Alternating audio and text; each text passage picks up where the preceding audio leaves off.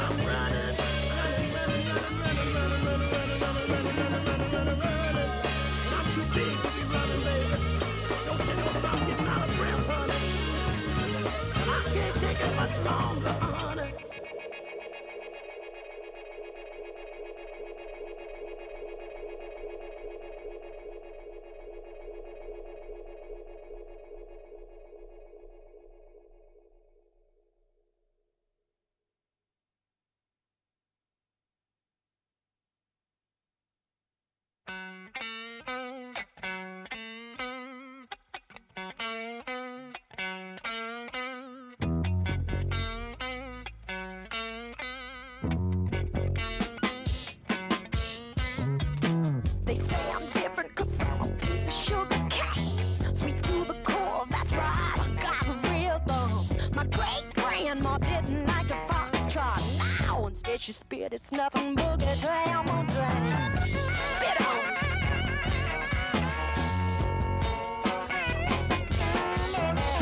They say I'm different cause I eat chitlins. I can't help it, I was born and raised on them. That's right, every morning after slop the hogs and they be getting off, humping the jolly hooker. Get it on.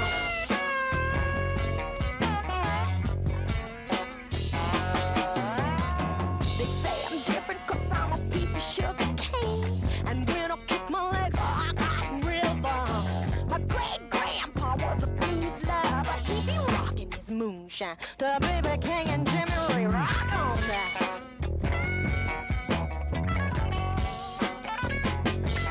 And that's why they say I'm different. And that's why they say I'm strange. I'm talking about Big Mama Funk. Talk about it, talk about it. I'm talking about Lightning Hopkins. Talk about it, talk about it. I'm talking about Howlin' Wolf. Talk about it, talk about it. I'm talking about Albert King. Chuck Berry. Chuck Berry. Chuck Berry. When I was sweet 16. And that's why they say I'm different. And that's why you think I'm strange. I'm talking about T-Bone Walker. Talk about it, talk about it. I'm talking about Muddy Waters. Talk about it, talk about it. I'm talking about Lead Belly, Sonny Terry, Brownie Boogie, Sean Austin, Freddie County.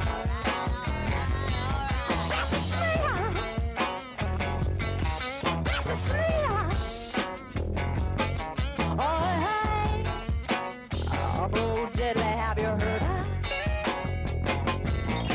That's why they say I'm different. And that's why they say I'm strange. And that's why they say I'm funky. A little Richard, wow, Lucille sang, you sure can sing it. Robert Johnson, Robert Johnson,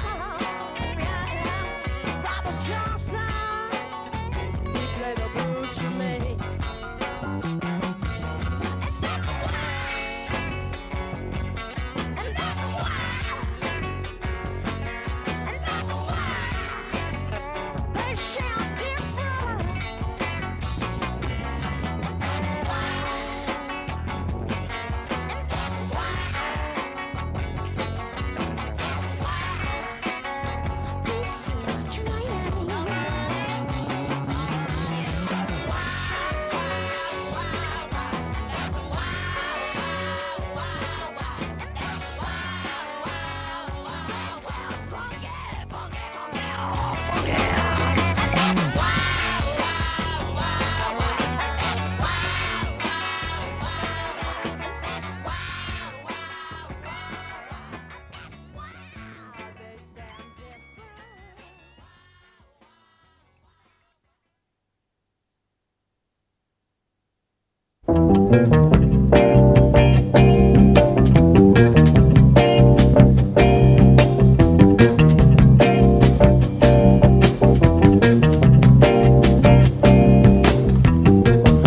Ever feel kinda down and out, you don't know just what to do? Living all of your days in darkness, let the sun shine through. Ever feel that somehow, somewhere you lost your way?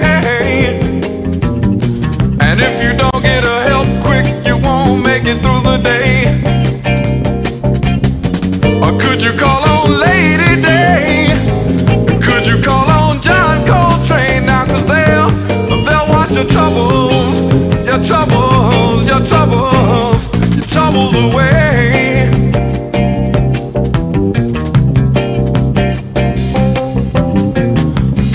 People with plastic minds are on their way to plastic homes. No beginning, there ain't no ending, just on and on and on and on and on. It's all because they're so afraid to say that they're alone. Until our hero rides in on his saxophone. Or could you call on Lady Day? Could you call on John Coltrane now? 'Cause they'll wash your troubles, your troubles, your troubles, your troubles away.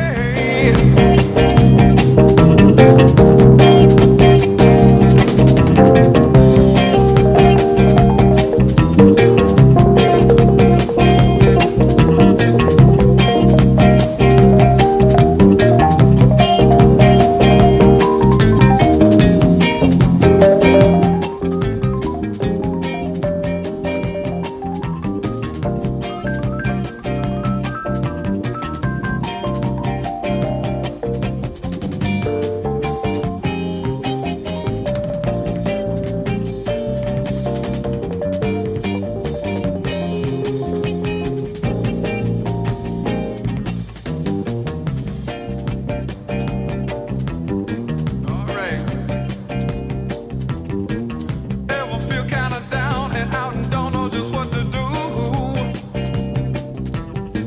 Living all of your days in darkness, let the sun shine through. Ever feel that somehow, somewhere you lost your way? And if you don't get a help quick, you won't make it through the day. Or could you call on Lady Day? Could you call on John Coltrane now? 'Cause they'll wash your troubles, your troubles, your troubles, your troubles, your troubles, your troubles, your troubles, your troubles, your troubles, your troubles away. They'll wash your troubles away. They'll wash your troubles away. Your troubles, your troubles, your troubles, your troubles away. Yeah, they'll wash your troubles away. They wash your troubles away. Yeah, yeah, yeah, yeah,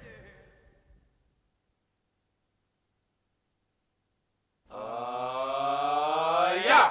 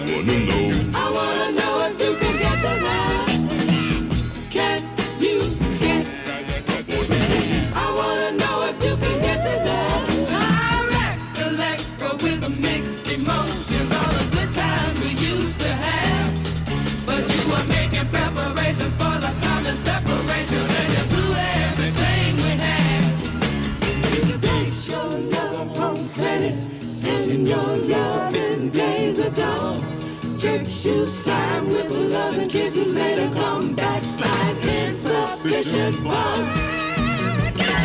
Can you get? I wanna know if you can get to that. Can you get? I wanna know if you can get to that. Can you get? I wanna know if you can get to that. Can you get? I wanna know if you can get to that. Can you get?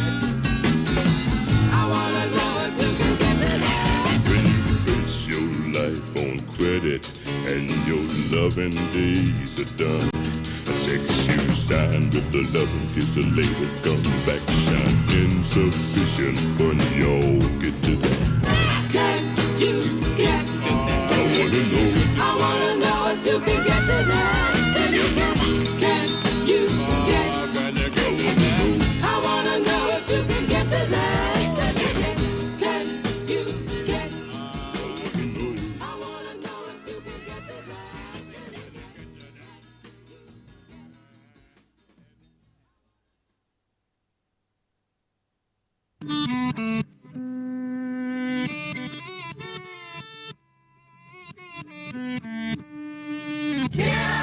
Yeah, oh yeah, what condition my condition was in.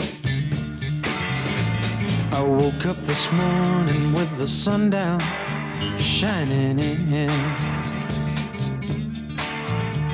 I found my mind in a brown paper bag, but then I tripped on a cloud and fell 8 miles high. I tore my mind on a jagged sky. I just dropped in to see what condition my condition was in. Yeah, oh yeah, what condition my condition was in.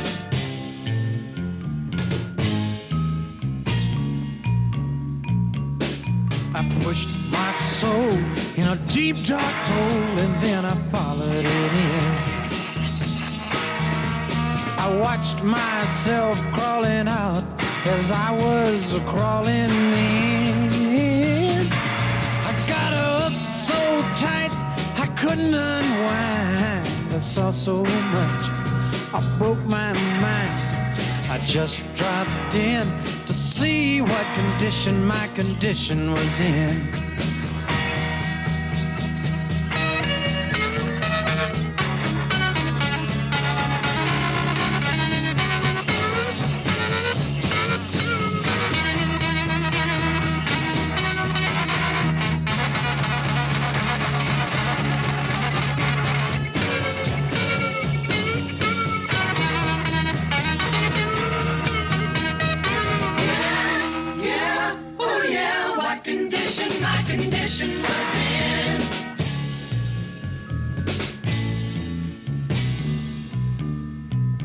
Someone painted April Fool in big black letters on a dead-end sign. I had my foot on the gas as I left the road and blew out my mind. 8 miles out of Memphis and I got no spare. 8 miles straight up downtown somewhere. I just dropped in to see what condition my condition was in. I said I just dropped in to see what condition my condition was in. Yeah, oh yeah.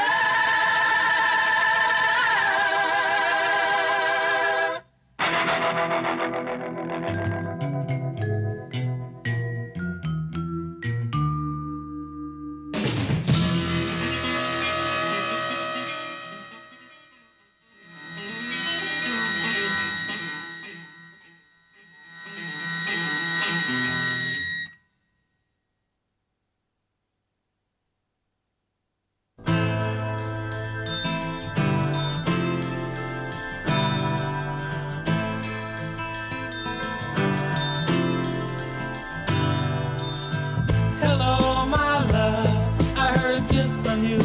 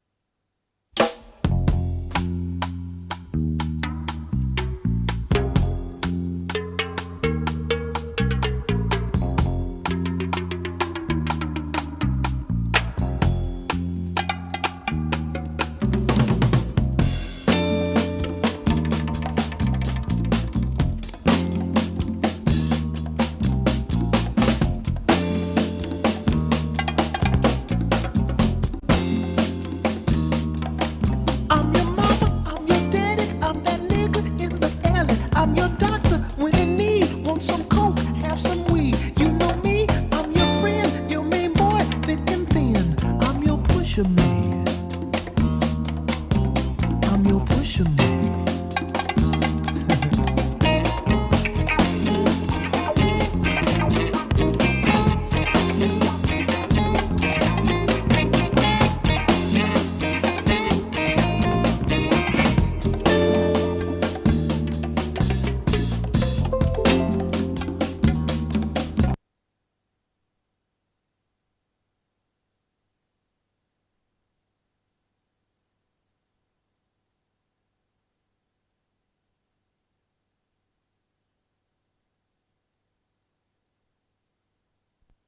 Here I stand, secret stash, heavy bread, baddest bitches in the bed. I'm your pusher man.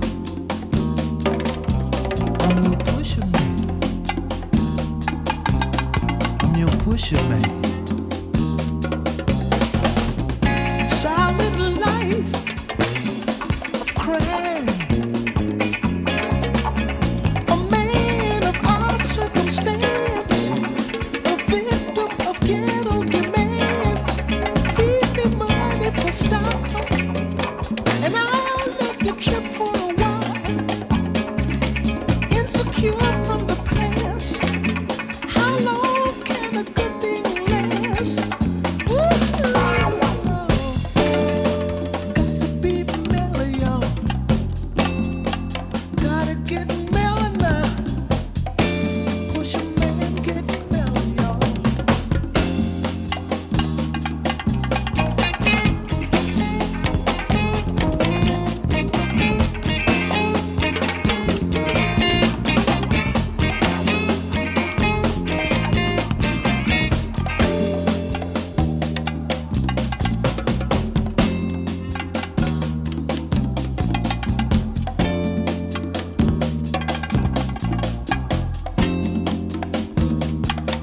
Heavy mind, heavy side, making money all the time. My LD and just me for all junkies to see. Ghetto Prince is my thing, making love's how I swing. I'm your pusher man.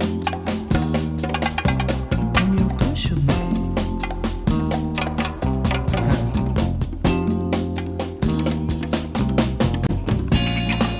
Two bags, please, for a generous fee. Make your world what you want it to be. Got a woman I love desperately. Wanna give her something better than me. Been told I can't be nothing else. Just a hustler in spite of myself. I know I can make it. This life just don't make it.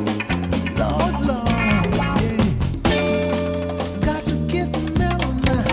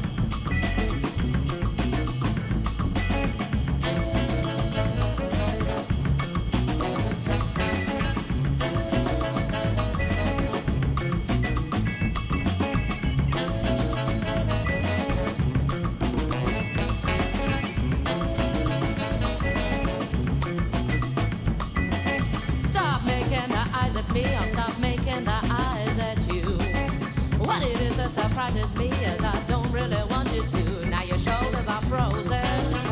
You're an explosion. Your name isn't real and I don't care for sound of light. And the fuse mirrors on and I bang, bang, bang, bang, go. I bet that you look good on the dance floor. I don't know if you're looking for romance or I don't know what you're looking for. I bet that you look good on the dance floor. Dancing to electro pop like a robot from 1984. From 1984.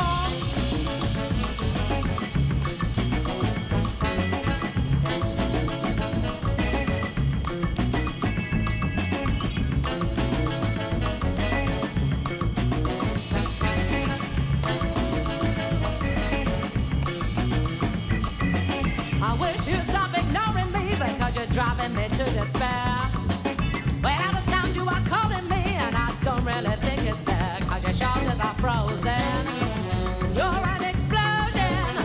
Your name isn't real, and I don't care for sound of light. And the fuse mirrors on, and I bang, bang, bang, bang, go.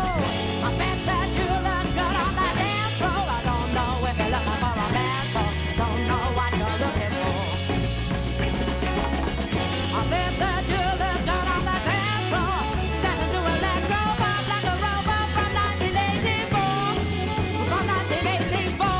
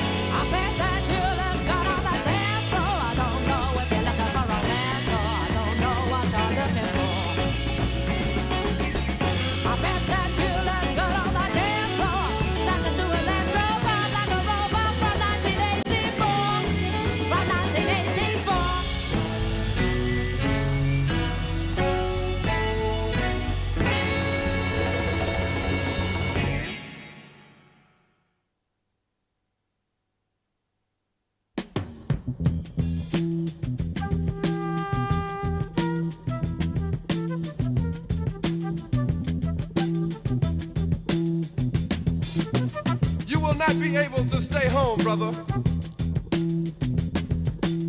You will not be able to plug in, turn on, and cop out. You will not be able to lose yourself on Skag and skip out for beer during commercials because the revolution will not be televised. The revolution will not be televised.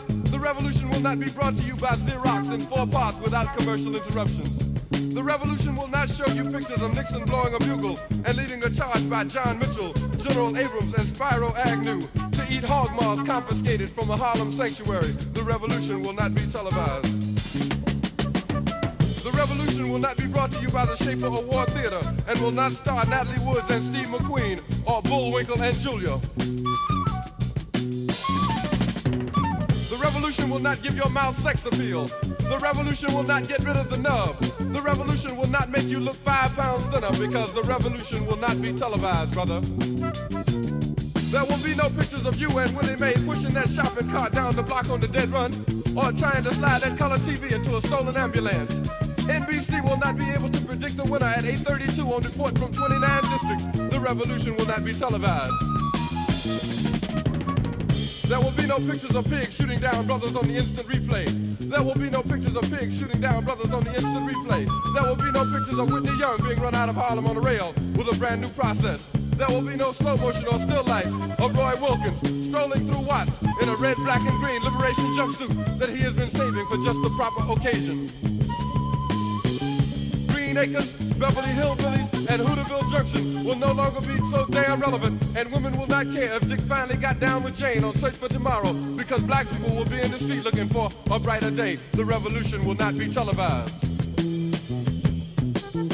There will be no highlights on the 11 o'clock news and no pictures of Harry armed women liberationists and Jackie Onassis blowing her nose.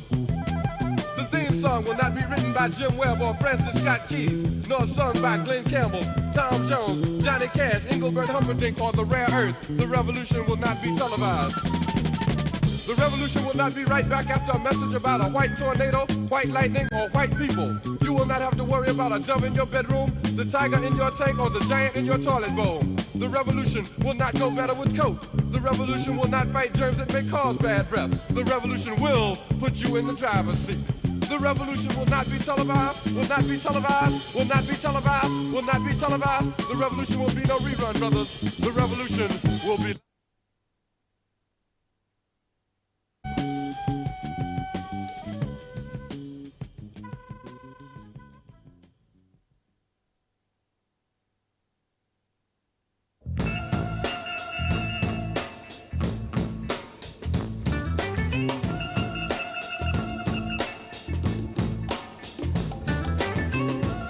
Cold eyes upon me they stare. People all around me, and they're all in fear. They don't seem to want me, but they won't admit I must be some kind of creature if they're having fears. From my party house, I'm afraid to come outside. Although I'm filled with love, I'm afraid they'll hurt my pride. So I play the part I feel they want of me, and I pull the shade so I won't see them seeing me having a hard time.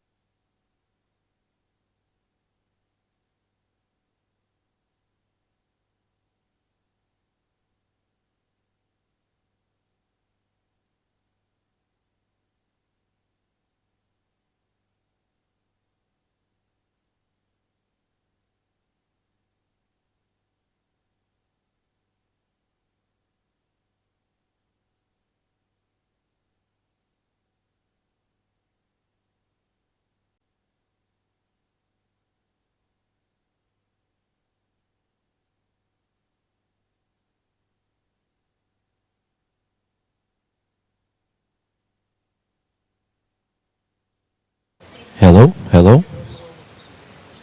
Yes. Okay.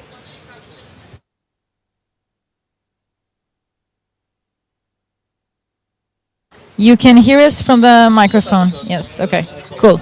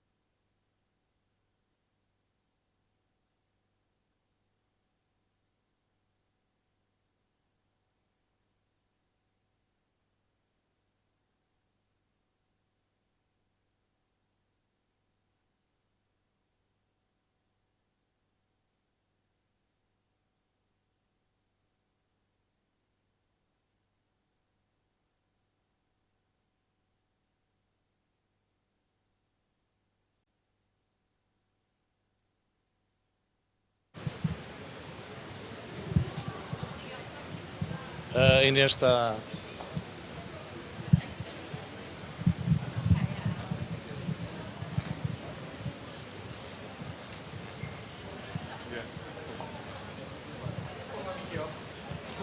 Bem, isto é um privilégio.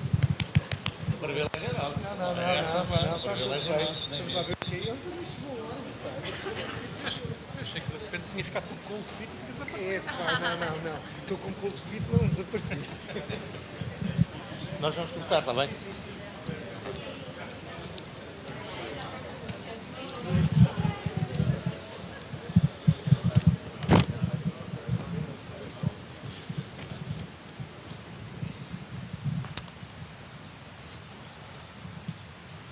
Okay, I think we can start, right? Ines is saying yes, so she's the boss. Can we start? Yeah? Okay.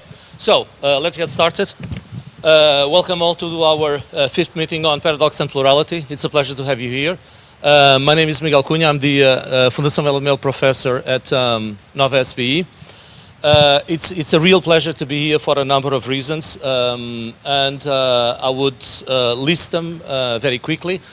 First of all, because this is part of the activities involved in the Fundação Amélia de Mel chair. Mr. Jorge Quintas is here somewhere. Oh, he's here. So, Jorge, thank you very much for the consistent help of the Fundação to our school. In fact, I think it's important to underline the fact that we have been supported by the Fundação for nothing less than 40 years. So it's our oldest partner in the school, and it's my privilege to hold the chair in leadership. I would like to thank all our guests today. It's a pleasure not only for professional but also for personal reasons. And let me just say the names because I think this is fair.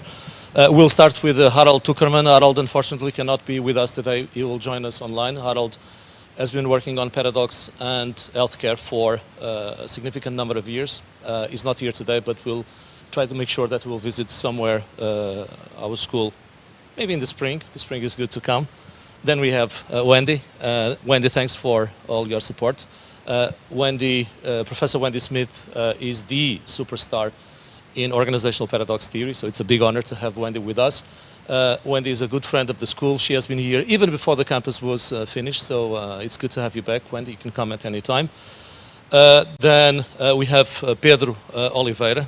Pedro is a good friend, one of the founders of the Patient Innovation Initiative and also the new dean, so it was a good political choice. Then we have Felipe Breia da Fonseca and António Rendas. Felipe, for sad personal reasons, cannot be here today, but we have Professor António Rendas, our former rector, so it's a pleasure for personal and institutional reasons. Then Pedro Pita Barros. Pedro is there. Thank you, Pedro, for the collaboration, and I suppose that Pedro and also some other people will say that we are not paradox theory scholars.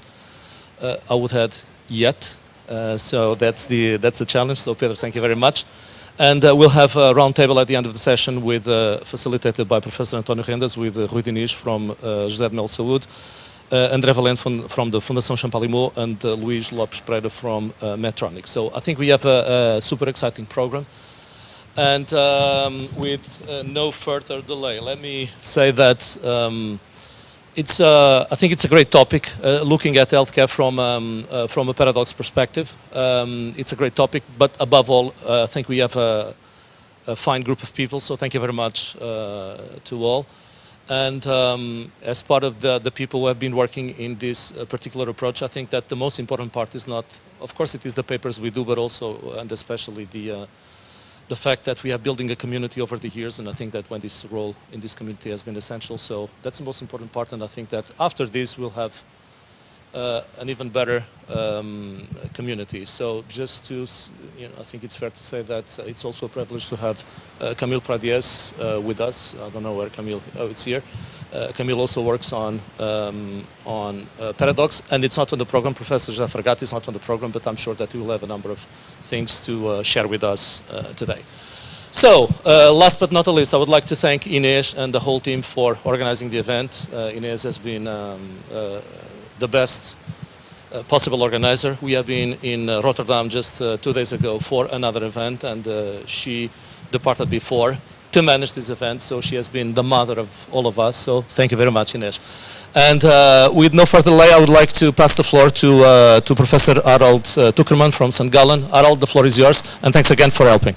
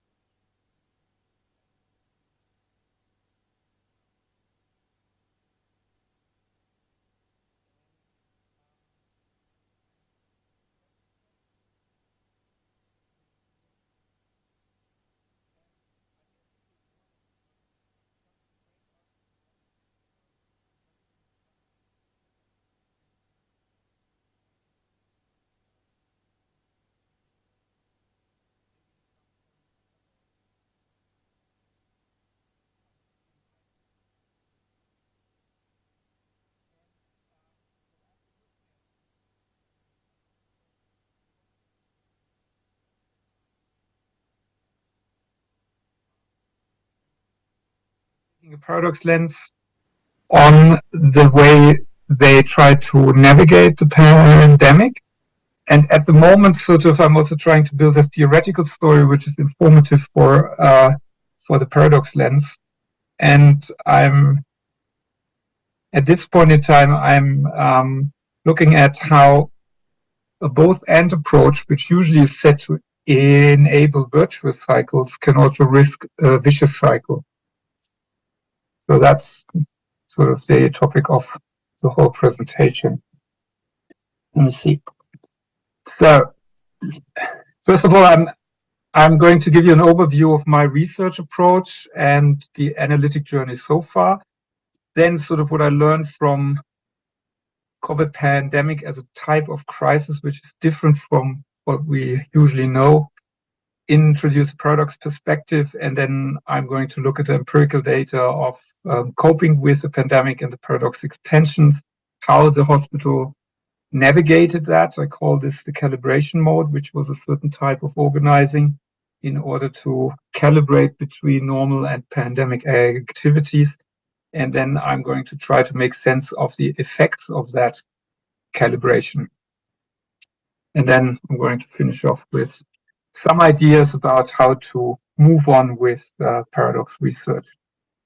So let's get started. What I'm interested in is, I'm a professor for, it's called managing pluralistic organizations. That hospitals are sort of the prime example, besides universities, or these kind of organizations that are very, very pluralistic. That means that their value creation is very knowledge intensive. They have a large number of diverse experts who claim a lot of autonomy. So hierarchy in its way of introducing or decision making is limited. And this is why I'm sort of interested in how do hospitals make decisions collectively? How do they move forward? So how do they manage and organize themselves? And in this particular case, how do they cope with COVID-19? I had a field access, which was a stroke of luck, in the sense that on the left-hand side, this blue curve you see are the hospitalizations in Switzerland. So the first wave there, this little peak on the left, is started at the end of February 2020, and I got a sort of call, or I called up the hospital, and they gave me within 12 hours very open access to accompany them, and also the other hospital. And I've been with them since until the end of 2021, basically. On the right-hand side, you see these two slides, which are the hospitalizations in that hospital I'm going to talk about. And you see once the blue or the green are the hospitalizations on the wards, and the red and the dark violet are the admittances to the ICUs. My method or my research approach is longitudinal. That means that I try to accompany organizations over a longer period of time, in this case, almost 2 years. I do the normal qualitative jump of collecting data through documents internally, externally. I was allowed to observe all task force meetings of the entire hospital and also the daily or weekly meetings of the Clinic for Infectiology, because it was very central to define the measures. Then I made 2 interview series, once in summer 2020, it was after the first wave, and the second one after the second wave in summer 2021 with once 26 and once 17 members of the task force and hospital leadership for 60 to 90 minutes. And besides, what I also did to capture longitudinal data is I interviewed a medical doctor and a nursing director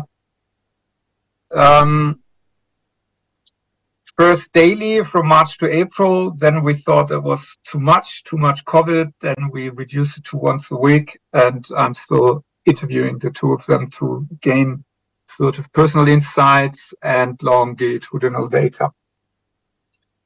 The analysis follows sort of classical process longitudinal process studies from Anne Langley. I first made a case history, then I do temporal bracketing. I try to identify patterns, and now I'm sort of more in the theorizing.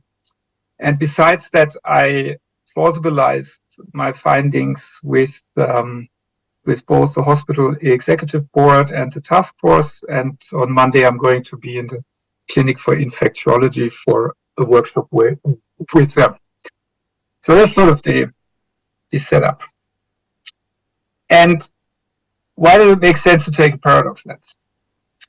First of all, I think a paradox lens helps because it highlights a sort of dynamic, incoherent dimension of organizing. So things are not very linear, things are not very straightforward, especially in these settings of these organizations and when it comes to COVID.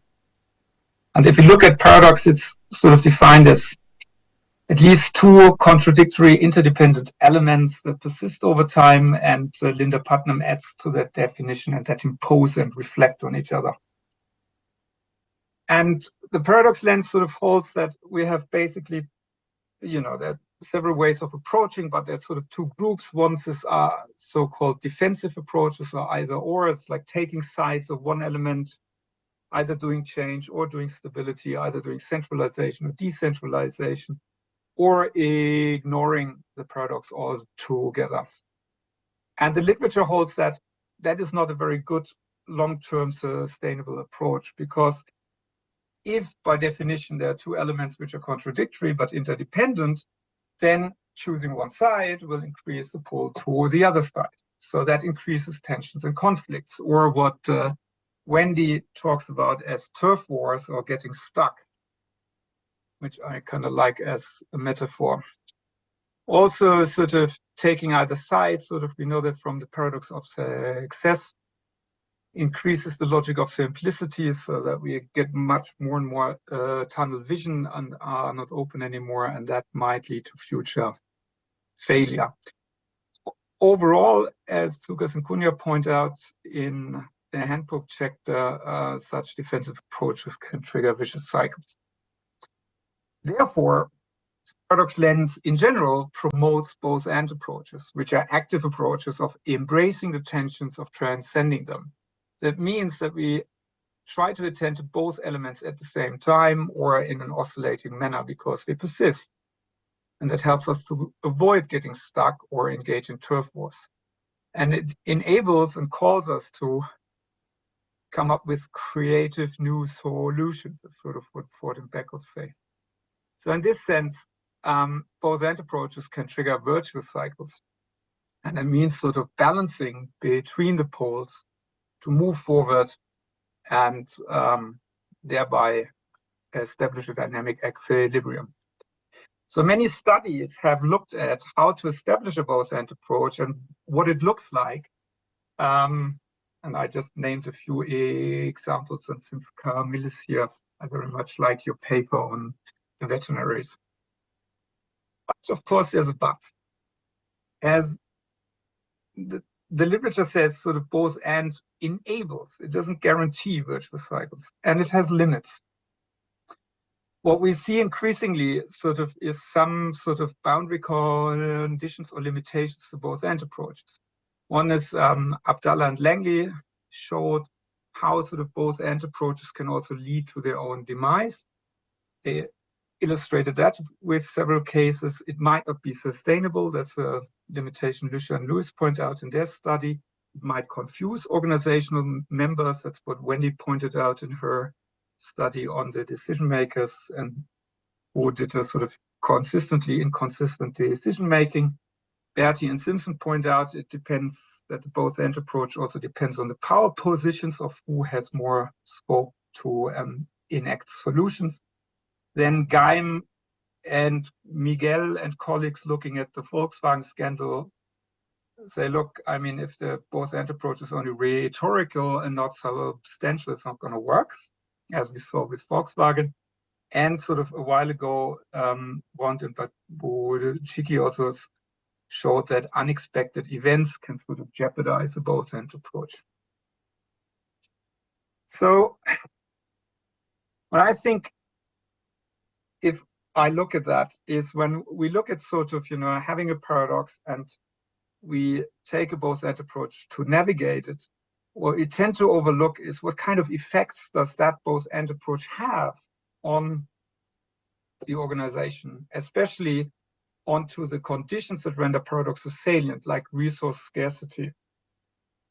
So does it enhance that? Does it deprive the organization of resources, or does it generate new resources? I think that's an important condition, probably, if we ask how to make both end approaches more sustainable.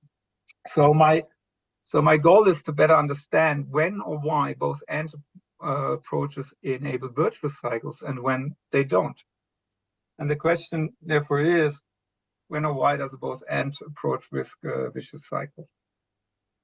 And the starting point I'm taking here is coming back to Linda's addition to the definition that these elements impose and reflect back on each other. Actually, I got into reading about circular causality and feedback loops. And this is a very important sort of starting point to start to look at these effects.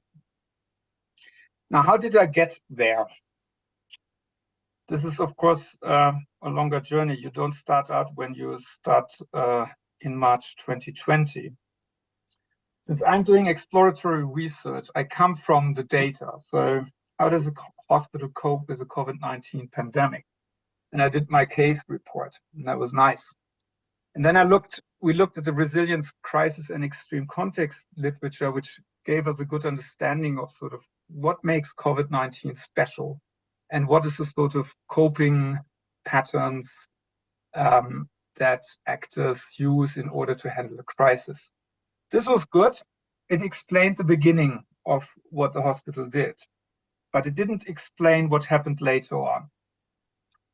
And what happened later on, we therefore turned to the paradox lens and to what I just told you about either or and both end approaches.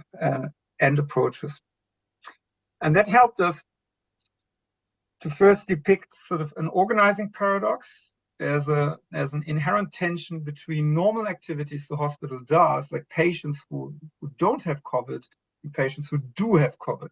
These are competing demands, especially if you have scarce resources. So that helped us to understand what happened in wave or in the later stages of the pandemic. But that didn't help us to explain why did they run into a staff shortage. And I don't know what's that like in Portugal, but this is all over Switzerland.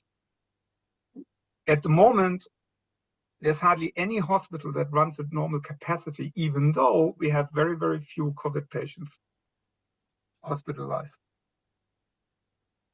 So I was looking at that temporal impact, and this is where I got into feedback loops and circular approaches to better understand that.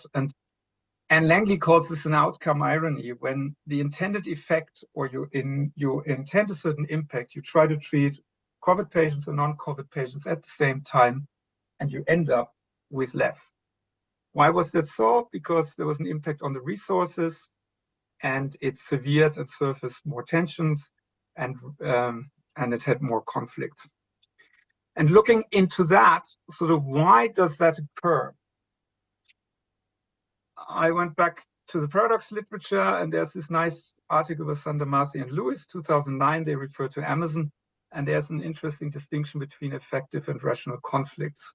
And effective conflicts are sort of personal bashing and that sort of stuff, which I observed a lot, and that helped us to explain the occurrence of further tensions that over time risk to undermine the both-and approach. And this is sort of where I get to the current model, which I'm going to try to arrive at in this presentation. So let me jump into the data. This is the COVID-19 pandemic from a Swiss perspective. You see here sort of the timeline and the waves of hospitalized patients from February 2020 to November 21. And if you ask sort of the people, this is sort of how they experienced that. It was like a tsunami coming and you can't run away. For people who treated COVID patients, you turn them for 4 weeks and try everything, and then suddenly in a day they either make it or they die. You see them breathing for their lives, and you think, wow, that could be me. And then sort of in winter 2021, when things were really hard for the hospital, one of the guys said in the meeting, look, we have 3 patient exit paths: the ward if they get better, the rehab clinic if they get even better, and the pathology if they don't make it. And what is interesting about this crisis is it is really different, I think, in quality from what we usually know about extreme or crisis situations, because those are usually regionally limited, where the pandemic was global. They usually finite in time. It's usually an event, like an earthquake, or so. It can be stretched in time like a bushfire. But it has a sort of, as being an event, it tends to have, especially an earthquake or a flood, tends to have a more or less stable intensity and speed, and then it's over, and then you start to clean up. With the pandemic, it was different. We didn't, and we still don't know if it ends and when it ends. So it stretches over time. And because everybody is acting and we have a global distribution, we get this dynamic waves of rising and lowering patients and rising and lowering stress for the healthcare system, which we can't predict. Also, actors are both sort of acting on the pandemic, but they're also affected by it because they run the risk of infection. And at least in the Swiss case, these were naive actors. Swiss hospitals didn't know how to handle a pandemic. So it is a sort of uncertain situation which stretches over time and which is volatile. And this, I think, makes COVID-19 special and extreme case. And starting to look at how did the hospital manage this? So here you see again the hospitalizations in Switzerland, the blue curve, and the green curve is the normal activities, and the red curve is the pandemic activities. Normal activities is all what the hospital does in treatment, projects, and so forth without COVID, and the red curve is what they do in COVID. It starts out with we had a national shutdown, so at the beginning of March. So the government said, so everybody has to shut down their activities in hospitals, and the healthcare system has to switch over to focusing on COVID. This is what they did. And within 2 weeks or 3 weeks, they managed to set up a whole new treatment scheme, testing, diagnosing, isolation, and all that. That was a sort of pretty intense time. I mean, Miguel would call that organized improvisation. I think that would fit very well. And then the first wave was over, the government called off the shutdown, and then they switched back. And what they did over summer in that first wave was that they try to catch up with their normal activities. So they had postponed a lot of treatments and they try to catch up with that. And according to our interviews, they managed that until the end of the summer. Then came the second wave. And here they try to do something. Exactly, that's first wave. It is a sort of typical switching logic or an either-or approach between normal pandemic activities and normal. And the idea there was that they wanted to avoid a system breakdown. They didn't want to have the situation like northern Italy. We are located fairly close to northern Italy. So what happened in Bergamo really got people on the move. In the second wave, it was a little bit different. There, they said the premise was to continue normal activities as much as possible and simultaneously have the resources available for the COVID patients. And this is what you see sort of here. As the numbers rose in the blue curve, they started to cramp up the red activities, the pandemic activities, and lower down their normal activities.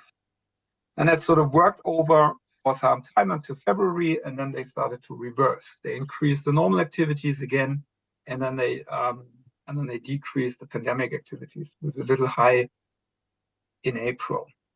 But overall, they at that point already had less capacity than before the pandemic. And then came winter 2021 up to 2022, and then the whole thing started all over again. So here we have a sort of more of a both-end approach, normal and pandemic activities in parallel. And I do think that for an enduring disruption makes more sense than the first wave, where the idea was, okay, this is one disruption as an event and it's going to finish. So how did they steer that? How did they steer the red and the green curve? That was the question. And the challenge is here that on the one hand, you have a sort of organizing paradox. You have a tension between pandemic and normal activities. They both support and limit each other. One provides resources for the others. The measures of the pandemic activities help to also secure normal activities, especially if you certain restrictions for infections and so forth. So they are, in a sense, interdependent, but they are also in tension. And this is sort of the goal, what was trying to do both in parallel. And the whole thing, I'm going to show you the solution, but what is behind that is the second paradox, and that's that of decision making. One thing is you don't get out of decision making. And I think a medical doctor really defined it well. He said, in the pandemic, you cannot not decide. Anything you do or you don't do is a decision. In this hospital, it is very important as sort of their culture. We not only need a good quality of decisions, sort of in terms of content, but we also need acceptance, because we're an expert organization, because otherwise nothing much happens. And they moved around dynamically between how much sort of participation in decision making they had and how little they had. Sort of they moved around a little bit here, and they also had some points where they said, look, we are now so much under stress that we don't do that participatory more. We just make more centralized decision making, and then they move back again. I'm not going to talk about this much today. But they did have a sort of problem with sort of people complying with the decisions. Most of them, you make a decision on reducing normal activities, and most of the clinics complied, but some, of course, didn't. And that was always a source of tension when you try to cope with the pandemic. So I think the tension between pandemic and normal activities, they illustrate an organizing paradox. And that surfaces with resource restrictions, because if you look at the Hippocratic Oath, it doesn't say anything about scarce resources. It says basically treat sick people no matter what. And now you have to make decisions about that. Who are you going to treat? Whom are you going to postpone? And so forth. And also the decentralized decision making is also an illustration of that organizing paradox.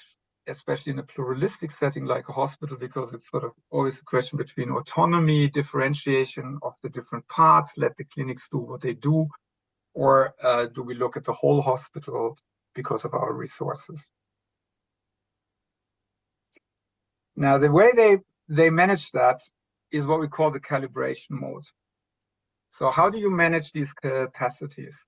And that has sort of two sides to that coin. One is a sort of more analytical content dimension, and the other one is a more communicative dimension of who does that and how do they get to those agreements. In terms of the content, the temporal orientation was basically very presence-oriented. They looked at their current numbers, like this slide, this graph here. So it was all the time. They didn't make a prognosis. And then they try to make sense of that. Is that going up? Is that going down? Is it going to stay? They didn't know. At the same time, what they also did, they had sort of escalation levels. They tried to position themselves as a hospital. Okay, where are we now? If we are on level A, then we need little COVID capacities and we can run normal activities fairly straightforward. Do we have to prepare for next escalation of level B? This is here the original data and it's in German, I'm sorry. Then we need to have more on the wards, more on the ICUs, which means reducing more normal activities. And then we have level C, which they differentiated even further to C1 and C2. That would be if really a lot of COVID patients came. So they always try to position themselves vis-a-vis the present temporal situation they were finding themselves in. And this is what happened on the task force level. So we had a large task force with about 36 members, which was more for the acceptance of decisions, and we had a small task force which could meet on a daily basis, whereas the last large task force met on a weekly basis. But these discussions, they happened on the task force level. This is where they made the general decision, okay, where are we? What does it mean for all of us? But then when you reduce activities, it goes down to the individual patient. You need to know if you postpone Harold, like me, with his, I don't know, shoulder problem or not. How did that work? They basically, on the clinics in the two major departments, in surgery and inner medicine, they set up sort of what I call semi-formal groups. It was usually the head of the ICU, very important clinic heads, and the head of nursing. And here's a quote from the medical department. They met with a cardiologist every day in the morning at 7 to decide how much treatment can we do and how much can't we. And it was these short paths that allowed us to ensure that we needed what we needed at the ICU. That's what the head of the ICU says. And they sort of formalized those in the clinic heads meeting. So this group proposed to the clinic heads meeting, okay, we're going to reduce that and that much, and that approves it then. And of course, since not everybody complied, that required then sort of what they call bilateral meetings, talks in private, where you have to ensure that they reduce, even if they didn't comply with the decision, so you had to back that up. But this is basically their sort of way of calibrating these decisions on the left and really get them into the organization. And that allowed them that created sort of a corridor for action where they could maneuver between normal and pandemic activities. This is how basically the pattern by which they navigated the organizing paradox of pandemic and normal activities. So far we know this. They wanted to do both, as you see above, and the research, the first question was, okay, how do they do that? They do that, the answer is the calibration mode. That helps them to navigate the tension between pandemic and normal activities. But it has a but. And here's some quotes by nursing people and by the hospital CEO. They already realized in the second wave that they were getting short of staff. We had to beg and beg, and we had to scrape up staff together. And that caused numerous discussions. That's a Swiss euphemism for conflicts. So clinics didn't want to give up their staff to work on the COVID wards or on the ICU. People were tired to work there. It's a very, very hard work.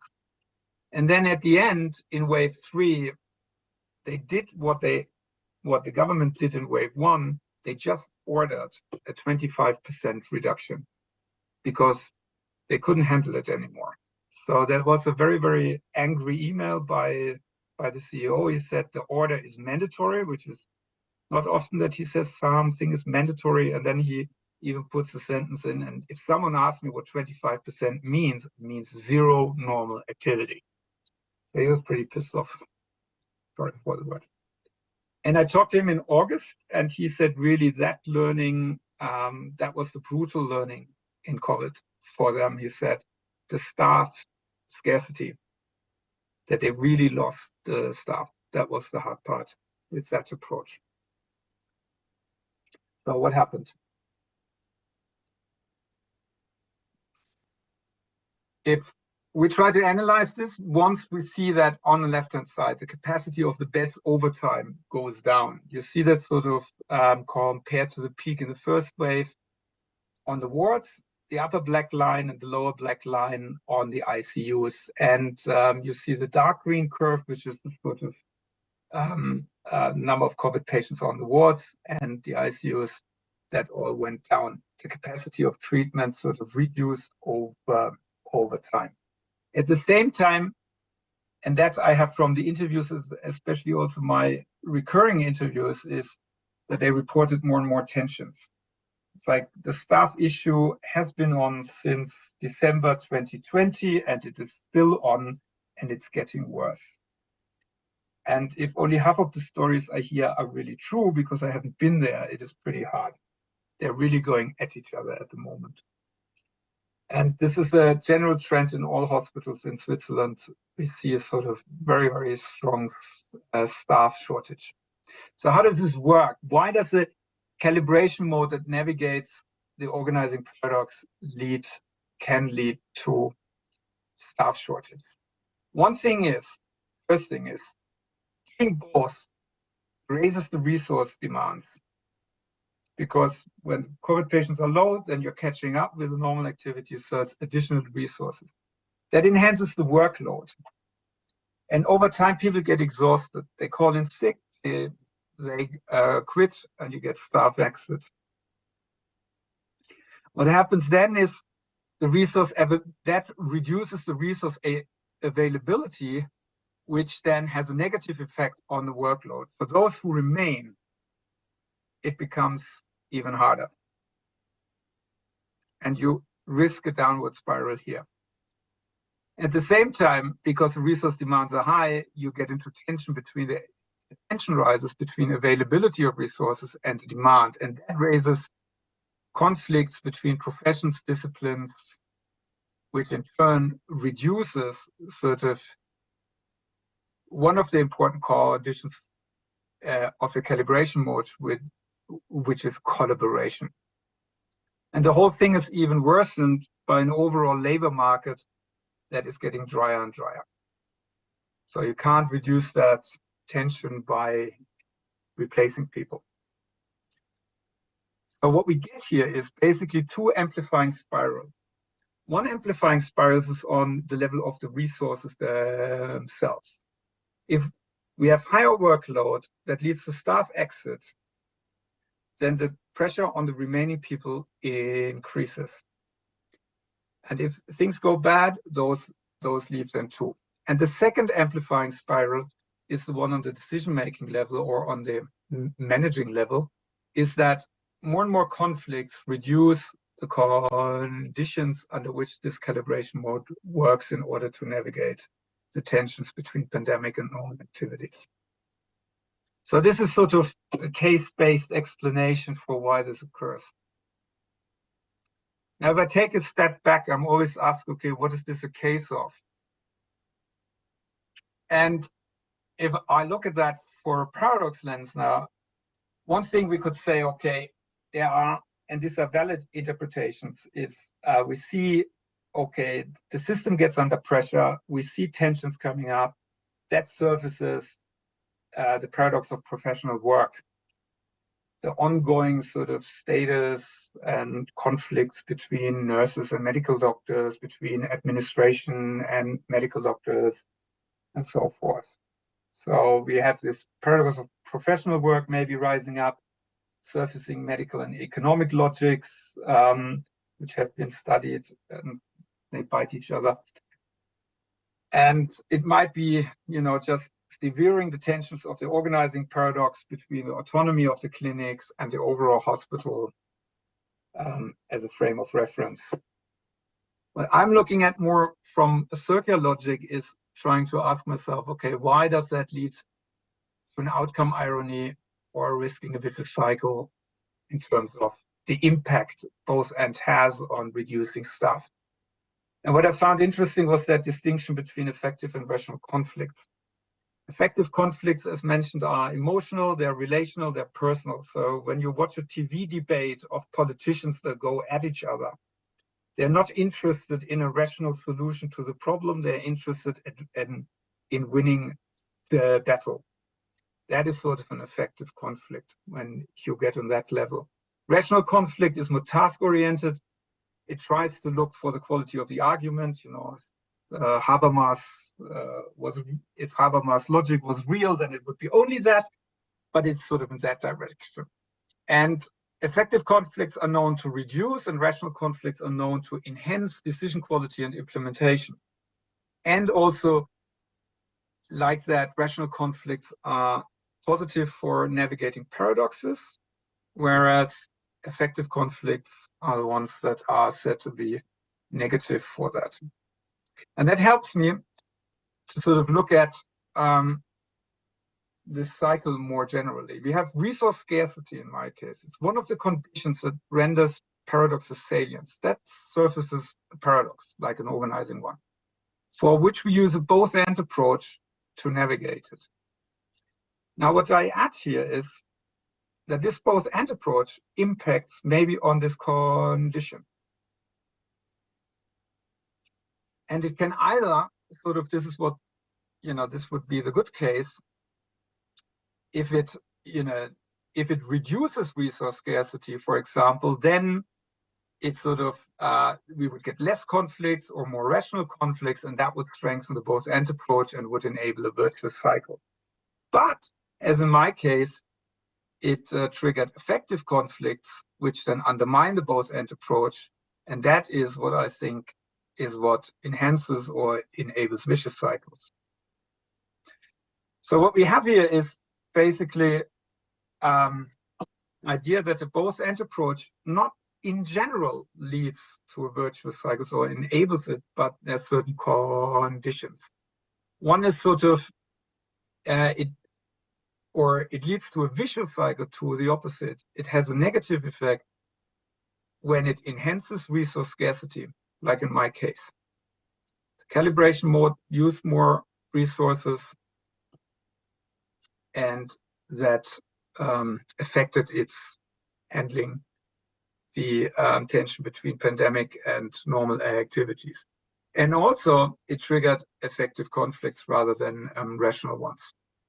So you end up, the more you want to do both, the less you can over time. And that's the outcome irony.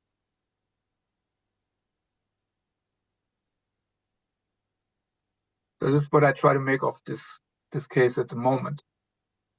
And then how can I take these insights a little bit further? I think it makes sense to look at the relation between responses and cycles, and not only sort of, we are now at the stage that we say we have a paradox, these are the response. But I think it makes sense to go a step further and say, okay, what impact does our response have on the organization and on navigating the paradox? We could further advance the relationship between response approaches, either or on both ends, and their impact in terms of vicious and virtuous cycles. And if I look at that, I have these approaches like defensive either or ones and both and approaches to paradox. And I have here a distinction between two modes, effective and rational conflicts. And that being a business administrator and living in a flat world of 2 dimensions gives me four fields. And what we know sort of in the literature is that rational contracts and active approaches, they tend to enable virtuous cycles. Much of like that, what Johann Wolfgang von Goethe then said, same leaves us in peace, the contradiction makes us productive, we become creative, and at maximum engage in rational disputes about the best solution. This happens when the feedback on conditions dampens resource scarcity, maybe also plurality and change. We also know about vicious cycles. And these occur especially with either or approaches and when we have effective conflict. And they might be mutually interrelated. The more either or I do, the more effective conflicts I might get, and the more effective conflicts I engage with and remain on my position, the more defensive approaches I get. So that's both pretty stable ones. But I think there's also something like unstable vicious cycles. That's when we have an either or approach, and but the sort of mode of engaging about responses in terms of rational conflicts or rational disputes. And then it really depends on how the situation develops. We can either move towards field one and to the virtuous cycles, or we can move to vicious cycles, depending on how we switch the mode and what the situation is like. So it's either turn of the tide towards virtuous cycles, or happy people on a sinking boat that move towards the vicious cycle.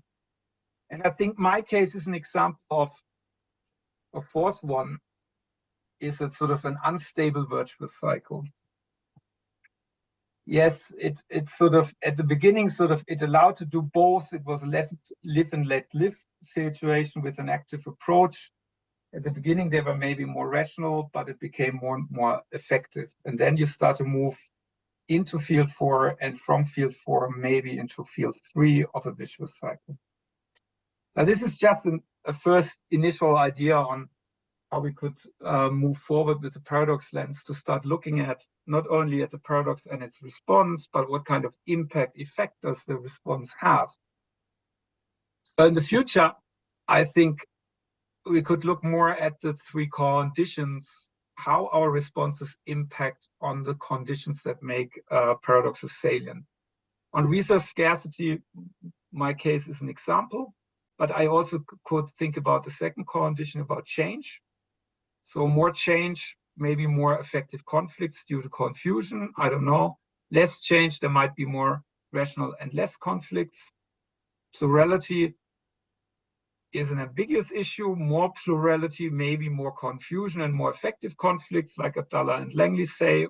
It might be also more enriched and more better decision-making, I don't know.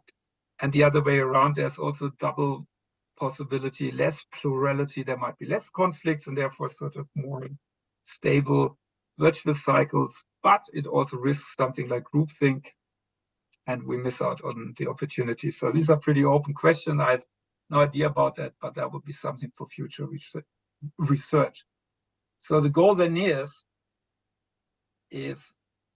I think we need to better understand how we make virtuous circle become sustainable in the future. And that, with my only Portuguese words, muito obrigado, and very much thank you for bearing with me on this research journey. So thank you very much, and I talk too long. Sorry, thanks.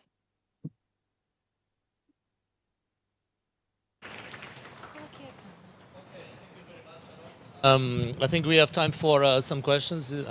I'm pretty sure that there are some questions. Anyone wants to ask any question to Harold? Oh, yes, there's a mic. Professor. Yes, thank you very much and congratulations on your studies. As far as I see, your situation in Switzerland is very similar to the one I am seeing here in Portugal in this 2022. And we have very, very difficult 2022, although nobody talks about it. in the news, but it is very difficult managing hospitals and managing nursing homes, etc. Um, I wonder if you have thought or if you're using system dynamics analysis to analyze this situation, or if you're thinking about using it. Thank you. You caught me. I'm a system theorist, yes. I'm also using system dynamics. And when you see the circular models, yes, that resonated. When I found a link into the paradox literature, I thought, yeah, this is going to work. Absolutely. This is sort of the idea of a circular logic. And I use system dynamics, and I have different analysis also. It's soft system dynamics on that, yes. That's sort of in the background.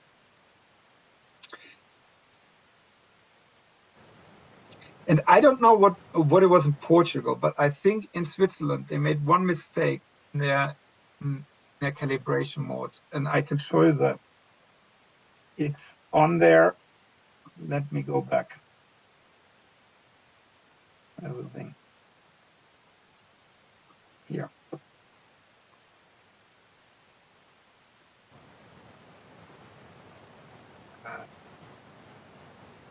On this dimension, it's on the quantum dimension when they make their calibration decision. They mainly focused on the ICU capacity.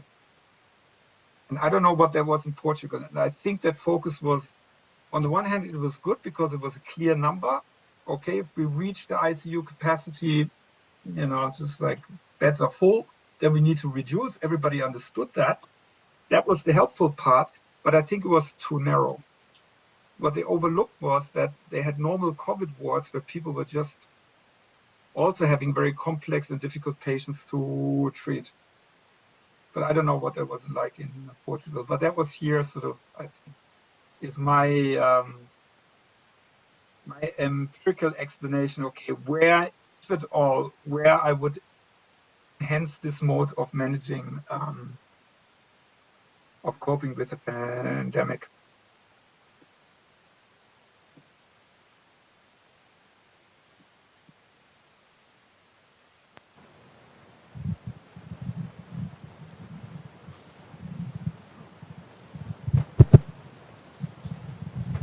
Professor, just on your thoughts, I think another mistake that was made here, at least in my view, was thinking a lot on the economic issues, and government thought that the public hospitals could manage alone, and the public hospitals were not enough. Private hospitals were ready to help, but they were not used. So we had the private hospitals closed, basically, because no one went for the normal activities to the private, and then we had the public hospitals which just couldn't handle with such an inflow of patients. That's my thought. Yeah. There was a similarity in Switzerland. The private hospitals didn't close, but it took the public hospitals a long time to take up their offers to take on patients, especially to relieve the ICUs. It took them into the third wave in 2021 when they really started doing that. In the second wave, they didn't do it. They hardly transferred any patients to the private hospitals. And this, I think, also where they overloaded themselves, which has, at least in Switzerland, it has multiple reasons. One is that they didn't want to give in. They wanted to show that they could. And then it's a professional issue that one thinks that he or she treats the patients best when they are under her or his care, all these sort of reasons. And they assumed, and that I think is similar in Portugal, Switzerland, and also in Germany and other countries. They assumed that these resources were available.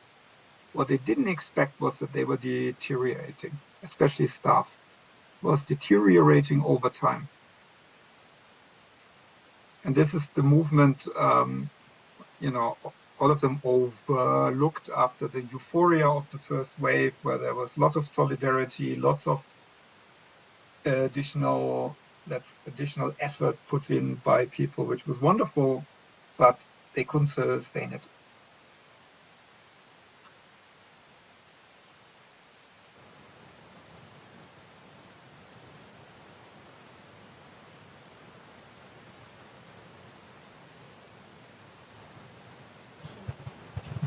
Any further questions, comments?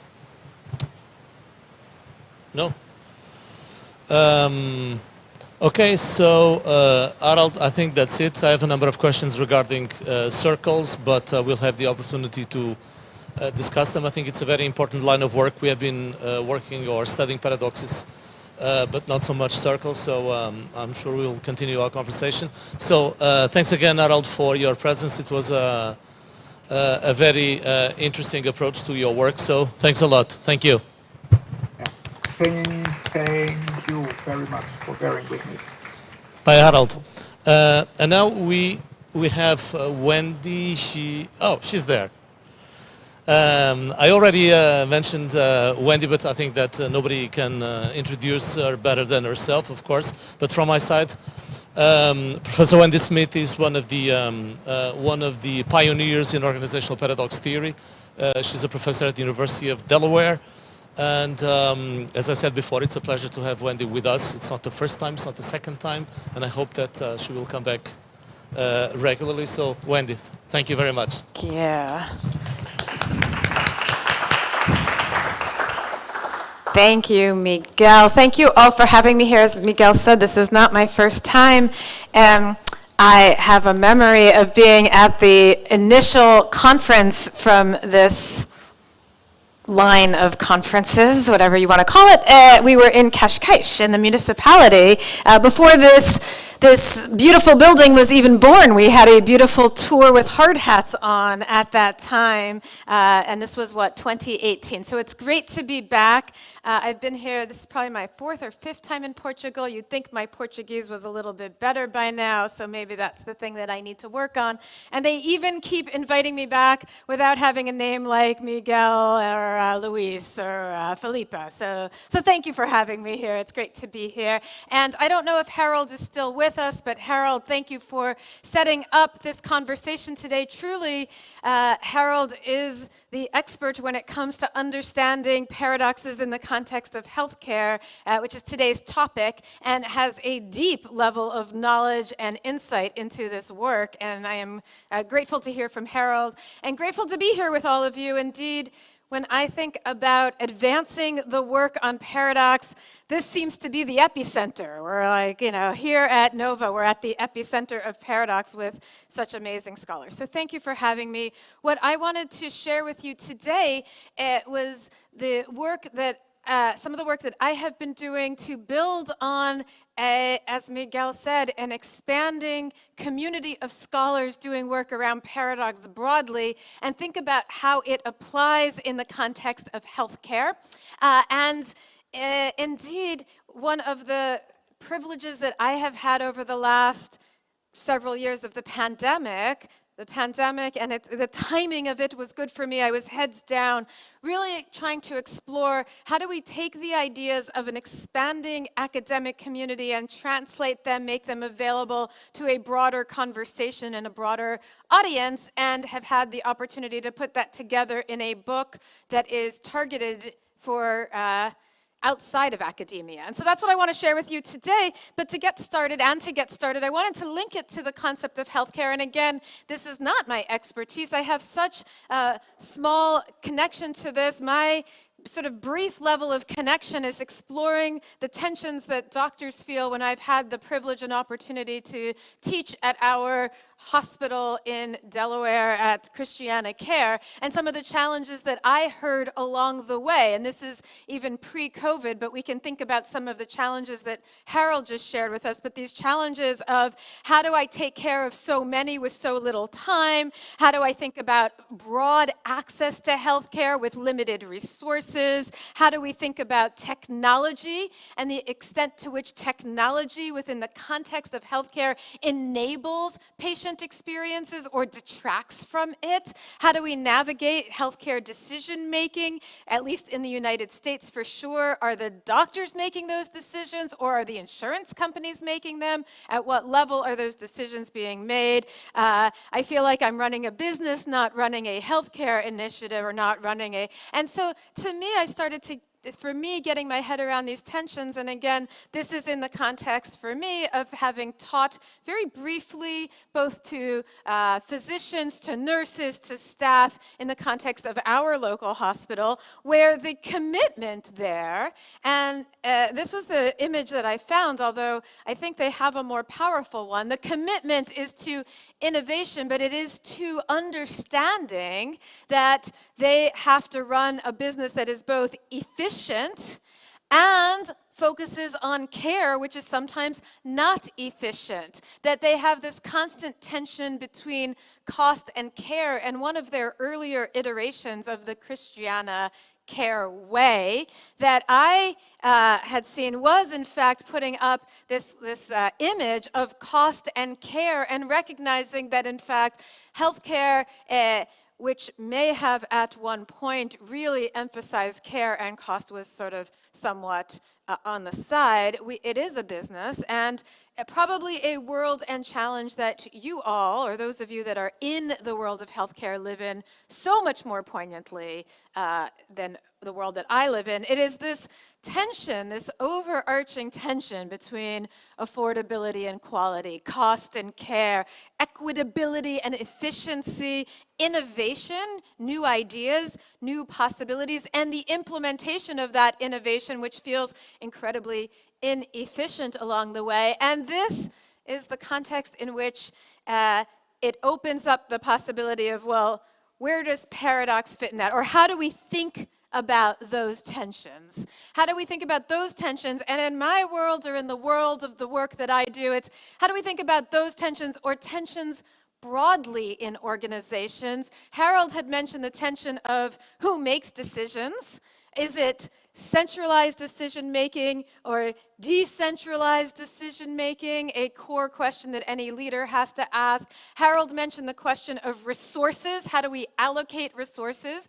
And in the world of COVID, it's do we allocate resources to what we normally do or to what the crisis is demanding of us? In the world of innovation, it's how do we allocate resources to the existing world and continuing to do what we do? Or do we allocate resources to doing something novel, unique, like moving from a highly ranked Portuguese business school to one that is an internationally ranked business school? And how do you think about making that change when, by the way, the change is so challenging and difficult? I want to just pause there, because essentially what I want to share with you is a set of ideas about how we think about these decisions. But before I do, I want to invite you for just a minute to think about some of the tensions, challenges, issues, dilemmas, you pick your own word, conflict, that you're experiencing either in the work you do with healthcare or in the work you do broadly. And who was at the Fado last night? Luis was at the Fado, is that it? At some point she says, we're going well, I have no idea what she said in Portuguese. Sarah translated. She said, we're going to make this, you're going to sing with me. What did she say? We're going to do this participatory, right? So I want to invite you to reflect for a minute on the tensions, challenges, issues that you are facing, so that we can think about how to address those challenges. So I'm just going to pause. What tensions, issues, challenges are bubbling up for you, either in the context of healthcare or something more broadly?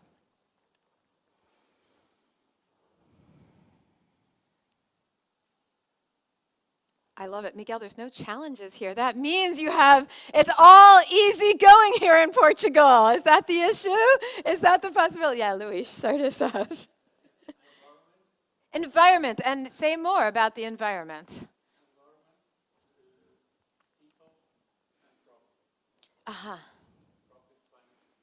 Right, so sometimes we talk about this as a sustainability challenge, the responsibility challenge, or we condense it into people versus profit, or planet versus profit, or how do we deal with the issue of organizations making money in the short term and then thinking about some broader mission in the long term.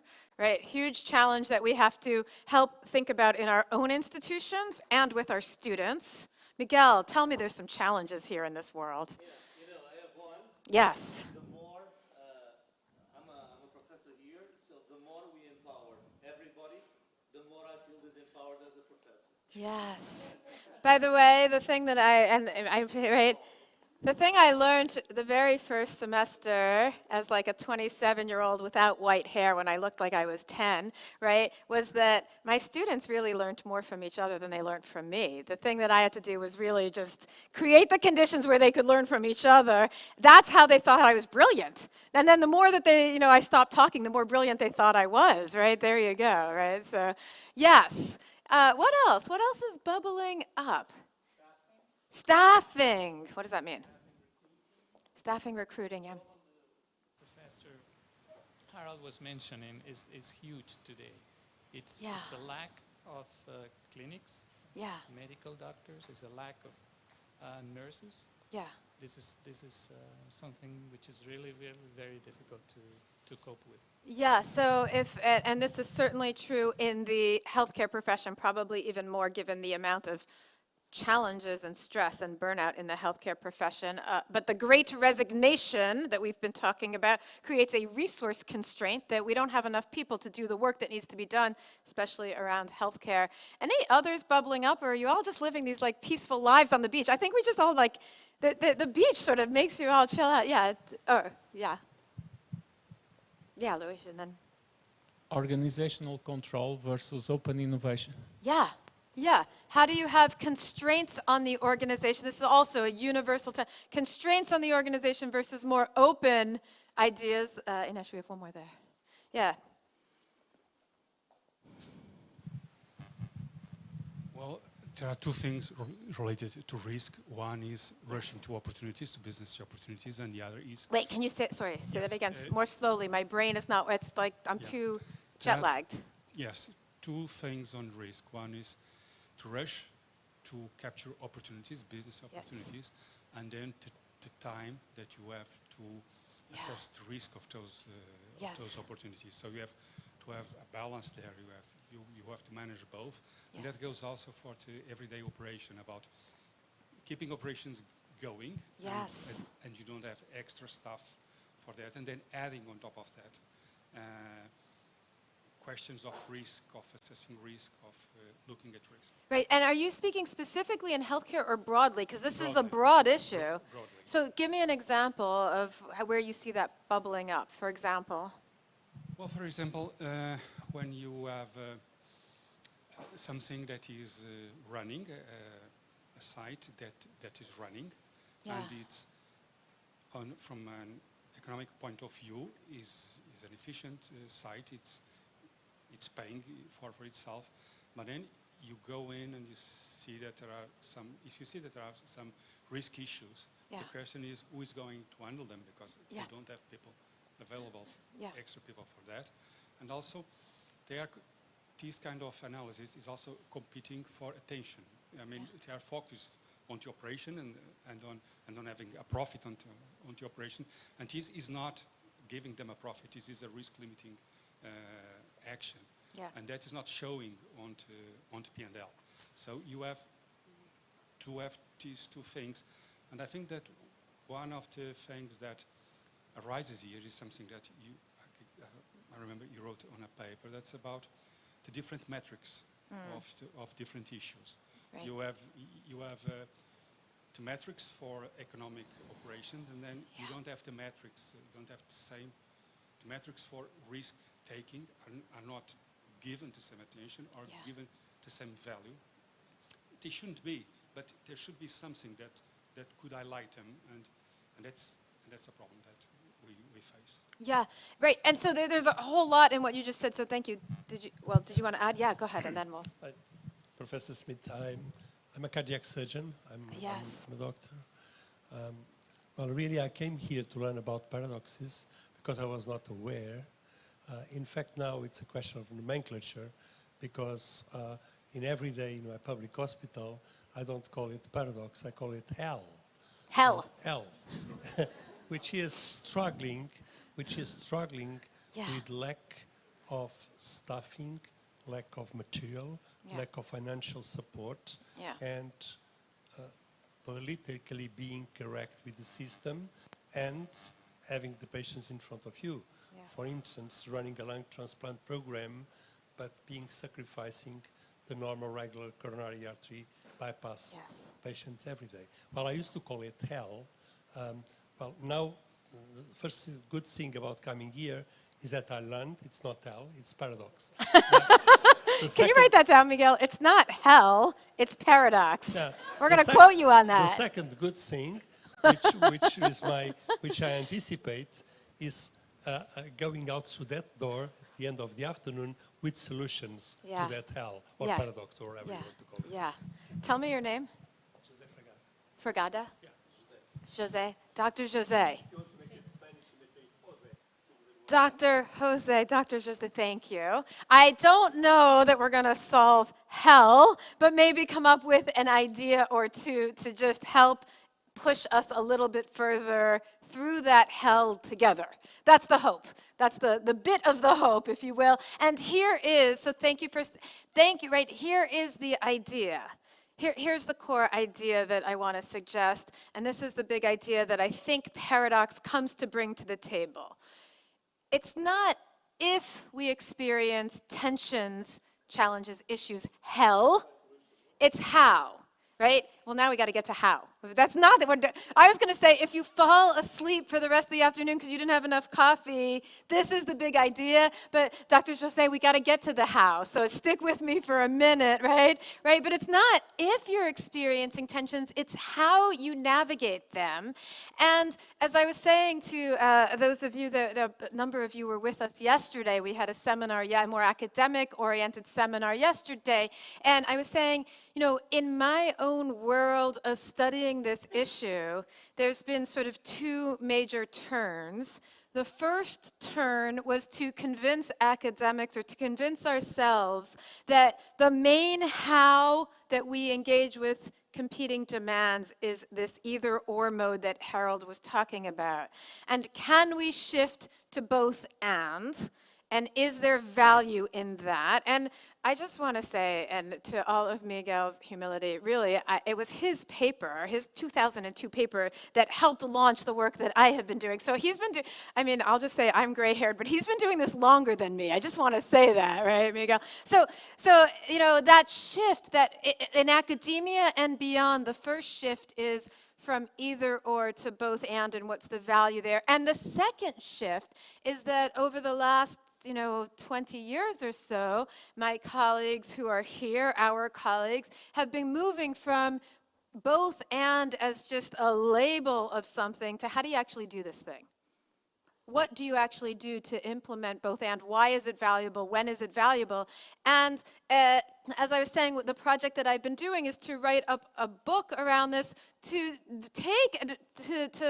bring together, consolidate this research to say, well, how do you do it? Are there strategies? And so that's sort of the second piece, is moving from either or to both and, because in the work that we have seen, what we would argue, and we're pretty evangelist about this, and there's plenty of pushback, as you can see from what Harold has said, that our typical approach to navigating all these kinds of tensions, do we focus our resources on efficiency today or actually keep some extra resources to manage risk, and how do we do that? Or do we think about people or planet? Or how do we make these very consequential decisions about which patients we navigate? Or how do we deal with centralization and decentralization, or today and tomorrow, or whatever the tension?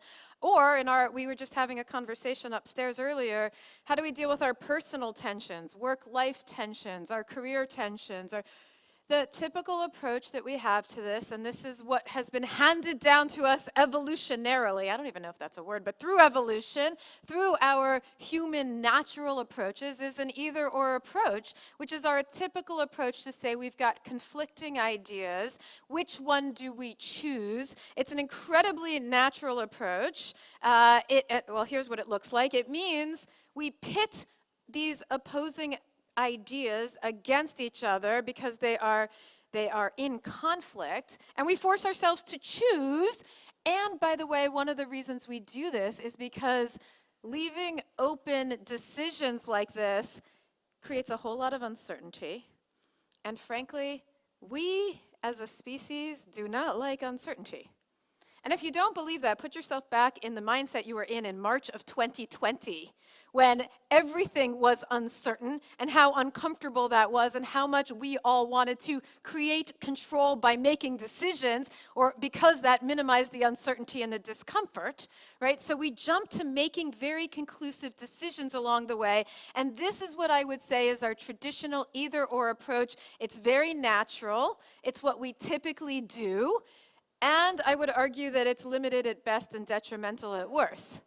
Now, we can get into the nuances, and I will with my colleagues over drinks later, about when this works, why it works, how you apply both either or in the context of both and. But just for the entree into paradox, what I would argue is that this is limited at best and detrimental at worst. And to Miguel's work and what Harold was saying, it leads us into these vicious cycles. And so here's what Harold was reflecting on about why we get into these vicious cycles, about when we get stuck in either-or mindset. The first is that what we tend to do is we make a decision. We're going to focus on COVID-only patients because that's what our hospital needs right now. And we go down, we intensify that decision, we commit to it. This is another element. Do I have any psychologists in the room?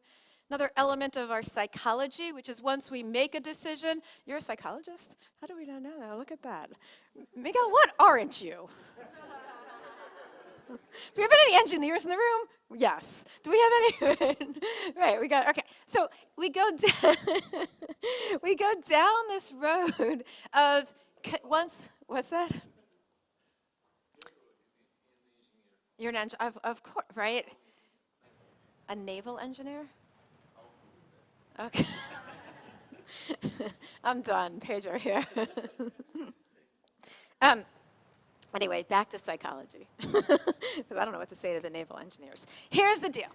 When we make decisions, psychology will tell us, A, we want to make clear decisions because we want to avoid uncertainty. Then, once we make decisions, we want to be consistent with our decision making. You might have heard of this term, cognitive dissonance. We do not like when decisions are inconsistent. Or Barry Staw has this idea, the escalation of commitment. Once we've decided something, we want to have consistency in how decision making is implemented. It's particularly true, Pedro, I'm sorry to say, when you are the leader of an institution and people want you to be consistent in order to create the conditions where people feel like there's order along the way. The problem is that over time, that kind of, that kind of consistency means that we are limiting our focus, limiting our view, we are intensifying one point of view, and this is what we call going down a rabbit hole. We tend to have one kind of expertise, and we go down the rabbit hole of reinforcing that kind of expertise along the way. We fail to see the other side, and then when something massive and dramatic forces us to shift, like COVID, into a whole new world, we overcorrect. We move over to the other side in a massive, extensive way because and what we do is you know the expression, we throw out the baby with the bathwater. We kill all the good with the bad. We call it a wrecking ball because essentially we focused on one way of being, we overcorrect.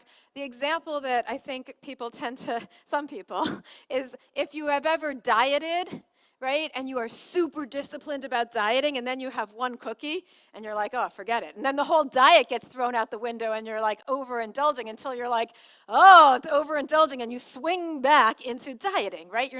You're sort of overcorrecting. We do the same things in our organizations. We overemphasize innovation or we overemphasize the existing world until we realize that the world has changed around us and we need to move to innovation. Then we switch to innovation and we're so innovative that we're no longer profitable, or we've lost any sense of, consistency, or rituals and processes are so chaotic that we then have to bring ourselves back, and we flip-flop between the two, and that too doesn't help us along the way. And as Harold had mentioned, the other problem with either-oring, and I know that we in the United States are not alone in this one, friends, is that when we get into an either-or mode, what then also happens is that if we take a position, when someone else takes the opposite position, we tend to get into right, wrong, me or them, yes or no. This is the political world we live in which we are totally polarized. Not that we are alone in that polarization, but the idea that we then move, we call it trench warfare, because we move into our own little siloed mentality about the way that we think about something, and we sort of shoot out at the other point of view, the other position, without ever really listening to them. I don't know, again, about you, but this is what politics looks like right now in the United States. Right? We do not understand the other position because we don't even know who to listen to and talk to about them, because we have reinforced our own position. And by the way, and my poor husband gets drawn into every time I talk about this, but this is the marital therapy part of the talk, right? But, right, how many times my husband and I can both be a little stubborn on our points of view, and, listening to, rather than can we come up with a better decision about how to deal with, I don't know about you, it's screen time in our house, right? Can we come up with a better decision about screen time? He has a point of view, I have a point of view, and we don't even get into the trench warfare anymore because we just stop listening to each other, right? That idea that we experience where either-oring leads us into that polarized conflict, and we reinforce it with this psychology that we cannot listen to people who are different than us because either we don't like conflict, or we're so sure that if somebody has a different opinion than us, they can't coexist, that if I'm right and you have a different opinion than me, you must be wrong, rather than we can live in right. And this is the problematic, this is where either-or thinking can get us into some problems.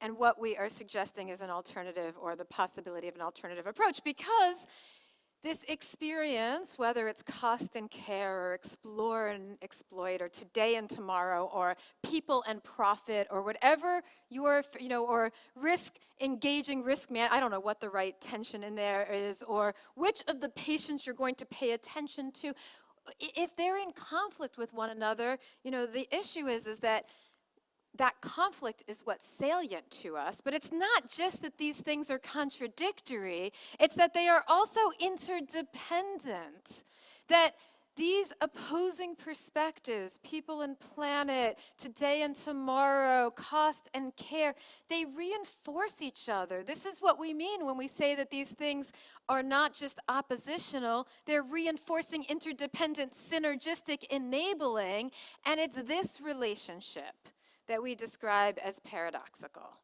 Contradictory, interdependent, and persistent. And by the way, and here, if you join us for drinks later, I have a lovely and long conversation with my friend Miguel and our friend Marco here. By the way, you're creating the brilliant hub of paradox here at Nova University, Nova Business School.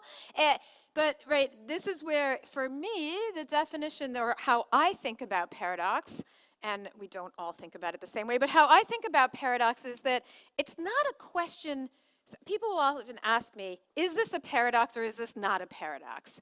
And the way that I think about it, and I'll say we because I'll speak on behalf of my co-author Marianne Lewis, who I've been writing with for a long time, the way we increasingly understand paradox is that we experience in the world all kinds of challenges, issues, tensions, dilemmas, again, about sustainability, innovation, globalization, work, family, life, you name it. What bubbles up for us, we experience those at the moment that there's a dilemma, where the dilemma is begging us to make a decision about how to allocate resources, about how to figure out how to hire people, about how to figure out which patient I'm taking care of. Those are the dilemmas, and our argument is that underlying any one of those dilemmas are paradoxical tensions. And if we reframe, if we start to see those paradoxes, if we reframe to start to unpack and understand them, it gives us another new novel possibility of how to address the dilemmas and how to address the issues. And this is where I would say it's not if, but how. That paradoxes, we would argue, underlie all of our tensions. Sometimes I feel like the movie My Big Fat Greek Wedding. Did you all see it? If you haven't seen it, you have to see it, right? You know, in the movie, he says, "Give me a word, any word. I'll tell you why the origins are Greek." Do you know that part of the movie? There he does, he says that, right? Gus Portocalis, right? "Give me an issue, any issue. I'll tell you the underlying paradox." That's what I feel like sometimes, right? There it is, the underlying paradox. And these, yeah, tell me. Yeah, well, it's probably not going to be so simple when you say it that way. Do you have a, here, you want to give it? You have to do better coping. Is it a question of coping? Because it looks as if you're facing an individual and telling that person, if you see the light and if you cope, you'll survive. Yeah. And that is a little bit overwhelming to me, because there's a context, there's leadership, there are a lot of other issues. So I would like just to know if it is just coping and a little bit of psychoanalysis. Thank you. I knew that that was not going to be a simple question. No, it's not a simple question. And what I'm going to say, and actually I want to say it with a tremendous amount of empathy, is that the introduction, for me, the introduction into understanding a better way to approach these issues is by starting to reframe the issue to see the paradoxes. But to me, that's the way in. That's the opening the door. And then we have a whole posture of complexity with which we are constantly navigating the challenges of living in that. So I don't think it's easy at all. The metaphor that I use is meditating. Any meditators in the room, right? So increasingly, meditation is now like it's no longer just in the Zen studios. It's no longer, right, a Zen master, but we all think of just meditating as something that will be beneficial to our lives.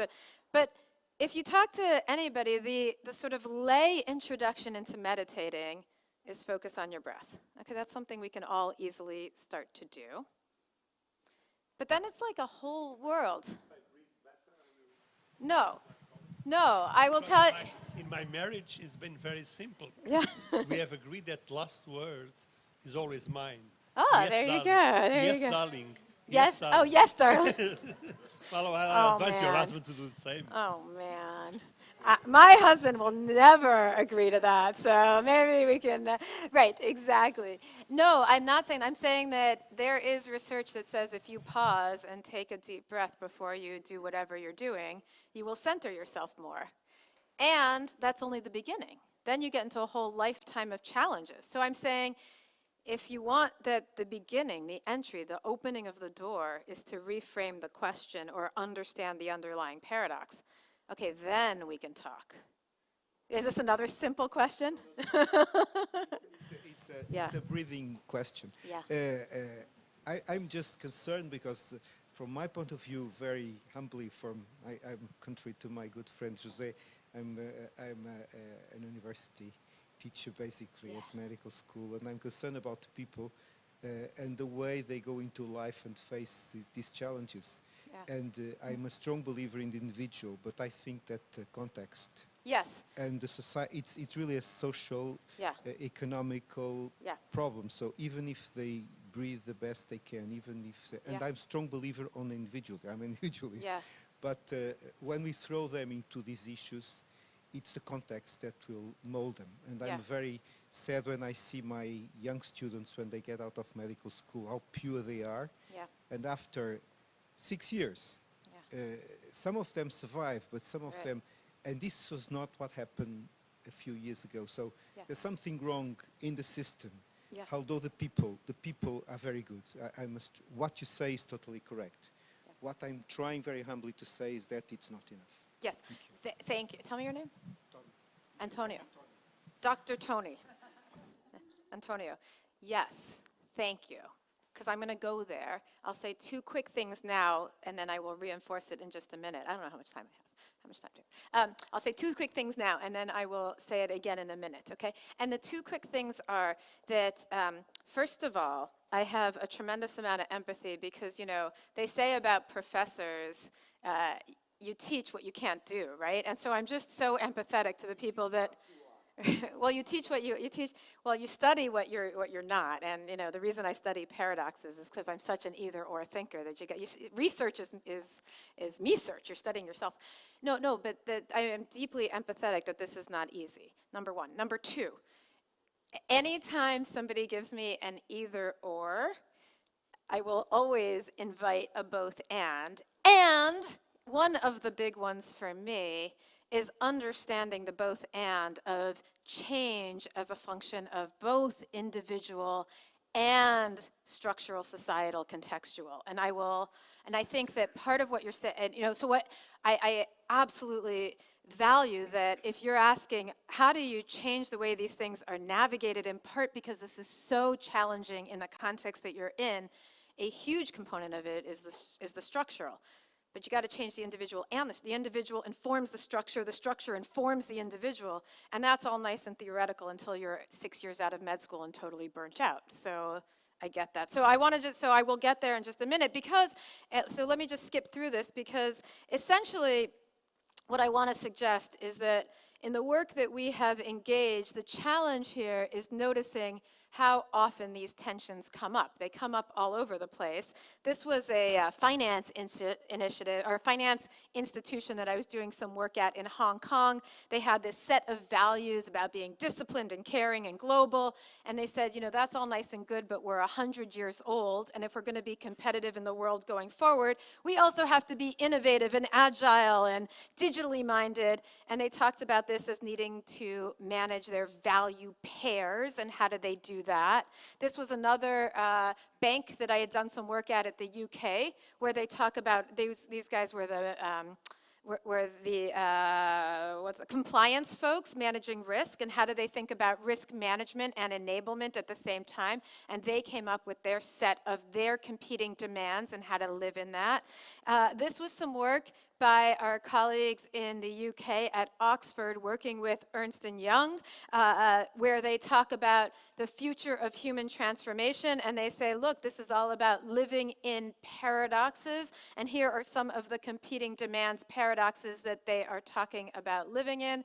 And by the way, Miguel, if you do a professions work piece, you should bring in our buddy Michael Smets to come and talk about this. This is PwC talking about the 6 paradoxes of leadership, how leaders have to be humble heroes and tech-savvy humanists and strategic executors, right? So we are seeing this all over. This is a quote from Barack Obama on Brene Brown's website about the extent to which you have to live beyond the tribalness and live into the both and.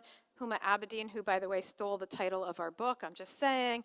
But the point is that these come up all the time, and the issue is not if they come up, but then how to deal with them. How to deal with them. And again, what I want to suggest is that we are increasingly seeing in the broader world the language of both and, the language of paradox, and the invitation is, what do we do about them? How do we deal with them? And how do we deal with them in a way that it doesn't just seem simple, but there's a little bit of complexity to it. So what I want to suggest is that there's an alternative approach, and I want to walk through this, and this is the core of the book that we wrote. At its core, what we suggest is that there are 4 sets of tools that come from research that enable us to navigate paradox. And I will tell you, it took us some really hard work to come up with labels that are A, B, C, D, just to let you know. And by the way, Miguel, I think I presented this at some point really early in an exec ed program here, where it was a different set of labels, if you remember. But essentially, we talk about this as a system of tools, and I want to walk you through these briefly, because to me, these are the how that's coming out of research, of how you don't just see the paradoxes and have to cope or accept, but how you really navigate them on an ongoing basis, whether as an individual or as an organization. And it looks a little bit like this. The first is our assumptions that we make. The assumptions is our mindsets. This is, and by the way, Dr. Antonia, we're going to talk about what individuals have to do and what the system or structure has to do, right? The first is how we think about paradoxes, or how we think about our tensions, our mindsets, our approaches. Some of you, do you guys know the work on growth mindset? Has that hit Portugal quite as poignantly as it's hit all over, right? Essentially, the work by Carol Dweck suggests that how you think about something has a profound effect on how you behave. By the way, I think it was the New York Times yesterday. This is random. I'm going off, topic, but I'll just go here because I'm going. Yesterday had a piece, and it might have been Yale University had a piece on what leads to people being centenarians over 100 years old. What's the hell, is it diet, is it exercise, is it? And the one thing that this researcher at Yale has come up with is the way that people think about aging has a huge impact. Like, she was putting 7 years on people's lives of being able to more effectively live into long life. The way we think about things really does have a huge impact upon how we behave. And so the assumptions piece is our mindsets of essentially shifting the underlying question. And by the way, here's a bunch for my academic colleagues in the room, a bunch of the research that's informing this. But it's shifting the underlying question from an or question. When we confront an or question, is it A or B, to inviting us to think about an and question. Is change, or is the way we navigate the challenges in our world about individual engagement or the system? As soon as you say this, I have a professional reflex, which is to say, what's the and? How do we shift the question into the and? Is it that organizations need to focus on people or planet? What's the and? Or profits? What's the and? How do we find, is there a possible and? The research, and this is our colleague Ella Marone-Spector over at INSEAD who did, well, I'll just step back. There was a psychologist, Paul Watzlawick, and we like to quote his quote, which is, the problem is not the problem. The problem is how we think about the problem. And there was this research done in the late 80s by Rothenberg, Albert Rothenberg, who wrote a book, The Emerging Goddess. And he wanted to know how geniuses came up with their most brilliant ideas. So people like Einstein and Mozart and Picasso and Virginia Woolf, the author, and how did they, and he read their diaries and he read their correspondences, and the key insight that he came to was that the brilliant ideas emerged as a result of all of these people juxtaposing opposing ideas against one another and asking what's possible.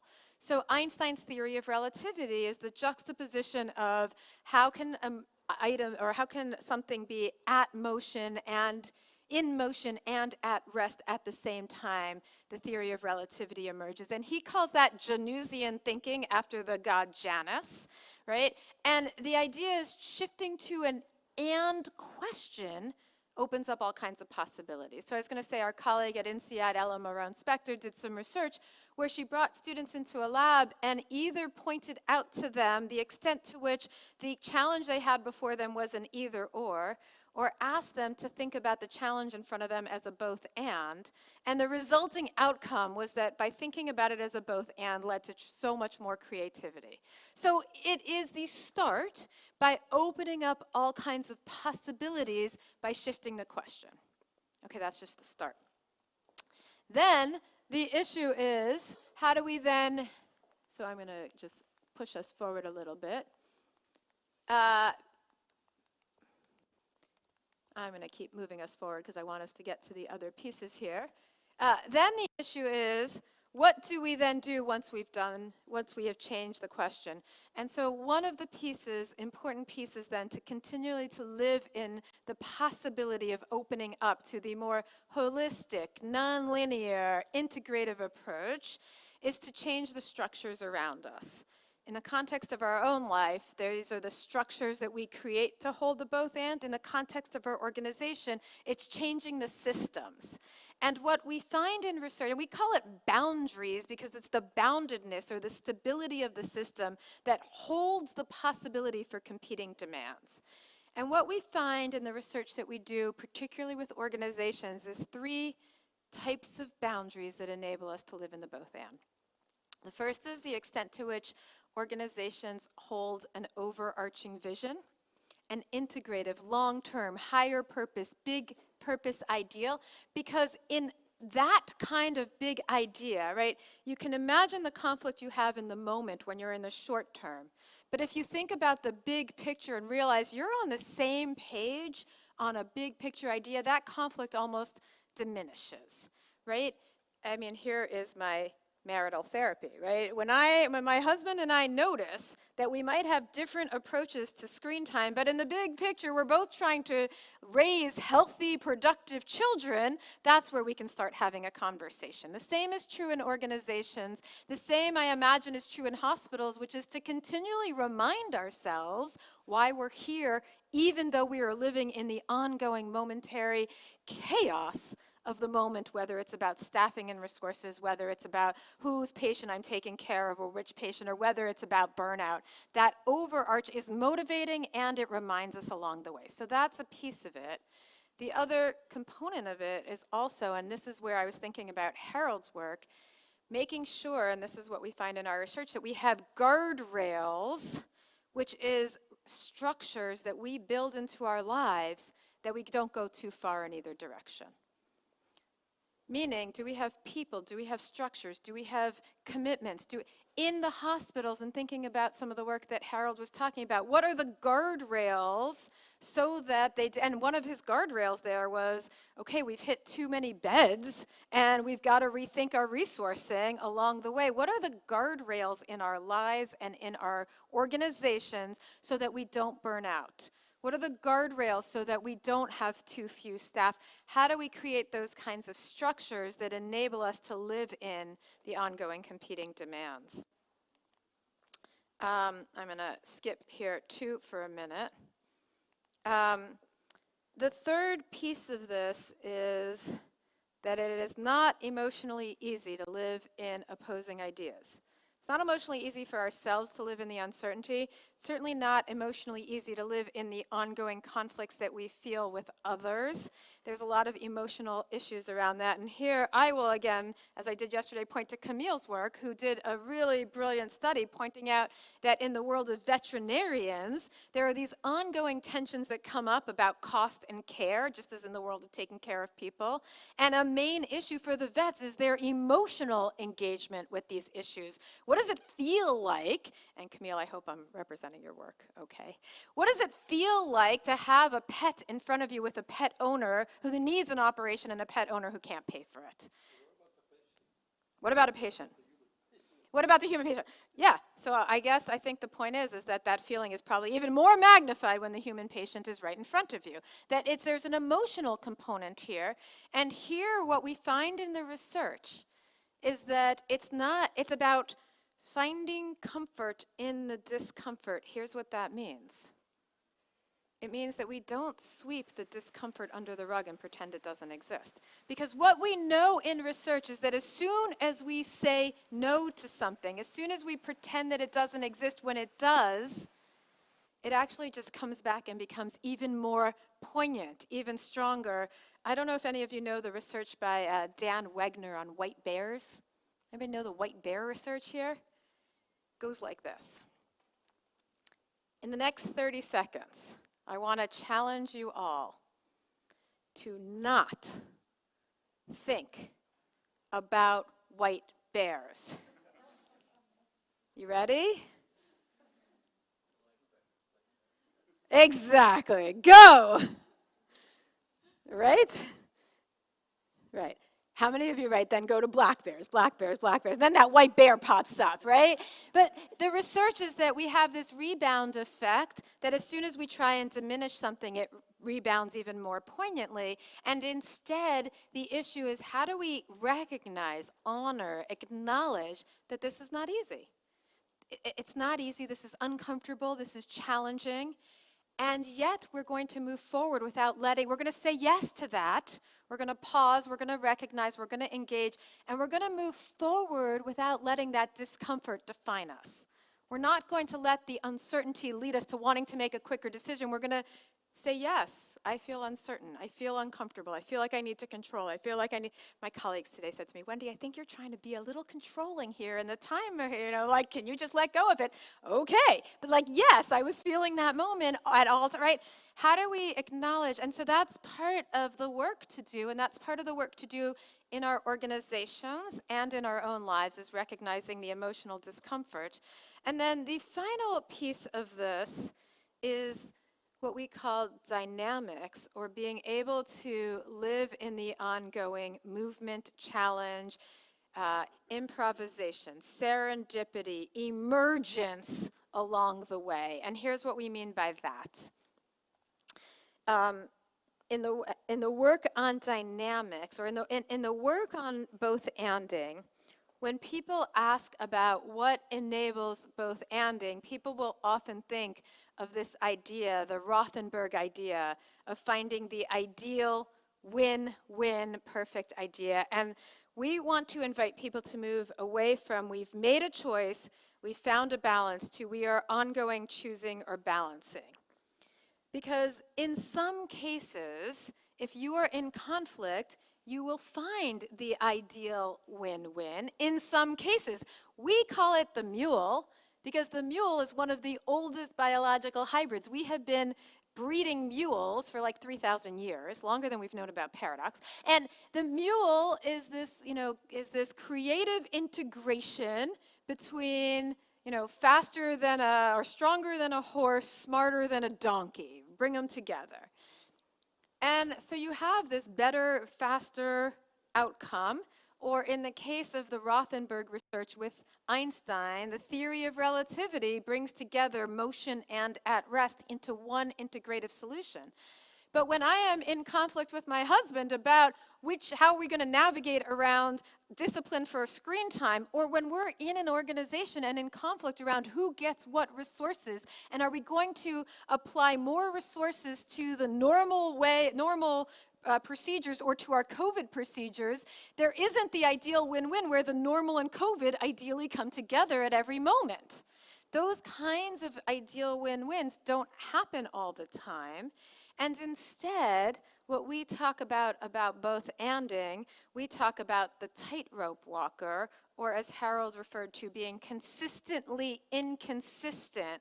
And what that looks like is a little bit of what Harold was referring to, which is the idea of being able to look out into the horizon, recognize the competing ideas that you are trying to accommodate. We were talking yesterday, was it Teresa, were you talking about green ideas and the extent to which in an organization, sometimes your decision is a little more green-oriented and sometimes it's a little more profit-oriented. It's not always ideally both, but it's a little bit of one or the other. The tightrope walker, the metaphor, is that you're looking out in the distance, you're going forward, you're not stuck, but in order to move forward, you're constantly balancing on the tightrope, which is making these small micro shifts between left and right. Now you're not going... No, I don't think it's compromising, because compromising is each side gives something up. I think over time each side gets something, but sometimes one side gets something and sometimes the other. I don't call it compromising. Well, maybe in language you can call it compromising, but if my husband gets to choose this time and I get to choose next time, maybe that's compromising, but overall, both of us get what we need. So sometimes I think compromising has this negative idea where you have to give stuff up. But maybe it's compromising. I don't know, if you call it that. But I would call it, the reason I call it balancing or being consistently inconsistent is because in the long term, if we change the time horizon, in the long term, we get to the other side by shifting our resources. Sometimes we are focused more on, the COVID patients, and sometimes we're shifting and focusing more on the normal patients, and we're shifting our approach over time. So maybe that's compromising, but we can have a longer conversation about that over coffee, which is already being put out there. So, but I think the important piece here And we were, again, I was talking about this earlier with one of the faculty members here at Nova. You know, if we think about work-life issues or burnout, you know, a big issue with work right now is burnout, where if we go too far to too much work, we're burning out. If we go too far to we're just giving it all up, we don't want to do that either. We've got to live in a little bit more of those consistent, inconsistent sort of shifting along the way and being dynamic. Now, here's the hard part on that. And this is where Harold's work comes in with a lot of brilliance is, well, how do you make those ongoing decisions? Because it's hard. And in his work, it was about ongoing task force conversation. There's a lot of decision making in that. And that is a lot of work on the organization, those daily task force, weekly task force. But that's the invitation that they were consistently being inconsistent because the demands of the moment at the hospital required that of them. And that's the dynamism along the way. Okay, I want to just end with that, suggesting that, so Tony, here's the point. I think that the change your mindset is the first introduction, but it's about then building in the system that allows you to enable this over time. Here's the complicated part. First of all, who asked Harold about systems dynamics? I am not a systems theorist, or systems dynamics theorist, but I do think of this as a system in that it's not picking one of these dimensions over another that's going to enable you to navigate these tensions. It's about recognizing that you've got to navigate all of these. You've got to build in the right boundaries and structures, the overarching practices, the guardrails, in order to be able to be dynamic, because otherwise you're dynamic and you're going outside and you're just falling off your guard, you're falling off your ropes. But you also have to be dynamic in order to not get stuck in the structures along the way, right? You've got to have both. And here's the complicated part, which I will leave you with before we go for whatever we're going to do, which is this too is paradoxical, that navigating paradox is paradoxical. And what I mean by that is that if you notice on the horizontal, you're dealing with the individual, but you're talking about minds, hearts and minds, right? The head and the heart, the emotions and the cognition. It's not just how you think, it's how you feel, and it's the interdependence of them. If you're talking about on the vertical, you're building in structures and systems that are stable and struck in order to enable dynamics and change along the way. And by the way, you're looking at a system in which you've got to think about the individuals, the minds and the hearts, and how they engage with the system, and the systemic approaches, the contextual variables along the way, and it's both of those along the way. So that's, I think, what I got. So I will just end with this quote by Mary Morrison. We stand in a turmoil of contradictions without having the faintest idea of how to handle them. Law, freedom, rich, poor, right, left, love, hate. The list seems endless. Paradox lives and moves in this realm. It is the art of balancing opposites in such a way that they do not cancel each other out, but shoot sparks of light across the points of polarity. It looks at our desperate either-ors and tells us that they're really both ands. That life is larger than any of our concepts and can, if we let it, embrace our contradictions.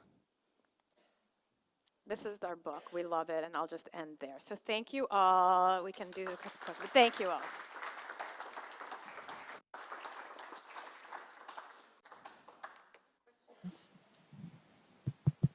Questions?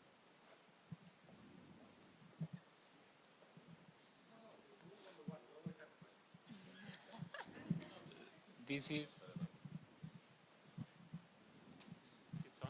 Yeah. First of all, great presentation. It's a great pleasure to hear you.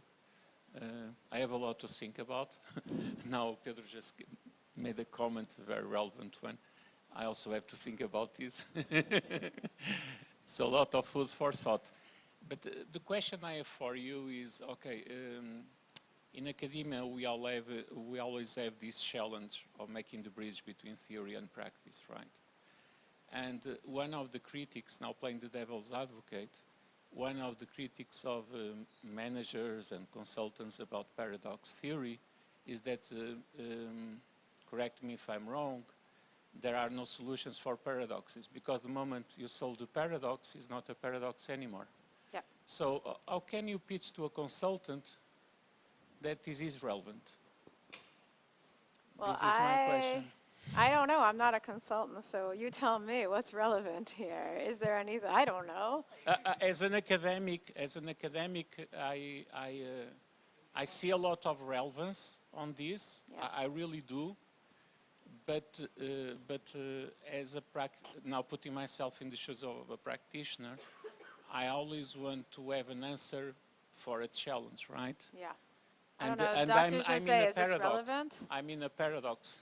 I'd ask the practitioners practitioners and here. academics Is this what's relevant? Where is it relevant to you? I really enjoyed your talk. I learned a lot. I took a lot of pictures, which I'm copying up your slides. Now, the question I was going to ask you, for me, it's rather confusing. As you say, paradox are paradoxical, or hells are paradoxical. And I was going to give you an example in order to ask you whether this is a way to solve paradoxes. We have a problem in healthcare, and it was a guy called Michael Porter 10 years ago, and Pedro and myself, we brought the first meeting to Lisbon with ICHOM, which create the concept of value in health. Now, in healthcare here in the United States, we've been facing the challenge of affordability, quality of care versus costs. So it's an equation in which you put quality of care on the numerator upwards and, costs, total costs on. So you create what we call value. Is that a kind of reasoning we can use to solve paradoxes? I mean, I say it's not compromising, it's balancing. Now, I have a problem. I have my patients, I don't have resources. So each time I plan innovation, each time I plan, any measures, I should really thinking about the value, which is what the patients take home, the value that I create for patients. Yeah. So the question is, I give you this example. The question is, can you use a solution like that to handle what you call paradoxes? Yeah. Yeah. I'm not sure if I made myself understandable. Yeah. So I'll just add one thought, and maybe it responds to both of these, but I don't know. What is relevant? So this is why, and again, for me, the definition of paradox is the underlying competing demands that don't go away. Now, to be fair, we were having this conversation over dinner the other night. In my understanding, and what I think is relevant and useful, and here's why I think it is. In my understanding, again, this is what I was saying earlier, an issue is not a paradox or a dilemma.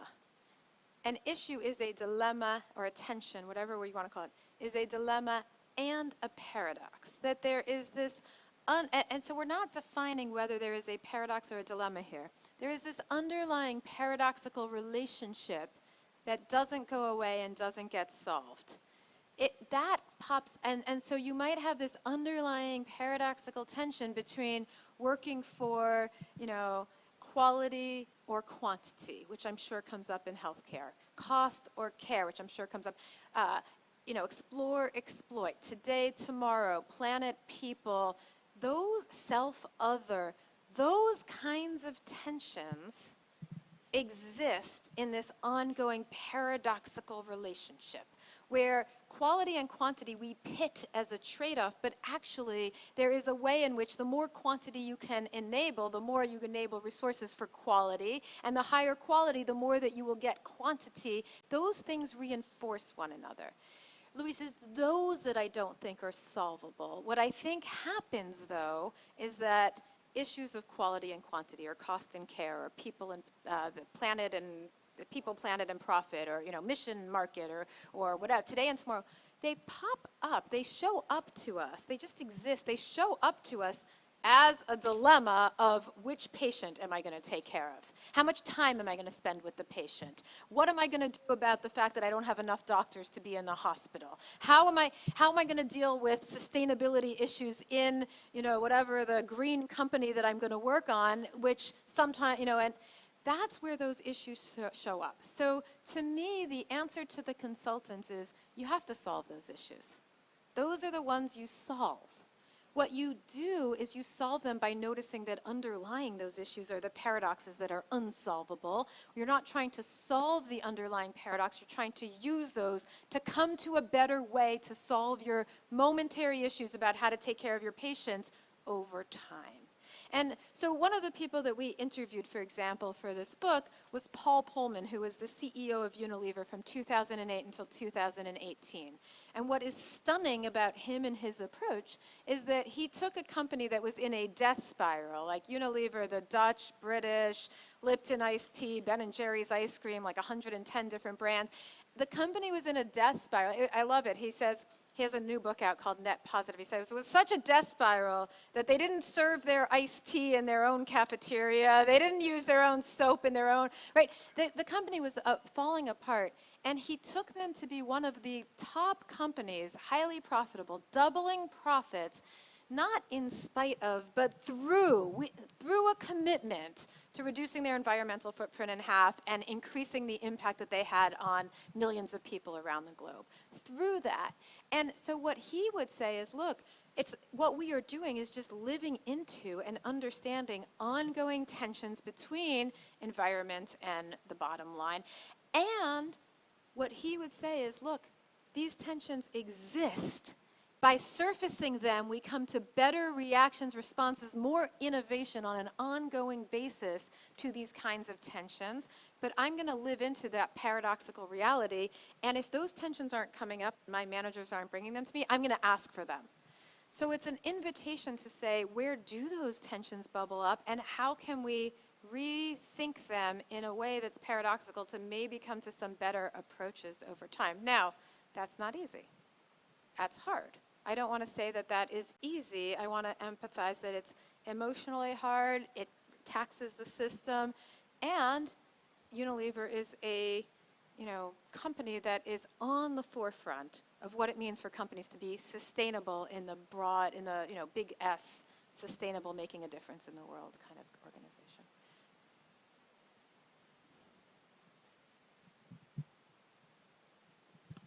Can I just say something? I think there is a really interesting case of Philips that probably is worthwhile to explore.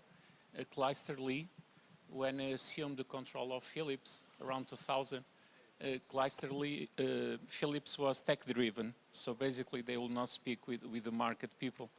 And then Clijster Lee was able to make the bridge between technology and market. So then he appeared on Fortune as one of the top CEOs in the world and so on. So I think he was one of the top, at least from the ones I know, that was able to deal with these issues of paradox. Yeah. On the other hand, you had Ed Zander at Motorola.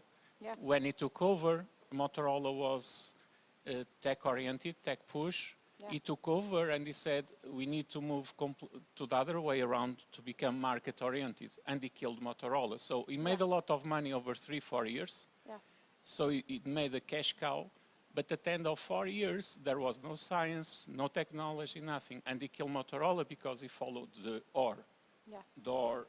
So when I asked this question, I was thinking, how can a CEO or a leader be a Clijster Lee, you see? Because it's very easy to be Ed Zander. You make a lot of money in the short term, but then you kill the organization. Yeah. So that's what I was thinking about. So from that perspective, I think paradox is great. Yeah. And I think a person like Clijster Lee thinks like as a paradoxical mindset. Yeah. I was thinking a bit like that. Yeah, and we probably have to stop for coffee, but I also, again, Luis, I want to just say, and it's not easy, so sometimes living in these organizations where there's lots of paradoxes is exhausting. Sometimes we just want to hide away from all these tensions. I would say that sometimes we do that, but I think in the overall big picture, these tensions come back and find us along the way. And it's just a question of how we're going to choose to live in the world and what challenges we're going to choose to take on. Or, as Karl Marx said, if you are not interested in the dialectic is interested in you. Okay, that's it. I think we deserve a break because it's talking about paradox is also demanding. So thank you very much, Wendy. It was a pleasure again.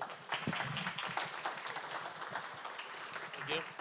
So let's go for a break and we'll return in 15 minutes.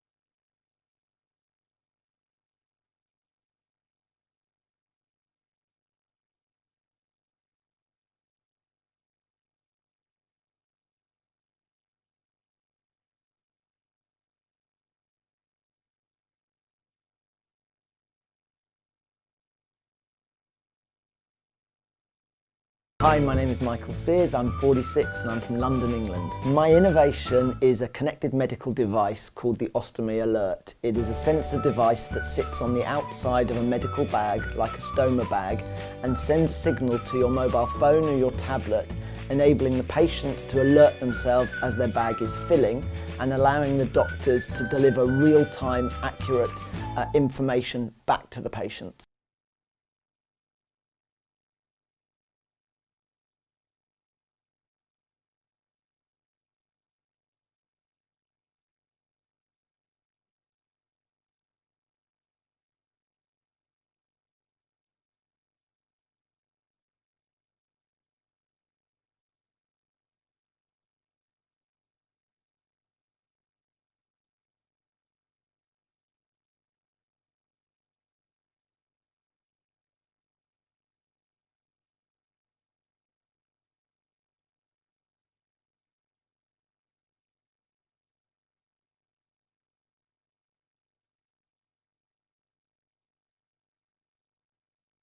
Hi, my name is Michael Sears, I'm 46 and I'm from London, England. My innovation is a connected medical device called the Ostomy Alert. It is a sensor device that sits on the outside of a medical bag, like a stoma bag, and sends a signal to your mobile phone or your tablet, enabling the patient to alert themselves as their bag is filling and allowing the doctors to deliver real-time, accurate information back to the patient.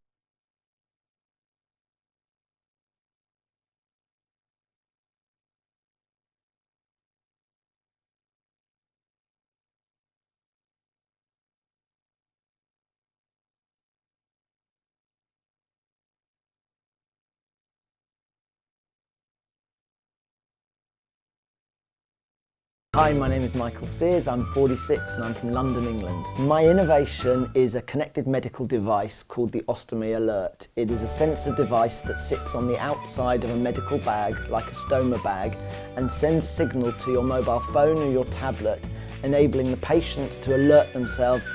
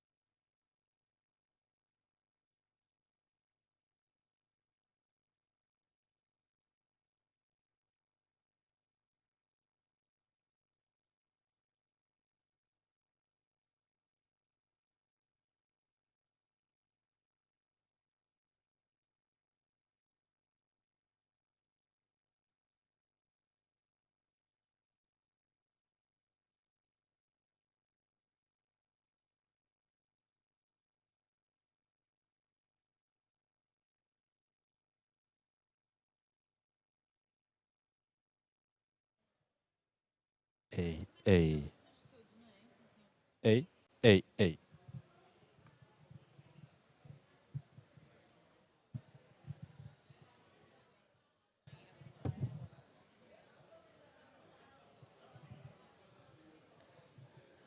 Would you please come to your seats?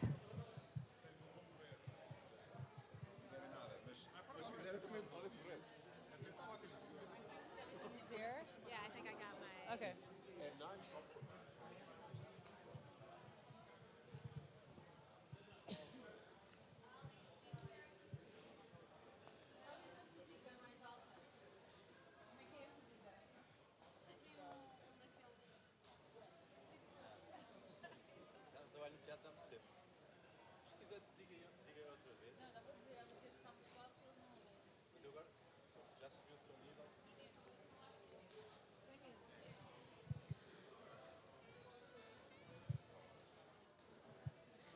Shall we begin? Could you please come to your seats? You can bring your glass. Bring a snack.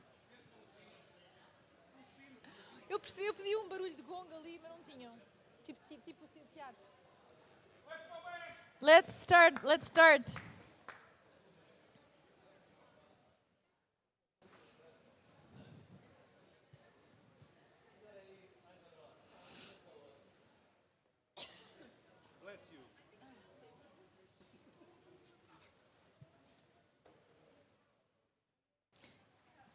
Feel free to bring a snack and your glass or cup.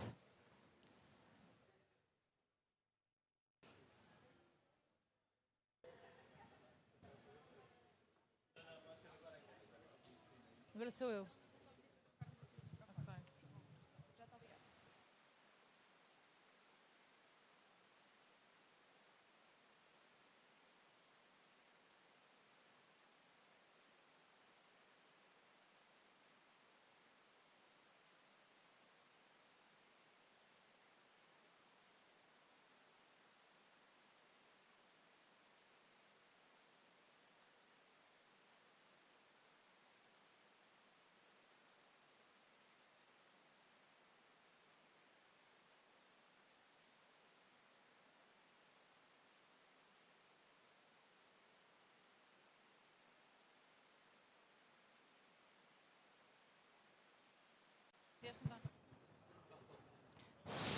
Okay. Shall we start this afternoon? We have 4 half-an-hour presentations, starting with Professor Pedro Oliveira and ending with a practitioners roundtable until 7:15 closely. So I'm going to take no more time and pass the stage to Pedro Oliveira. So thank you so much, Inês and Miguel, for the invitation. It's a real pleasure to be here. Thank you also to FAM for the support and to all the colleagues that made it here. I'm waiting for the slides. So I'm happy to be here to tell you a little bit about my work around what we call patient innovation. So this is actually joint work with my colleague, Helena Canhão, from the Nova Medical School. She's now the dean. So one initial recommendation is that if you have the ambition of ever becoming a dean, you may want to work on this project because it seems like something that is promising. So we care about patient innovation. And what's that? Well, it's this notion that sometimes the innovation is not coming from the producers. In this case, if you think about healthcare, the producer could be the scientist that works in the lab or the doctor. It turns out that we realize at some point that quite often the innovation is coming from the patient. Probably we don't expect that, right? We expect to be a different type of producer that actually brings the solution forward. Well, I'm actually an engineer by training, as you know by now. So let me try to explain the concept by using examples that have nothing to do with healthcare. Well, you probably have seen the T model before. Mr. Ford was amazing for the car industry because he was the first to mass produce cars. The T model was the first car to be produced in an assembly line. And the big contribution here was that they could actually produce cars at a very low cost. Part of the problem, well, part of the contribution at the same time was that it was a standard car. the process was fully standardized. He actually used to say something like, the car can be the color my client wants, as long as it is black. Well, this was very important for many industries, in fact, but it was also very interesting that at some point users start realizing that the car that they could afford to get from Mr. Ford, well, was not exactly fulfilling all their needs. And they immediately start innovating. So the first snowmobile, which is a car that you can use, for instance, during the snow, was something that was modified by a user, in this case, in the northern part of Michigan, because these guys realized that a car with 4 wheels would not take them far. Lots of examples. Actually, Ford has an interesting collection of things like this. The first tractor, the first truck, were all developed by farmers that they realized, they got the T model from Mr. Ford and realized that this was not always very helpful. Sometimes, actually, solutions that didn't succeed. You know, this moving chapel for a priest from the US to go and preach around is probably something that didn't succeed in the market. Or actually, this other solution that you see here, which is a way of cutting wood using the energy of the car. Although some tractors actually have the same tool to cut wood. So the principle is there. So what's different here? Well, what's different is that all these solutions are actually coming from users. People that will do something because they have a need. It's not necessarily because they are thinking about commercializing the device. Let me give you an example from Alentejo. This is not far from Odmira. It's Campo Sol. It's a guy that moved to Portugal. His name is Peter Knight, which is not a very Alentejano name. And Peter, at some point, started producing a lot of stuff. He actually used to export 13 trucks of food per day, which is a lot of food if you think about it. Part of the problem, and he was the first to produce baby leaves, which is this leaf where you can actually eat the plant, almost the entire plant.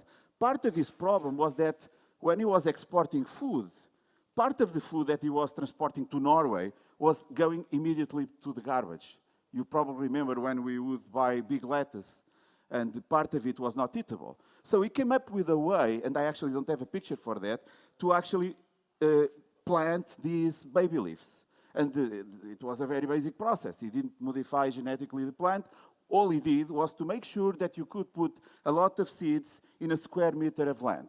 Actually, the rule was 1,000 seeds per square meter of land. And what happens to those seeds? Well, they cannot go very far. There's no space, there's no resources. So they are baby leaves, right? You can eat the entire baby, which is not politically correct to say, but you see, that's what he did here. I have a picture for the next problem that he had, which is when these women are trying to do the weeding, in this case taking the bad grass, in this case it's actually corn, but because this is supposed to be spinach, basically he came up with a solution for that and developed this machine, right? Of course, it makes sense that this was very successful in a place like Alentejo. So if you think about this machine, this is what we call user innovation, because the overall goal here, when you develop a product like this, is to actually use. This guy was not trying to develop this to commercialize. And what we know in our field, in this field, I'm a scholar in user and open innovation, is that this is actually very often the case. Quite often, users like this guy are able to develop all by themselves entirely new products. Well, right now you can actually buy these sophisticated bags in shops, in airports and so.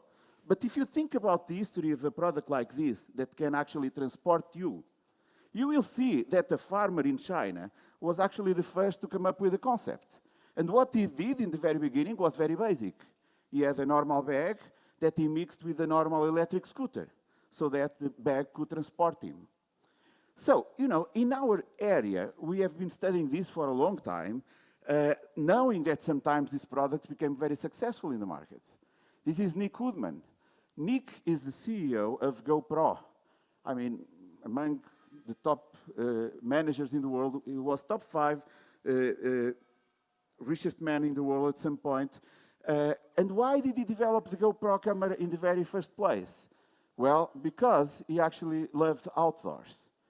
He had this idea that it should be possible to go down the hill and take photos and do videos at the same time. So he did that for himself. long story short, he started realizing that he could create a product that would be successful in the marketplace. Yeah, why am I talking about this? Because for a long time, in fact, people made fun of us that studied this area and said things like, you know, in areas like healthcare, this will never be possible. And some of the examples that people actually used to make fun of us, sort of speaking, make fun in a nice way, were pictures like this one. Can you guess what this is? Sort of as an example of what the users could do. Can someone guess? Well, this is a laptop privacy protector, right? For people that want a laptop in public places, in full privacy. So you see, this is like what people thought that users could do. And what many of my colleagues in academia were writing in their papers is that in healthcare, user innovation will never be possible. Users, like patients, can they actually develop products entirely by themselves? That doesn't sound right. It sounds something that users cannot do. Well, we then bump into this guy. And this guy sort of changed a bit our perspective, and that's when we started this project. This is Tail Goldsworthy. Tail in 2002 went to see his doctor, and his doctor told him that he was going to die. I mean, probably not like that, but he sort of explained the situation of his aorta. So he's a Marfan syndrome patient. What happens here, among other complications, and I know that I'm sitting in front of a cardiovascular surgeon, so I'll be careful. But one of the problems is that this guy's aorta is not strong enough for the flow of blood that goes through it. And the doctor told him, look, sorry, but I think what is likely that is going to happen is that there will be some sort of rupture in your aorta and you will die. It's a sad thing that will happen. And if you want to actually increase the chances of living, we recommend that you sit down in a chair or lay down in bed for the rest of your life. That, by the way, is going to be short. So this guy went home thinking about this problem, right? Not very happy with the news, but thinking that maybe he could do something about it. Because maybe your intuition, just like our intuition, tells us that if we have a problem in a pipe at home, instead of expecting for this to have a rupture, maybe we could do something. Of course, I don't recommend that you do this at home if it's your aorta, but what this guy sort of did is exactly the aortic support that you see in the picture. And a couple of months later, he walked back into the doctor's office and asked the doctor, look, I was here, you recall me, maybe. You told me that I'm going to die, that was not very cool, and I've been working on this device that I would like you to put around my aorta. Can you do that? And this was in London, right? And you can just imagine what the doctor told him, right? Are you crazy? I mean, that's not how we do things in healthcare. And of course, he was ready for this conversation. Wait, so you are concerned that I may die, right? It's going to be very sad if I die. Yeah, so maybe if you help me doing this, maybe I can live another couple of years. Well, long story short, he actually convinced the doctor to help him validating the device. And he actually, after that, developed intellectual property. He created a small firm to commercialize the device. He saved his life. This was in 2002. And he saved the life of maybe about 600 patients that have received the same aortic device. And when we saw this, we were intrigued. Because if you think about innovation in healthcare, that's not what we expect to see. And I've been studying innovation for a long time. It's highly regulated. Yes, it makes sense that users will have an hard time, but it turns out that we never stopped finding, until the day of today, lots of examples from patients. This is Amit Goffer. Amit, after a car accident, became tetraplegic. After the accident, he could not move anything below the neck. This was the guy that actually developed the most sophisticated exoskeleton that you can find in the market. It's a toy that costs $85,000. The patient, right? He actually did many other things. The patient did it, which is probably a bit unexpected. Louis Plant. Louis has a cystic fibrosis. Part of the problem is that these guys accumulate a lot of mucus in the lungs, and this can cause infections that eventually will kill them. Well, it's a very sad disease. The life expectancy used to be 5 years. Kids will never grow into adulthood. Now it's actually about 45 years. When we studied this disease, we were intrigued because many of the solutions that work were all developed by patients. It's a rare disease. And if you think about what's going on in the world, of course, companies don't have a strong incentive to look at diseases that have sometimes 20, 100 patients in a country like Portugal. They would, of course, focus on other diseases. In this case, what he did made a lot of sense to him. It was a bit by chance in a way, because what these guys have to do is to take the muco out of the lungs. And, you know, he actually says that most of the solutions out there are based on the so-called ketchup bottle principle. How do you take the ketchup out of the bottle? You turn it upside down and you shake it, right? Well, that's exactly what his mother was doing here. A lot of chest clapping in the front, in the back, typically 4 hours per day. And then you turn the patient, typically a kid, upside down, and via expectoration, via gravity, the expectoration will come out. And kids clear the lungs this way. Not very nice. Actually, these patients say that, well, it turns out that we are healed, right? Sometimes our body is hurting when we have to do the chest clapping. So he had a strong incentive to find a solution. And he says, one day I went to a concert.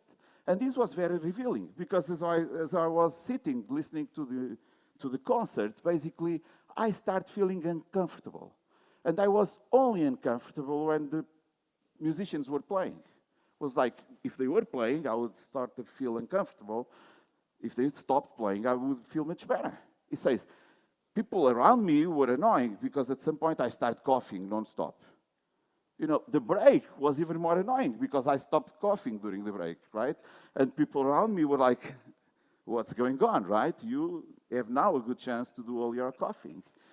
Well, he says that the second part was even worse, because the andamento, this was Shostakovich, the andamento increased, and it was very uncomfortable. You know, he had to leave the concert, and he went home thinking about this. What happened here?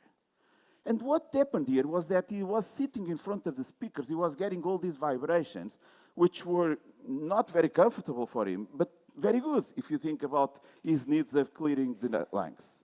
So the next thing he does when he realizes that music can help him, he goes home and now he starts experimenting with speakers that he puts in front of the lungs. He gets all these vibrations, now he can actually pick what works better. Boom, boom, boom, it's not really music, it's what works better for clearing the lungs. And he realizes that the next thing he needs to do is to cut the sound. Just leave the music vibrations. Long story short, he actually developed the frequencer. The frequencer is one device of many that actually these patients can use to clear the lungs. Once he was in my office, he asked permission to put something on top of his lungs. For about maybe 15, 20 minutes, we talked. I could hear like his voice trembling a little bit. After a while, he asked for the restrooms, and basically, I'm sure he did his expectoration, and I'm not saying that he's fine, but this treatment can now be done in a much better way, thanks to the patient.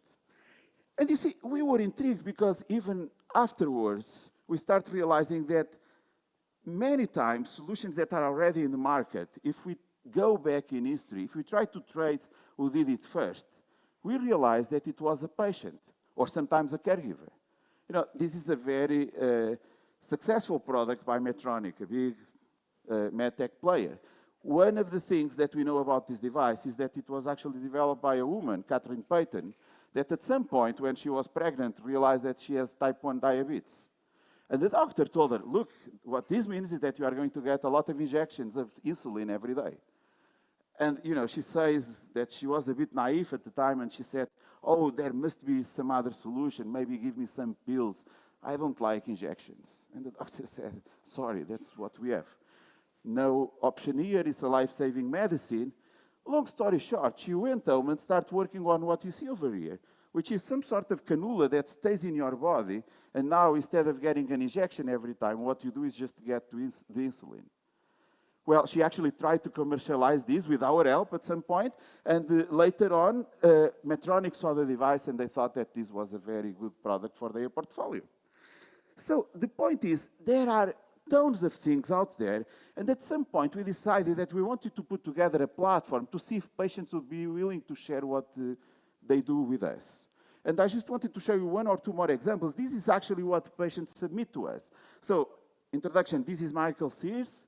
Michael Sears is a Crohn's disease patient. He had cancer. He went through 25 surgeries until the age of 11. He ended up ileostomized. That means, you know better than me, that, you know, they have a hole around here in the belly. Everything that flows through the intestines flows into a bag. You know, a bag like this, what's the problem? Well, the problem is that these people have to wear a bag, which is not very nice, because they don't have a way, well, for many reasons, but one of the reasons why it's not nice is that, you know, they don't have a way of sensing when it's full. So, he started thinking about the way. And he, at some point, realized that he could have some sort of sensor that could communicate via Bluetooth with his phone to actually tell him what was going on. I remember at some point he came to the Web Summit with us in a meeting that we did there, in an event that we had there, and he was constantly looking at the phone. And of course, just like us, are always looking at the phone, but he was also checking the level of the bag. Let me show you what these guys Hi, my name is Michael Sears, I'm 46 and I'm from London, England. My innovation is a connected medical device called the Ostomy Alert. Hi, my name is Michael Sears, I'm 46 and I'm from London, England. My innovation is a connected medical device called the Ostomy Alert. It is a sensor device that sits on the outside of a medical bag, like a stoma bag, and sends a signal to your mobile phone or your tablet, enabling the patients to alert themselves as their bag is filling and allowing the doctors to deliver real-time, accurate information back to the patients. Very good, it seems. But what's the story here? Well, the story is that at some point we wanted to do an experiment. And we put together a platform, a simple platform, to see if patients from around the world would be willing to share with us the solutions that they actually developed for themselves. And we did that, and we started getting solutions like the one that I just showed you. The video was something that Michael Sears sent us. And of course, a bit of his story. You know, when he first did that was for himself, then he realized, well, there are 5 million people out there that actually have the same need. Maybe this could become a product. Then what he did was that they actually applied to something that we do here at Nova and in Copenhagen as well, which is a boot camp. Some of the colleagues here teach in that program. And what they did was to bring that to market. It's now a commercial product. And you know, when we start putting together this platform with the FCT project here in Portugal, we couldn't really believe that a few years later we were talking about a platform that has about 1.5 million visitors every year, as a community of about 100,000 frequent users, including people that go to the site every day. We have received over 5,000 solutions, medical devices, sometimes apps, digital solutions, that were all developed by patients or by informal caregivers. It's interesting because I recall that when we had 300, the European Commission called us the largest deal flow of medtech in Europe, which was really surprising because we had no one developing medical solutions. We still don't have anyone. It's the patients that do it, and then we sort of help them further developing what they have. So, yeah, of those, not all of those are available, but about 1,600 have been screened by our medical team. Milena is the chief medical officer. And what we still get today is about 3 submissions every day. You know, most of those solutions are class 1, simple things, but we also get solutions that are class 3 medical devices, very invasive, that require a lot of testing because, of course, they made it to market. During COVID, we saw a lot of interesting things as well, solutions for COVID. And what do we do then? Well, we do 3 things. I will simplify this. We do help them free sharing what they have if that's what they want. Lots of these solutions are very simple. So one of the things that we do, if that's what they want, is that we facilitate the sharing. We produce do-it-yourself solutions so that other people can benefit from what is available. In some cases, we help them actually commercializing what they have. So we created this program. We invite these people to this bootcamp. You will hear some of them afterwards, right after me. And hopefully, in the end, they will have something that they can bring to the market and be successful. So we have done this in Lisbon, in Barcelona, in Copenhagen. And the other thing that we do here is that we create a matching system for companies. So if a company is interested in some of these solutions, we can curate, if they care about diabetes, we can curate basically a site for them so that they see exactly what's available for them. And then we created a number of modules that are available so that these guys see what's there. Because of course we are talking about a very unusual type of entrepreneur. You know, nobody expects patients to innovate, and they don't expect as well. They are sort of forced into entrepreneurship most of the times. They would prefer to be healthy, right? They also die more than the average entrepreneur. It's a sad story, but some of the people, and I still don't know exactly how to present them, some of the people that I just told you about have died. And it's a problem when, yeah, obviously it's a problem, but it's also a different characteristic when you think about this type of entrepreneurship. So they don't know how to do this, so we created these models to help them. And we bring them to, you know, our school, Miguel, Pedro, other colleagues, sort of help them in this journey. We then also created some awards, because some of these guys are remarkable, and they have solutions that really are having an impact. So rather than just collecting awards ourselves, what we did was to create this award. We have done it, for instance, at the Web Summit, for some of these guys that managed to go through the boot camp, or some that didn't go through the boot camp and still had a lot of impact. Afterwards, you will hear about Gloma, one of the alumni from our boot camp. Yeah, these are the awards. So we have done 4 editions. We'll do the 5th one soon here in Cascais. Solutions like these are now benefiting from support that they got from the world or afterwards, given the visibility. So this is BL. BL is a kid from Barcelona. He was born with low vision, and his parents, both engineers, realized that they could do something to help. The problem with low vision is that you have low vision. Of course, you just see a small circle in front of you. And, you know, they were engineers, so they realized that maybe they could create some sort of digital glasses to put all the reality around him inside the area that he can see. For instance, if he was here, he would not be able to see this, and most likely he would fall, right? Now, thanks to this technology, he can see almost as we can see, almost 360 degrees.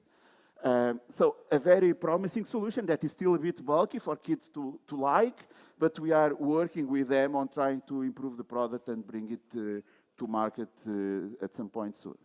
Of course, now you may be wondering, of course I could have, or at least the referees often ask this question. If you are not wondering, some people did.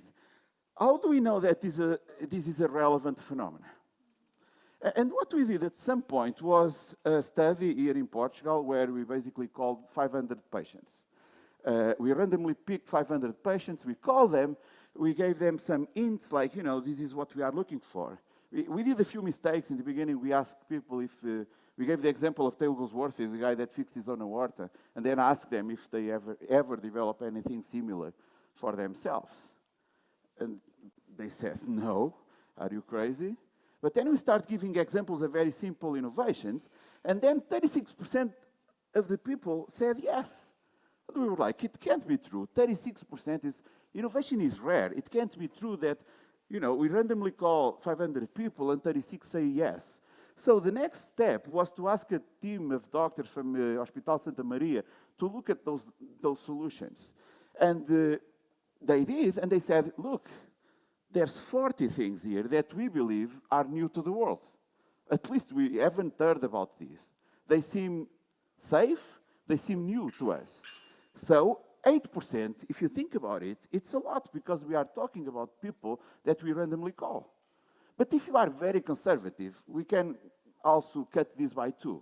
And if it's 4%, it's still huge. And if it's 2%, it's still enormous because the sad news is that there are millions of patients out there, right? So what are the bad news? The bad news is that even if this works for them, you know, they also say that this is increasing the quality of life of these patients. The solutions that they develop are increasing the quality of life of both the patients and the caregivers, by the way, and doctors actually confirm that this seems to be the fact. Then these solutions do not diffuse. Only 5% of the patients dare to actually show this to their medical doctors. And, you know, there are many reasons for this. Sometimes doctors don't have time, right? They have to see 20 patients in the last 2 hours. So yeah, no way they will ask a question like this to the patient, which is a bit paradoxical, right? Doctors don't ask, so patient, tell me, have you ever developed anything new to help you cope with your disease? Because I think if doctors and pharmacists, now we are actually trying to work with pharmacists to have them ask this question. If we were able to ask this question to the patients, we would be surprised with the solutions that they are developing. Sometimes they would feel bad about sharing the solutions, right? But at least our statistics show that there's a lot of stuff coming from both the patient as well as the informal caregivers. It's not just the patients, right? Sometimes it's people... Sorry. People like Lisa. Lisa is the daughter of someone that had Parkinson. And one of the problems that these guys have, these patients, is so-called freezing. They can't walk. And doctors know, it's known that sometimes if there is some sort of visual simulation in the floor, if there are marks, patients can then follow the marks. What's the problem? Well, these patients can only go to places if there is a mark. So if they want to go to the toilet, they cannot do that unless there are marks in the floor. So she saw the obvious, right? She attached some sort of laser shoes, some laser pointers to the shoes, so that now when these patients walk, the mark also moves, and they can follow the marks. It's now a product in the market. Or a very simple one, those that we freely share. Actually, the oldest slides that I have in the collection. A mother from Porto, her son had Angelman syndrome. What's the complication here? Well, many, but when the kid was developing, he could not stand up and start walking.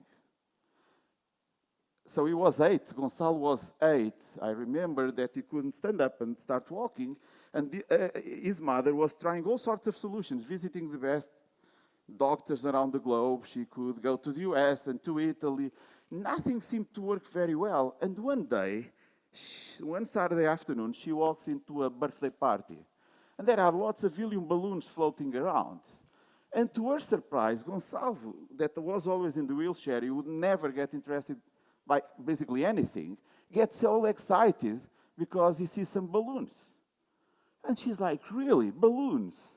That's easy to get, right? So she immediately went shopping for balloons. She filled with helium so that they would float.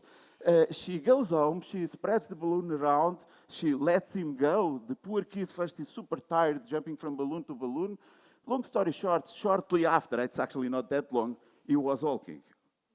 So you see, it's amazing because when I start showing this slide, quite often people in audiences from medical associations and patient associations would come back to me and say, thanks for sharing, because I know someone, actually sometimes my grandson has this disease, and I never learned about this. It seems something that we can all do at home. Yeah, very simple, right? But it shows, and I care about this as an innovation scholar, that there is a diffusion problem. It shouldn't be necessary for the people to see these slides, right? So there's a problem, and that's when we develop the platform. And that's when we realized that some of these solutions were actually not just coming from developed countries, but amazing solutions coming from developing economies. This is the last. I really like this one. It's from a guy, Gerard, that is actually a refugee from Burundi in Burkina Faso. He lost, when they moved to Burkina, he lost 3 brothers to malaria. As you know, one of the problems is that there is this mosquito that goes around, bites people, and kills them, infects them, and they die. Well, not always. Sometimes people survive, but he lost 3 brothers. He was very ill himself, and he wanted to do something about it. One day, a bit by chance, he actually realizes that there are some local plants that have this scent, which is a perfume for humans. It's actually a nice smell, but it's a repellent for the mosquito. So what he managed to do was to actually start matching this plant with soap so that people can actually wash their hands and keep the mosquito away. The Gates Foundation gave him a bit of money, and the idea is that he could start saving a lot of lives. In 2018, this didn't happen in 2018, is now having a huge impact on life-saving with a solution that costs almost nothing. It's ridiculous because this is really available in nature. So what's the point? The point is, I will jump now, the point is that, you know, with a small budget in Portugal, we managed to create a project that at some point started getting, you know, some awards, some of them quite interesting. We'll jump through these. We got a bit of visibility when the Science Museum in London actually decided to do an exhibition about us, and it was really about us, but then about the patient innovations as well. And this went so well in London that the next thing they did was to do 4 copies of the exhibition and travel around 29 cities. They did it. We didn't have the logistics for this. And this was it came to Lisbon, for instance, and to Copenhagen, which is the reason why I ended up in Copenhagen, in fact. And, you know, this was visited by 2 million people. And suddenly people were looking at us as a place to actually find solutions. Doctors started recommending, to my surprise, because in the beginning doctors were a bit against, or some were a bit against this idea. When they finally understood what we were trying to do, they started recommending the platform to patients, which is a bit paradoxical, I would say. But, you know, we know how to justify this as scholars. Maybe I don't have much more time for that, and I will skip through this, just to say that, yeah, basically, as an innovation scholar, I think I know exactly what's going on here. But I would like just to conclude by telling you about this guy. This guy and other guys that were actually super important. I jumped through them. And this is the guy that I met in a conference the first time I presented this to an audience of doctors. I worked on this at the time with a guy called Eric Van Ippel, and Eric told me, you must go to this conference in Germany, in Munich. They will love it. It's like, really, who are they? Oh, they are doctors, medical scientists. Like, I'm not going to talk to doctors about medical solutions. And said, yeah, you'll be fine. So I went, right? I did my talk. I was a bit nervous in the beginning, but very happy in the end, because people were intrigued by the solutions that I was showing.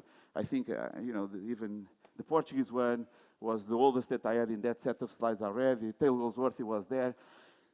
People liked it, and in the end there were some people that wanted to talk to me, and there was a lady that came to me and said, I will not take much of your time, there are other people that want to talk to you, I just want to give you money. And believe it or not, this has never happened since then, but I'm available at the end if you want to talk. And he explained that she is from the Peter Pribill Foundation, a German foundation created by a guy called Peter Pribill, a very rich from Siemens. He actually died, gave his money to a foundation to invest in innovative products in medicine. And we went there on a Monday morning and we got that money that easily. We did the pitch and we got the money. And then there were a few more people that wanted to talk to us. And there was this guy with a British accent that he started very well. He said something like, you know, I really liked your presentation. It was very entertaining, but you also made it very clear that you don't know much about medicine. And I was like, really? I mean, but you didn't need to be honest, so you started so well. And he insisted, he said, you know, but I could help. And at this moment, I thought that he was unemployed, probably looking for a new project. The guy became a bit even more annoying when he said that I have other friends that could probably help, and I would be more than happy to bring them to the project. And I thought, okay, I don't have money. It's a FCT project, no budget for people like you. I have no idea who he was. And finally, probably I was annoyed with the conversation. He saw that. He told me something. I've noticed that you are not paying attention. Your mind is somewhere else. But let me give you my card. And I didn't even introduce myself. But my name is Richard Roberts, and I got the Nobel Prize for Medicine. And I thought that I could help. And before, when I was telling you about friends that could help as well, I was also thinking about some of my other, we actually call each other Nobel friends. So I was thinking about Aaron Shikanover from Israel, and then became this absurd conversation for me, like he was saying, we could bring Bob Langer. Oh, but Bob Langer is not a Nobel laureate. And I was like, that's okay. I mean, I have friends that are not Nobel laureates, so bring him over.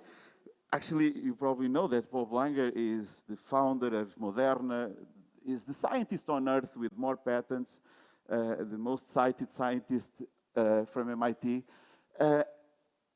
And, you know, he told me all that, and of course now I was paying attention, but I'm saying this because at the end he said, you see, it always works. When I say to people that I got the Nobel medal at home, people listen to me. But let me tell you that the reason why I understand your project is not because I'm a scientist. It's not because, you know, I studied stuff that was recognized. It's because my son at some point got involved in a car accident and became tetraplegic. This was 20 years ago. I know that actually the innovations that had an impact on my own life were all developed by myself, by my family, by others that have shared them with us.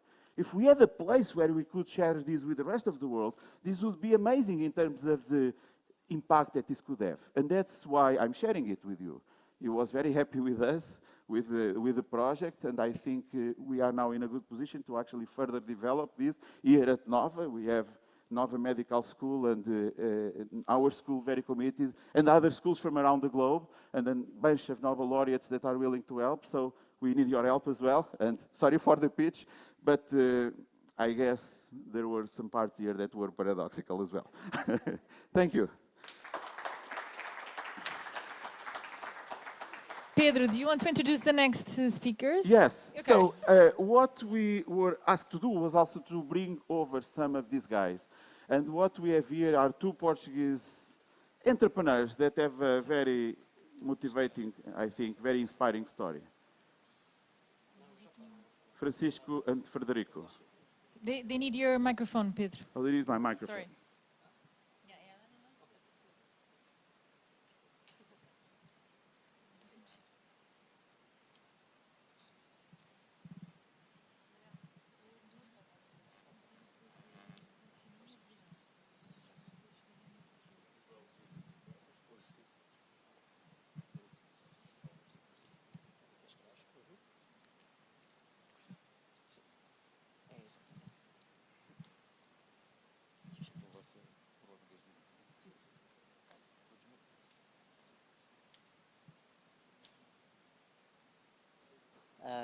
Are you listening to me? Yeah. So, hello everyone. First of all, thank you for the invite. It's a pleasure to us to be here to presenting our project. And I think we are a proof of what Professor Pedro Oliveira just talked about.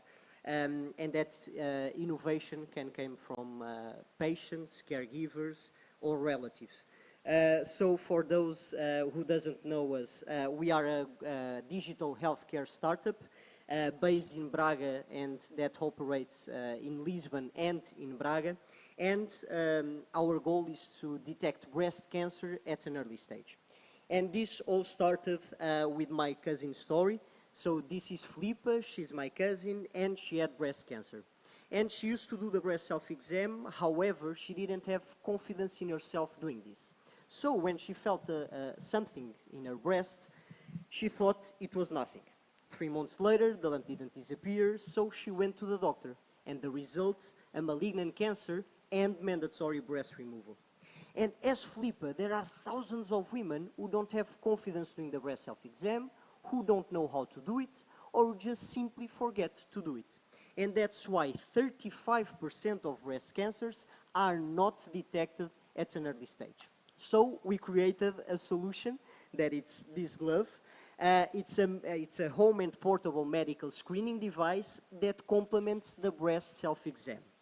So this device is a glove that with the help of piezoelectric sensors that are located here in this pocket, we will detect and control abnormalities in the breast tissue. And this is possible because we connect our glove to a mobile app, and with our machine learning algorithm, we'll be able to see any difference in the breast tissue from 1 month to the next one. Our goal is not, or better, we are just a complement to the breast self-exam, so it doesn't replace yet all the diagnosis exams or routine appointments. Our goal is to simplify results. So if the glove detects something, the app will send an alert and recommend women to schedule appointments. And we have come a long way to reach this prototype. Actually, we started this project in 2020. I started in my room in March 2020 to do some experiences with the technology. We started our clinical trials with this prototype, and now this is the last one, that it can be used in both hands and is the one that we are most proud of.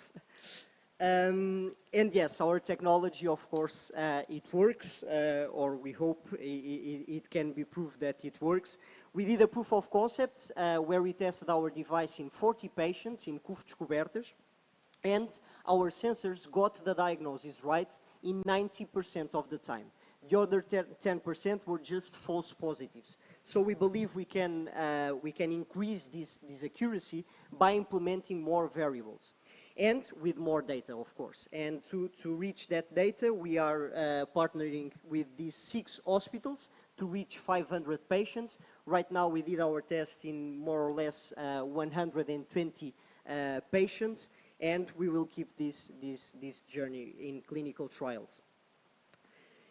However, the economical impact of the early stage detection of breast cancer is already proved. And in IPO Lisboa, it is spent twice as much on late detected breast cancers compared to those that are detected at an early stage. And an American study shows that we can save about $1.5 billion with the early detection of breast cancer. We did our own preliminary health economics, and maybe Professor Peter Barros can help us to validate some assumptions afterwards. But we did this based on some papers, and if we keep with 90% of accuracy, we can save up to 10% of health insurance companies in Portugal, of 10% of health insurance companies' costs, and save up to 19% in the United States. However, and more important, that economical impact is the psychosocial impact. It's the aggressive treatments and mutilating surgeries that can be avoided, and the lives that we can save when we act at the right time. So, of course, we have competition, but with different technologies which have many limitations. And this is our unique selling proposition. An easy-to-use device that can detect all kinds of abnormalities in all types of women, and it can be used in the comfort and privacy of their homes. And beyond this, we want to differentiate ourselves in the business model. This is not so important in this case, but our business model will be based on an hardware as a service, with an annual subscription where we offer the glove, the mobile app, free maintenance, and hardware and software updates. This means that if something happens to the glove, the user sends it to us and we send a new one, or if there are new versions, we will replace it free of charge. With this, we can reuse and recycle components that are still working, lowering our production costs. So since the beginning, we had a bootstrapping strategy, and these partnerships with these 6 hospitals, we saved more than 150,000 euros just in the clinical trials.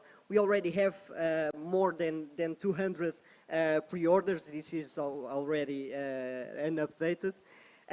We were recognized by some of the biggest awards in Portugal, receiving more than 85,000 euros just in cash prizes.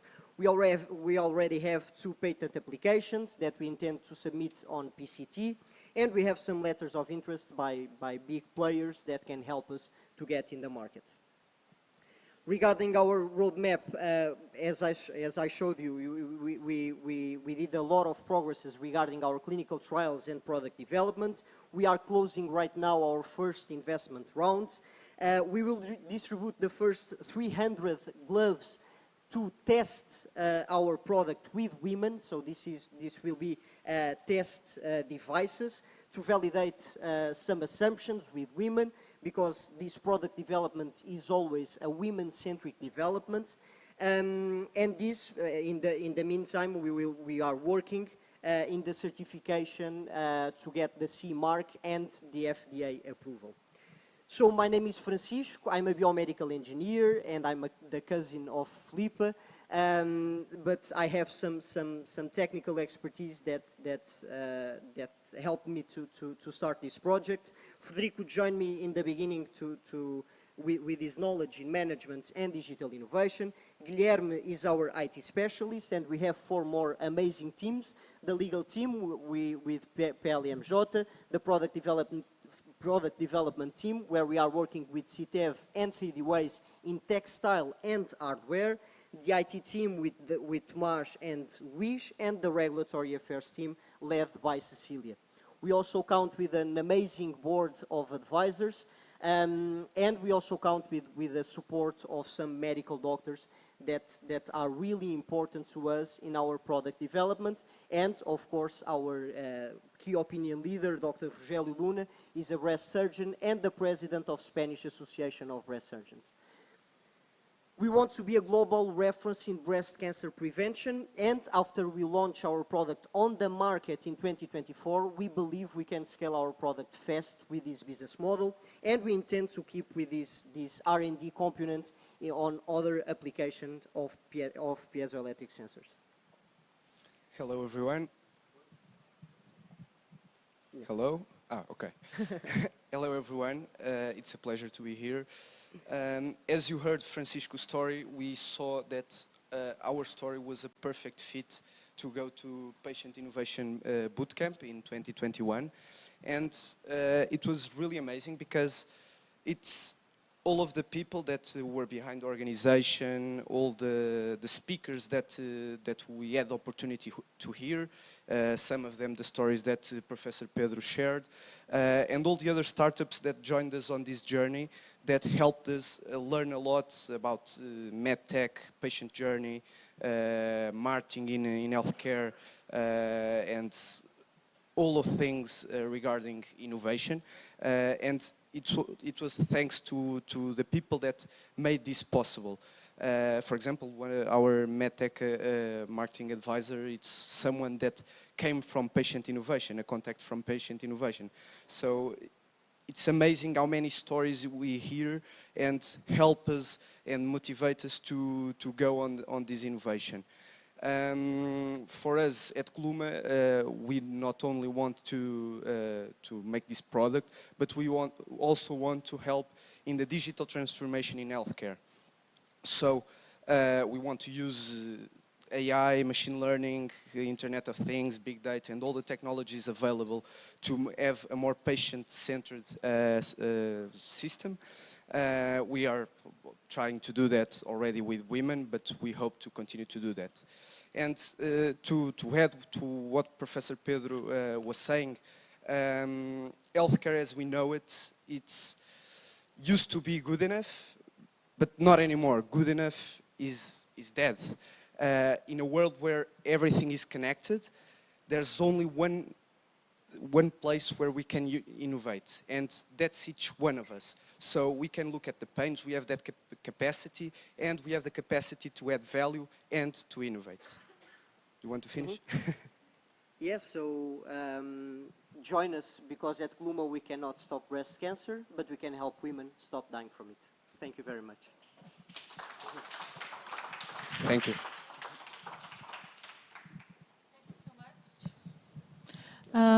We're right back on track. So the next presentation is a study on innovation by who practices it. Yes, the microphone, please. And I introduce Dr. António Rendas, who will do the presentation in his name, and also on the name of Professor Filipa Breia da Fonseca, who can't be here today.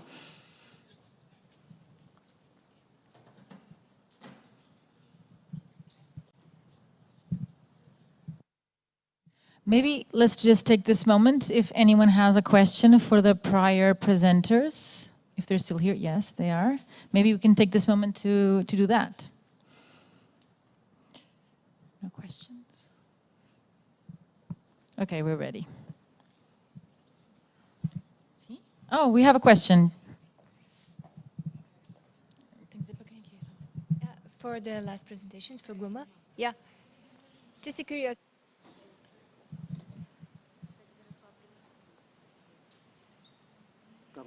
Thank you. I have a lot of questions, but for the sake of time, you have a reference letter from Evita Cancro, And I got curious, while you developed your prototype, you involved patients in the process. So I would be very curious to know your process while involving the patients, if you did it or not, or just on the testing part. How was it? It's about collecting feedback. Evita didn't have a part protocol alpha testing in the beginning of next year. And with that alpha testing, what we want is to deliver at least 300 gloves to women's homes. And with those gloves, having them testing at home and start collecting more feedback. The first preliminary feedback was interviewing women on the streets, women that we know. It's putting gloves and just collecting feedback and see. It's give them the glove and see what they say, what they do. It's to be aware to those details. For example, in this glove, how do they try to take it off? Where do we need to strengthen the glove? For example, a problem that we had, and that wasn't about actually about women. It was women need to use both hands. So we needed to understand, okay, we can have sensors on both sides, but putting sensors on both sides, it's going to be a very big glove with a lot of volume, yeah, thank you. So we decided to cut the thumb and make a hole on the other side. This way it can fit both hands. Then we had the problem, the sizes of the hands. Hands have different sizes. There are women that want to use long nails, smaller nails. So we decided to cut also these fingers, and we put this pocket where we can put all the sensors inside. And as I said, it's for both hands and for every hand. So it's a matter of giving the product to the user and collecting feedback. So going back to the presentation, it's about the user experience and the patient experience, and try to understand all the things that need to be improved. You're welcome.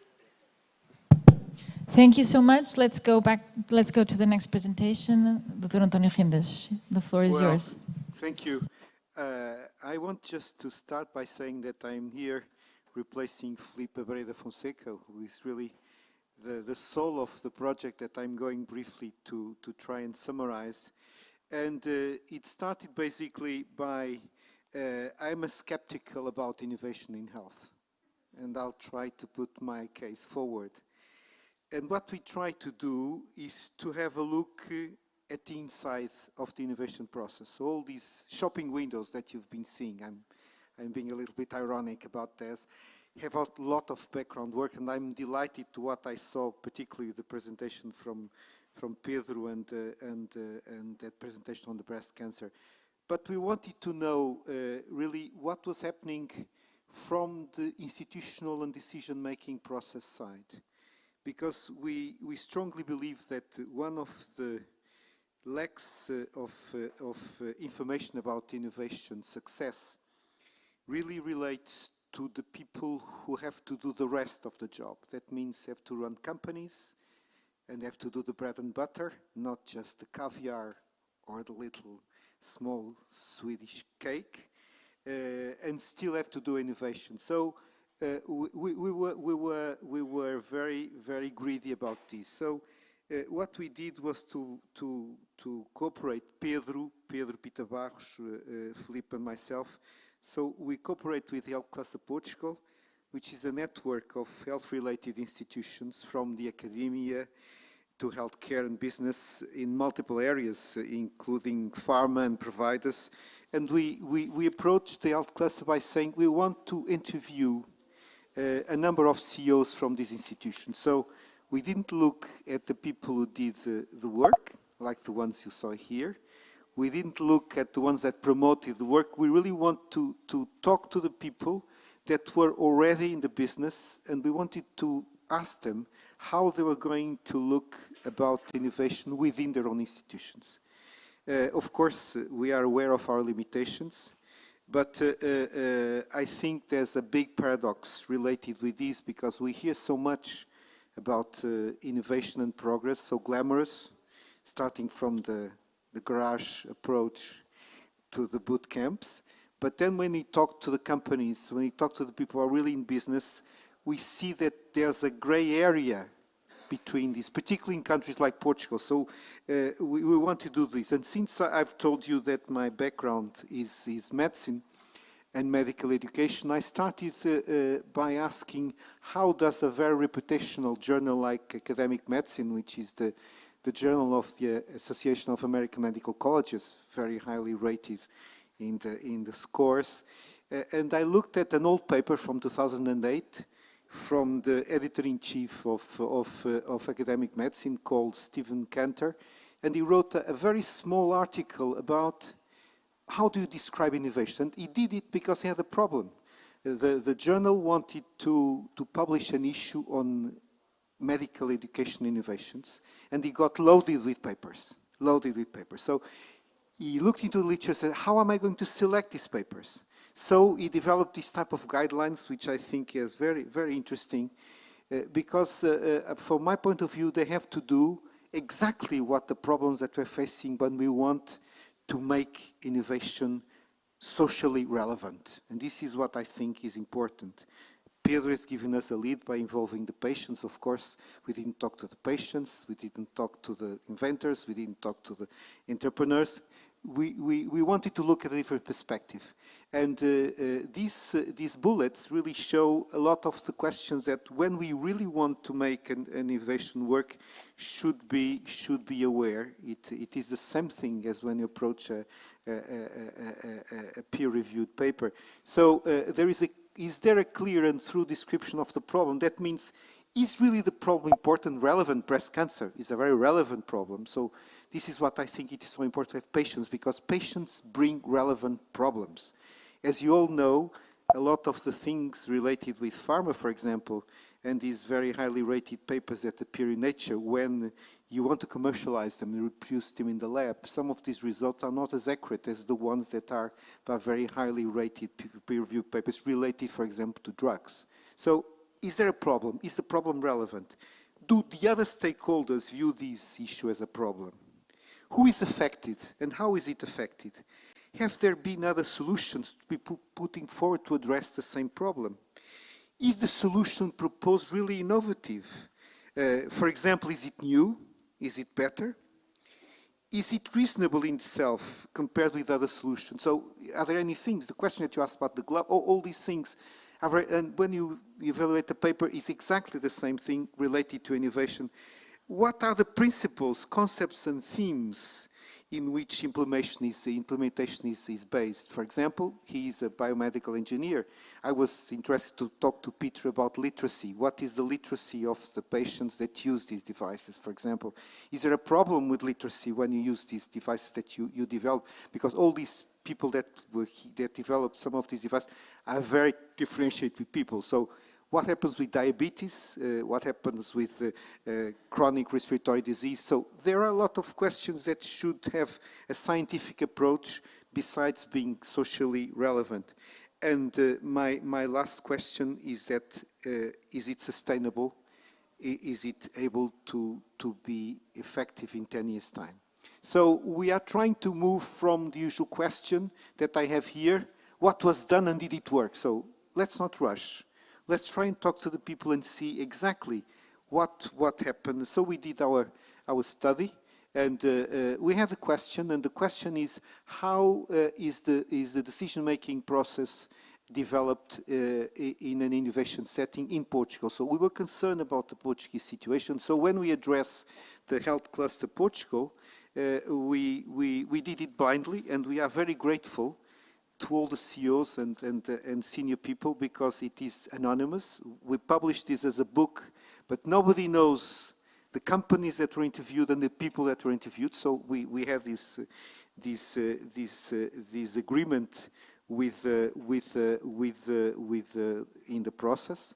So we interviewed, we performed 18 interviews in 20 CEOs. There's a mistake there, so one of the mails dropped. So It was, in fact, we interviewed 14 males and 16 females. One dropped and was already excluded from the study. And Felipe interviewed all of them based on a standardized protocol that is, in fact, I don't have time to go in detail about it, but it was a setup for interviews. But what we did was to use the standard set of questions in these 5 dimensions. So how was the idea created? What was the decision-making process? How was it implemented? How was it evaluated? And we tried to close the loop by asking what was learned from the process that generated new ideas, so that we wanted to go further on. And this was the basis of the interviews. And we tried, because the health cluster has got more than 100 members, we tried to be heterogeneous as far as the interviews. So out of the 6 clusters of the health cluster, we interviewed CEOs or senior managers from academia and health and education training, from healthcare providers, from pharmaceutical companies, from medical and health technologies, from consulting services, and from other areas like logistics, textiles, for example, and medical and other medical equipment besides the technology.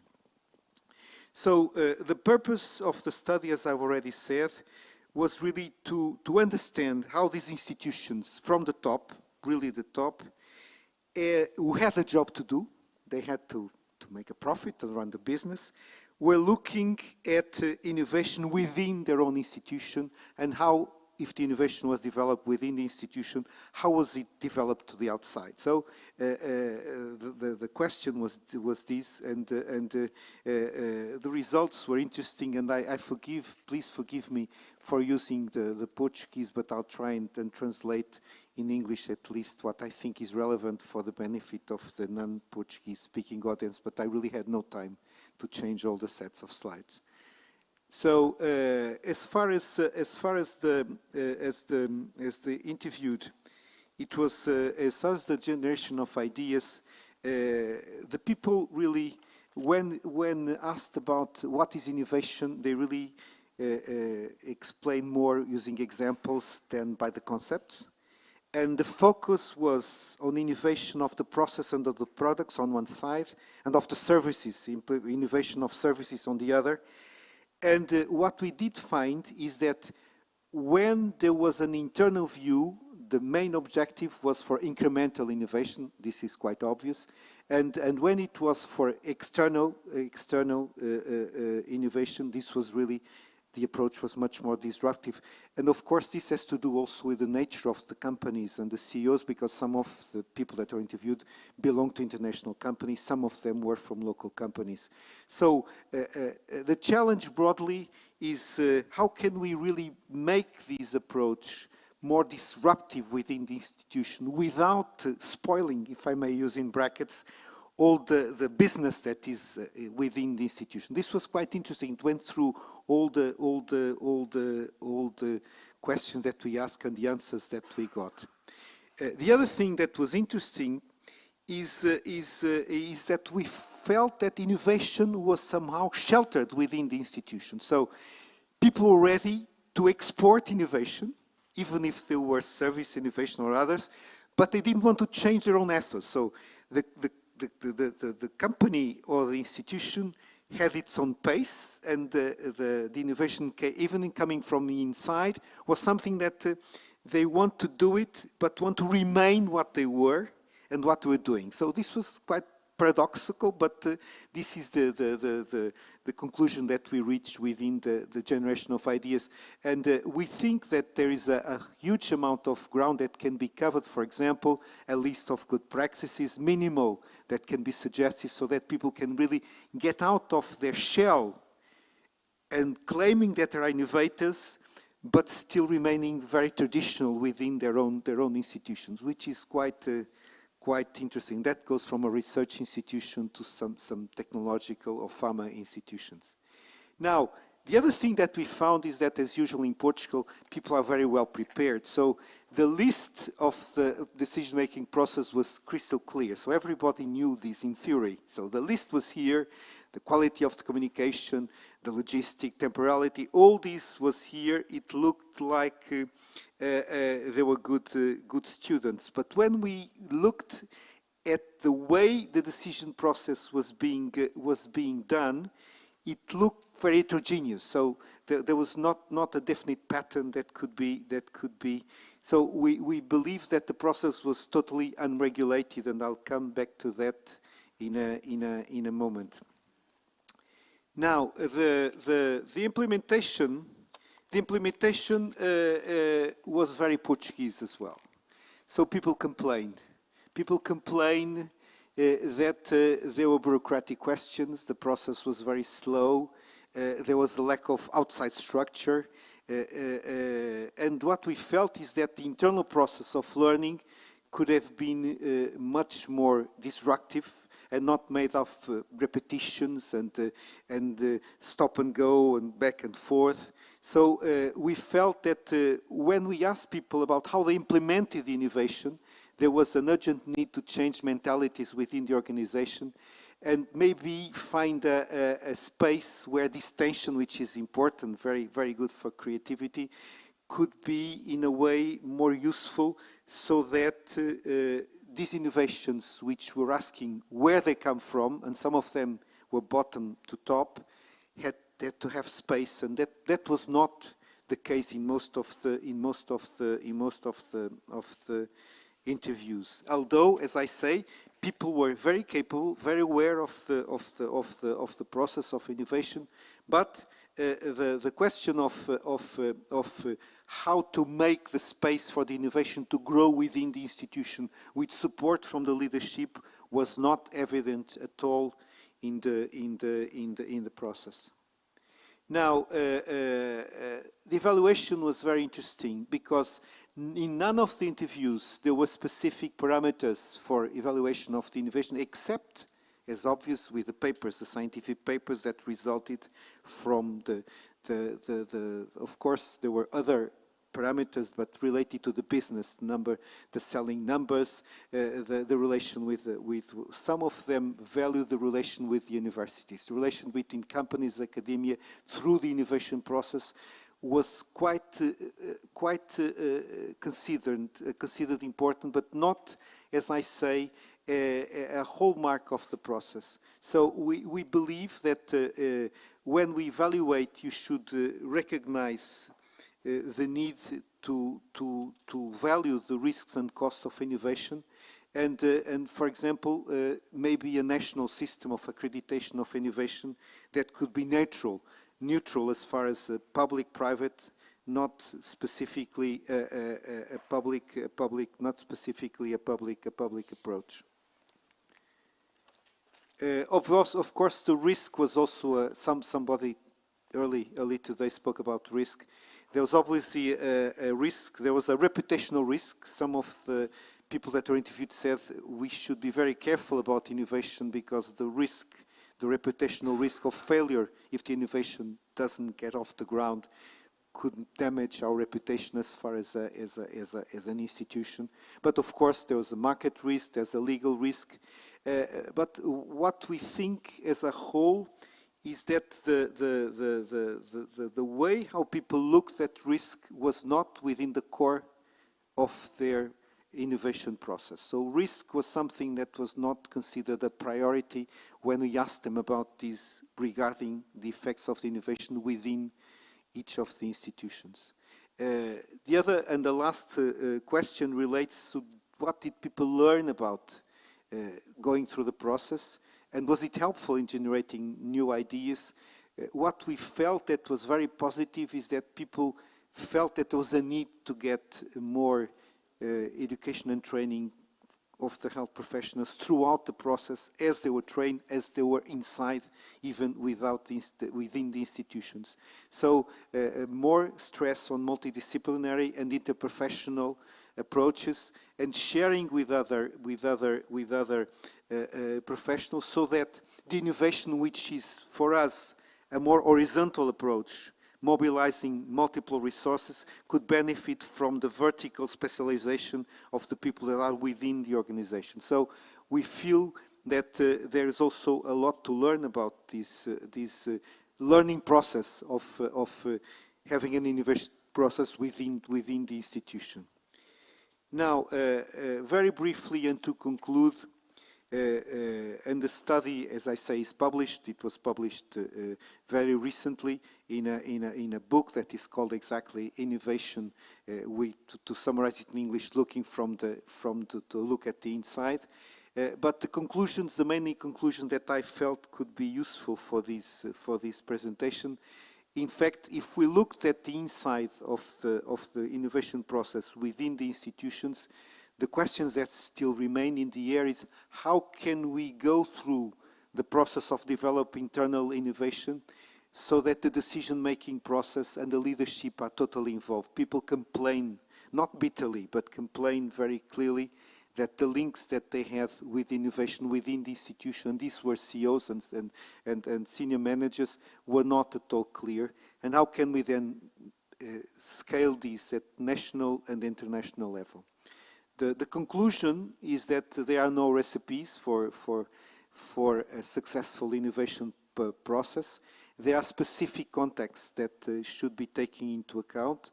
And this is something that I feel I cannot translate it by conviction, because conviction has a very different meaning in English. But it is I would say, our belief that if we developed a national system to promote innovation in Portugal, less dependent on public funding, but very much depending on matching fund, as Pedro has shown here with his patient innovation, we believe that the institutions and the people that lead their institutions are quite capable to have very successful projects and to support the people that are within their own institutions. But this can only be done, we believe, by having a network of links between the public sector, the private sector, and the social sector that would, in fact, be able to have more, I would say, more solid approaches to innovation in health, instead of just working hard to get some type of funding that dies and then the project dies itself. So I believe that I've finished my presentation, and thank you very much for your attention. Thank you so much. We're a bit ahead of time. I don't know if there's a question right now, or if there are no questions, we can go ahead. And I will introduce Pedro Pita Barros. He's here from Nova, and he will bring his insights on the health system here in Portugal, which is, I'm going to go ahead and say, probably very paradoxical.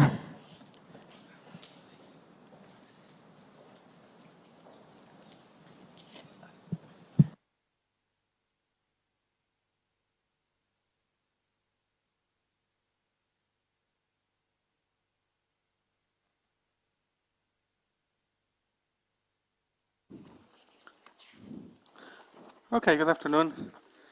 And sorry to keep you here still for the remaining of the 30 more minutes before you have the closing panel. Anyway, I decided to change what I was going to say by adding a couple of things. And probably to the first thing that I should say is actually a warning label. I'm not an expert in paradoxes first, right? And everything that I know about paradoxes was some homework that was assigned to me by Miguel. So I had to read a couple of papers that he sent to me, and so that's what I know, and what we have seen this afternoon here. And so when I talk about this afternoon, I will take actually a change in in my next slide. I was starting here thinking about what is actually paradoxes, and so I have the proud result of my homework, which is to take two definitions from the literature. One of them was already presented here, and the other one was actually kind of alluded to in the discussion. Right. So, but now let me actually slightly change this by saying what I take from the discussion of this afternoon. Because now I took paradoxes to actually be something slightly, this framing of paradoxes to be slightly different from what are in the definitions. Because what I'm taking here, let's now to see how Miguel will react to it, is actually a way to describe long-term trade-offs and tensions that need to inform short-run decisions That's part A of what actually is being used with the paradoxes here. And second, to help design guardrails, in the words of Wendy, for tight-roping decisions for the long run. And so actually, we have a kind of, during the afternoon, quite different thing than just following up the definitions. What people have been talking here is how to use the paradoxes to inform decision-making. And so in these decisions, they are not focusing on decision-making. So let me take you now to the road trip on Portuguese healthcare that will try to use the definitions, and this is my interpretation of the afternoon. Okay, so it's kind of doing it in a fun way, right? I need to learn something from it as well. So the first part, okay. So the first part on this thing, what I'm going to bring you is a couple of examples of tensions in the Portuguese healthcare system that I think can be framed in paradoxes framing that can actually have different types. And we didn't cross all the typologies here, but clearly we have paradoxes that can arise from having contradictory objectives that will be mutually exclusive, which either you take one thing or you take the other. Or you can have paradoxes that arise from resource constraints. You have several objectives, but you cannot reach all of them at the same time because you have a resource constraint. And those are two very different things in my reading, and I'm going to give you examples of those two things appearing here. There will be decisions where we have to take either one or the other part, and we're going to have decisions where you can choose a little bit of each objective. And those will cross with the two parts on the top, whether they are mutually exclusive or it comes from resource constraints. On the decisions that are one or the other, I had a question here puzzling me all the afternoon, nothing to do with healthcare. Asked it to Luis, but he didn't have the answer. Maybe Miguel it has. Can I use paradoxes to decide which road should I travel to get home? Because in that case, it needs to be one or the other. I cannot take a both approach because I cannot be in both roads at the same time. And so some decisions will actually have to be one or the other. Maybe by getting me home, it's not probably relevant to you, but just an example that you can get decisions that are difficult to frame in the paradox language. Maybe they can, but that learning how to do it will be interesting to learn. My first example, arrears, and it goes on macro decisions. And this is basically an old problem, at least goes back 10 years in a documented way, more than that. That in arrears is Portuguese NHS hospitals not paying to providers of services and products for more than 180 days. So they take more than 6 months to pay. So it's 90 days above the usual 90 days period of a debt. And this is a pattern that you get on here. And what you see from here is something that looks like you go up, then you go down, you go up, oops, sorry. Should be so you go up, oh, this is not worked as intended. Well, doesn't matter. You see that it goes up, down, goes up, down, goes up, down. And so basically what is behind this pattern is that in the beginning of the year, you don't give enough money to the hospitals, they accumulate arrears, then by the end of the year, you pay a huge amount of money to these hospitals so that they drop the stock of arrears, and you restart the process the months afterwards. And you've been doing this for 10 years in yearly cycles. So this is a problem. So how can we frame it in non-paradox language? Well, first let's really look on the problem, try to explain what is really going on so that we can take out what could be the paradox element here. Suppose that we have a hospital that in year T spent 130 million euros. This is just fake numbers, okay? Just to illustrate. Then government wants it to be efficient in the next year, so it knows that its efficient spending will be 110. But instead of giving them 110, they give them 90, which of course the manager knows that it will be impossible to reach the 110 efficient level. So they don't care about the management, and in the end of the year, they have 140. Which means that we have at the same time targets that make no sense, NHS hospitals do not close, they build arrears, and good management does not appear, is not created. So in a sense, you have this kind of problem that you give under budgeting, and that creates bad management, that creates more problems for the funds that you need. And so it seems to be something that was not mentioned in the discussion so far, that instead of virtuous cycle, we have a vicious spiral that goes down. Okay? So, oops, sorry, before I go there, if you tend to think about this, then you have two objectives, right? Is to give the activity that you want to have in the hospital, and at the same time have efficiency gains by doing a wrong process that just creates bad management. So how to actually reconcile those things is kind of the paradoxical part. How do we keep insisting in doing the wrong thing every year? How to get out of this spiral? Second group of examples. In this case, it's having one thing and its opposite. So mutually exclusive options will be in innovation, Antonio already mentioned that, having deep knowledge about an issue and benefiting from being multidisciplinary.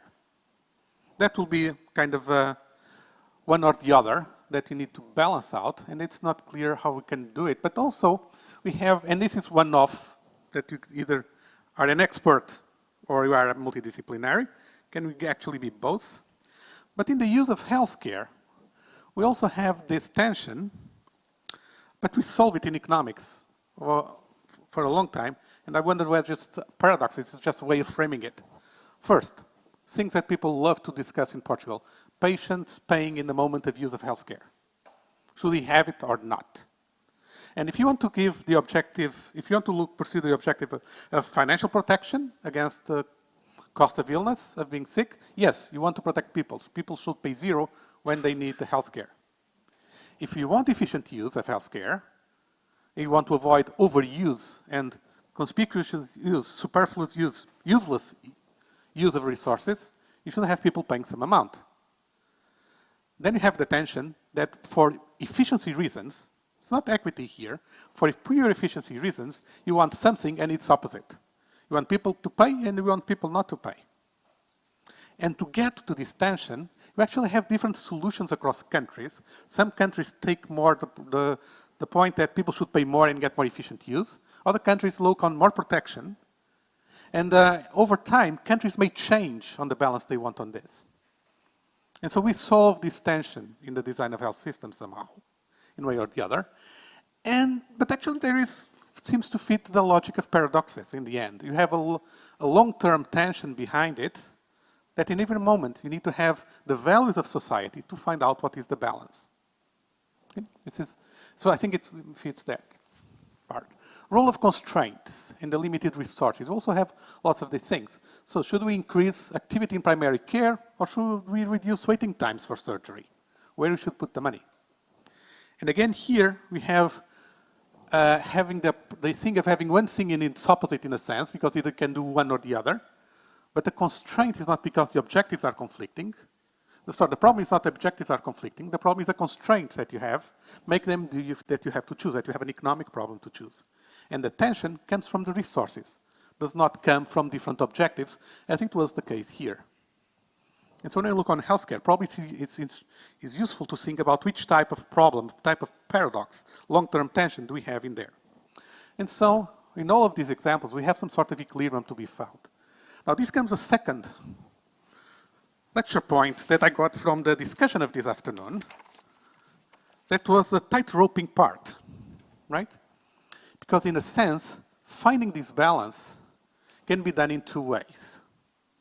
First, we have some brilliant academic or politician or policymaker that in an office decides what is the right balance that we should have and writes a lot to get it. Or we have the tight-roping part of changing slightly things and see which one takes us on the right direction. That will be the tight-roping approach that I think what was proposed before. And so basically here, when I talk about the tight-roping as an approach coming from paradoxes, if I want to translate it into mathematical terms, which is something that any economist likes to do to become sophisticated, is that instead of trying to find the maximum point of an objective function, we are actually just experimenting with the gradient of movement and seeing whether we are improving if we go in this direction or you go in that direction. So it's a small, tight-roping will be small steps in trying to find what is the right direction, instead of deciding what is the optimal that you want to get. And I think that's where we have some difference in economics and in this framing coming from the paradoxes part. So one thing that comes out of here as well, that we didn't talk this afternoon, was actually values to find the balance. And when we talked about different objectives and the different conflicting objectives or contradictory objectives that make part of this paradoxes story, we didn't talk anything about how these values are generated and how they evolve, but they could actually be part of this story. And to think about it, let me use still another example, scheduling consultations by medical doctors, which is something that affects us at some point in life. But it's actually quite a curious thing, because probably most of you will remember seeing on TV those stories of people getting up at 3 a.m. to be in a place to get a medical appointment that opens at 9, right?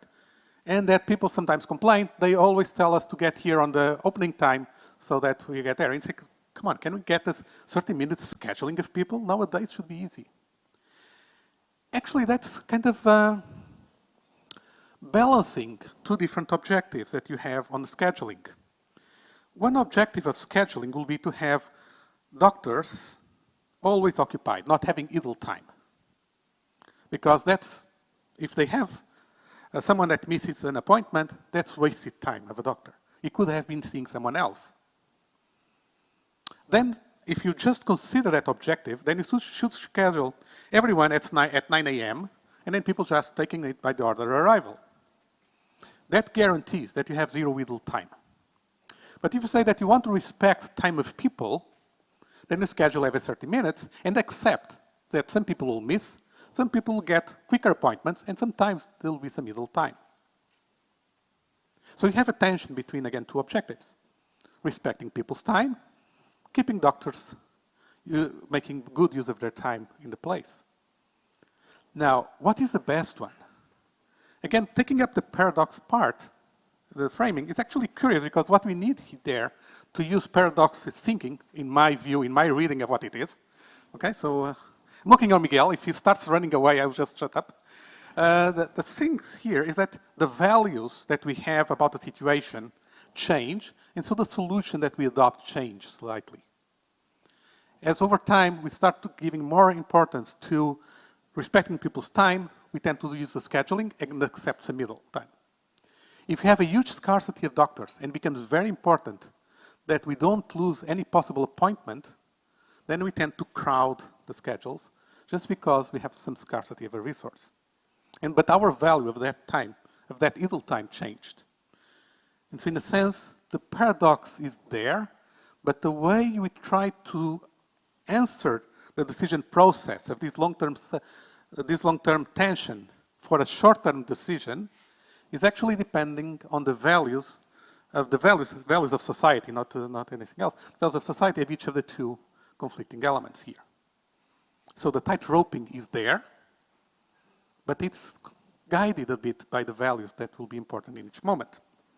So what is valued more in each moment? See, I'm trying to integrate all the things that we're saying here in the afternoon. I hope it becomes comprehensible. If not, it just looks silly, but it's okay. The third example goes on the role of history. Okay? And here I'm going to take these paradox stories to the health system design. First, by the Constitution, we know that the National Health Service should cover all the residents in the country, right? At the same time, we have a civil servant, we have an additional duplicative health insurance system, which now is fully funded by the beneficiaries, but initially was fully funded by the government. Over time, that changed, but we know also that the DSA pre-existed the NHS. But it is a contradiction in health system design. Because if you say our principle is that everyone has an NHS, then why should the government keep a separate system for its employees? So it's a kind of tension as well, right? It's one that has been there. Now, what is curious about this tension is that this tension is not created by anything else than history. Because if we were doing the other way around, that if we created first the NHS, then for sure we'll not create the ADSEA.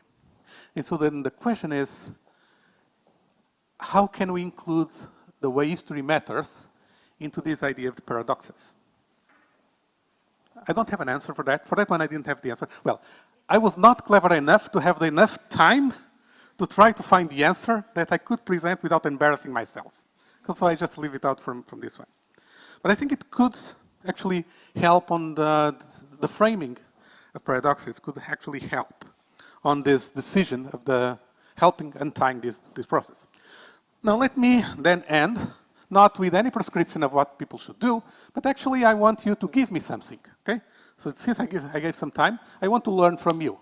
First, I created here several situations, and I know how can paradox framing, let's call this way, help us to unlock the different situations. How can we use this for helping us? Second part, some questions of this is, can we use the changing values as part of the guardrails that one was mentioning before? Could that be a way of intervening on that? What is the role of external forces? Can you have external forces changing these balances, changing these tensions in a way that is meaningful? Are they just have the function of creating guardrails, or they can do something else on this part? And again, last element, should we accept that in some cases we're going to have the things of swinging from one option to the other one? Since I wrote this before the presentation of the afternoon, now I know the answer, right? I know we have the tight roping is the answer to this, right? And the question is then, which will be the best solution for each of the cases that I was putting here? Anyway, if I want to frame this on the presentation of Wendy, I would say that the arrears problem is kind of a rabbit hole. We are in there and we keep doing the same thing all over. Then the scheduling problem that I mentioned there is the wrecking balls. We, according to the values in each moment, we switch from one to the other. And when we talk about public-private partnerships and the role of private and public providers in healthcare in Portugal, we have the trench warfare. So the Portuguese health system actually illustrates all of your problems. Thank you.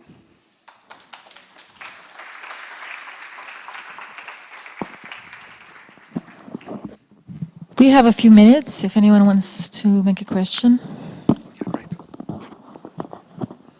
Nobody dares. Okay, here we go. Oh no, Luis is always the first question. That's Always a rule. the first one. You spoke about the good presentation, Pedro. Connecting dots, as always. So basically, it's about values. You spoke about values of the society, but now, as you know, I like to play the devil's advocate. What about the values of the decision makers, right? Because at the end of the day, they are the ones dealing with the paradoxes and taking the decisions. So from a decision-making perspective, even if the society has some values, at the end of the day, the decision makers are the ones taking the final call. Yeah, but as an economist, I would like to believe that we can force the decision makers to take into account the values of society. In a more serious way. When I was talking about the tension between paying user charges or not, the tension between getting insurance or getting efficient use, it's clear that whatever the decision makers try to do, if they are very much against the values of society, you're going to have a response to that and you have to track back. And we have an example of that. I don't remember, in the 2000s in somethings, one Minister of Health introduced user charges for hospital admission episodes. It's a situation where patients don't have anything to say, so there's no efficient decision depending on patients' choices. So why should they pay for something for which they are not responsible? And he created a 50 euros user charge at the time.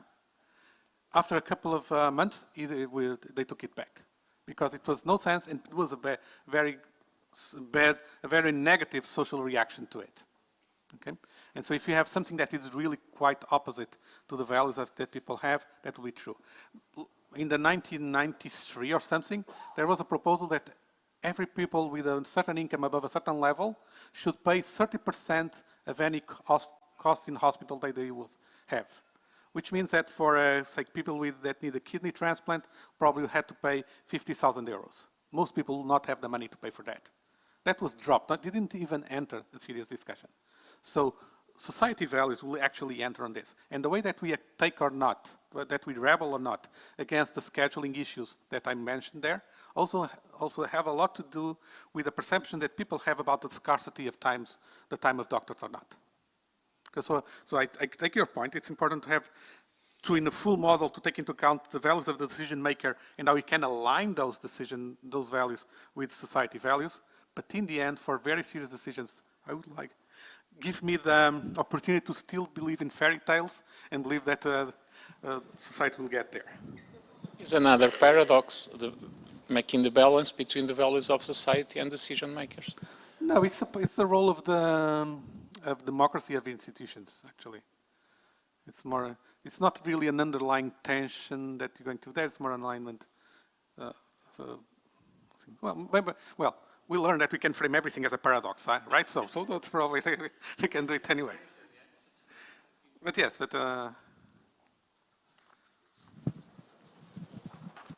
should I flip a coin? No, Pedro, it's great. I'm happy that you are now shifting to people again, because we have these basic concepts. My question relates to something that we are all very concerned, is the autonomy of the institutions. So how do you put the heterogeneity of the different institutions in the decision-making process? So yesterday at Nova, at the FCT, we had Paulo from Renova, the one of the black toilet paper, who's quite a success worldwide. And I didn't know that he's a theoretical physicist. And I was sorry that we don't have that many CEOs in Portugal with that type of disruptive approach to leadership. But he mentioned that he likes semi-fluid organizations, but the use of data is very important for the decision-making process, which is obviously very heterogeneous. How do you think the role of data can play in this paradox approach? Will it help? Will it draw more confusion? Will it be something that will lead the way?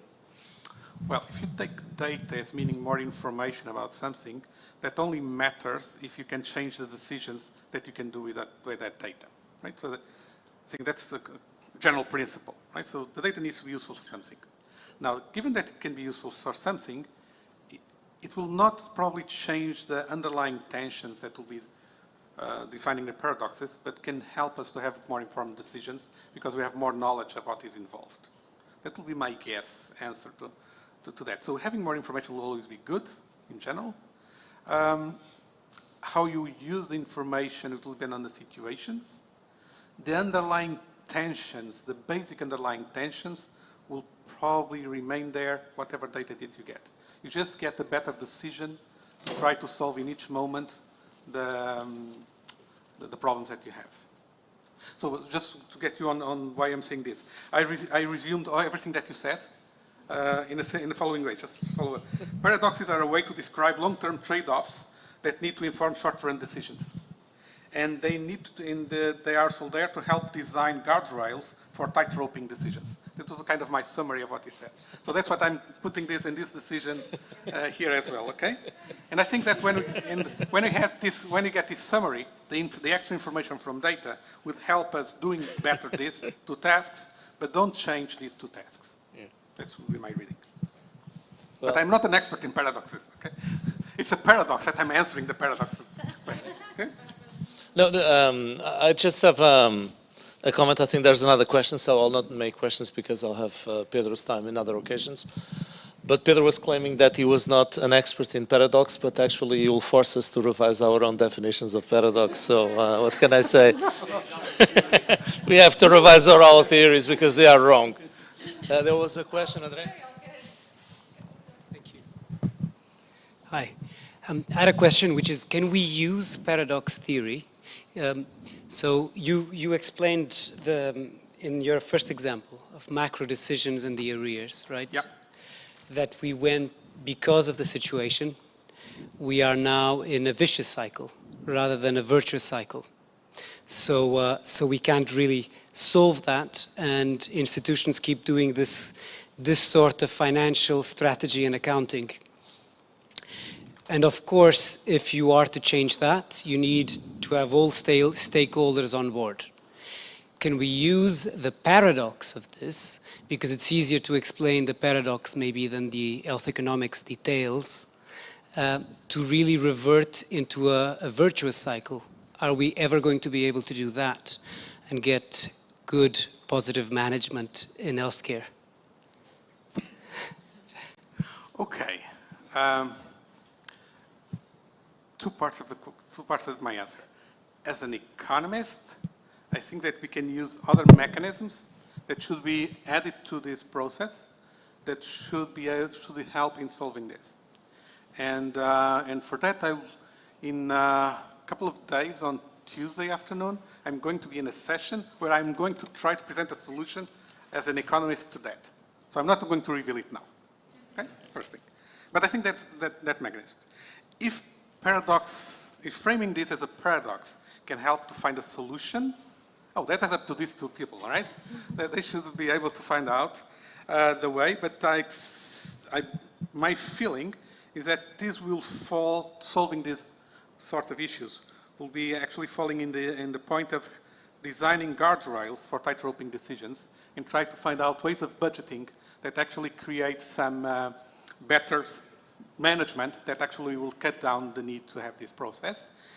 And to support this view, in the budget law for 2020 that was not implemented because of the pandemic, it was predicted an experiment that could be called tightroping. See, I'm using a lot of your words.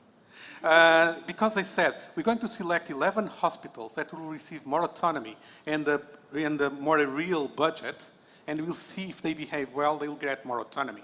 And that's kind of the idea of the tightroping. Try to do something different, slightly different, to see if they work well. And if it works well, we go more to the other parts. And that will be the tightroping of trying to solve these things.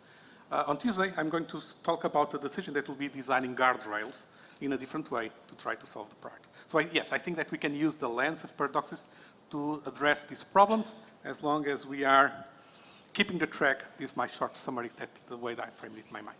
Okay? This was as an economist. What was the other option? Oh, the other option, so tightroping is the one that was in the budget of 2020, which is experimenting. Oh, then I'm becoming an expert in paradoxes. Okay, thank you. I also thought that the paradox in itself makes it more evident for people that do not understand the details and may be involved in the decision. Yeah, because one of the things that's more critical in making people think about this part, that's why the thing I don't have yet time to think totally about it, but it's the understanding that giving a low budget in the beginning is itself creating bad management, which creates more of the problem in the future because you have more of the arrears. Okay? And so that's the thing that where probably if we frame it, actually I had it in a note here somewhere, that if we frame it as a paradox problem, maybe just by framing in a different way, it helps to unlock a decision just because people will be forced to think in a different manner about the problem, not just as a financial issue, but if I think it's a paradox, I think it's, okay, it's deeper, it's a larger tension, maybe we should devote some time to it, which was a bit of your message as well, right? People think differently just because we frame it differently as well. So I think that could help as well. Perfect. Thank you. Right. Okay, thank you. Okay, thank you. So let's just take a few minutes to breathe while we arrange the room for the panel. And one of the guests will be arriving soon. So, shall we go?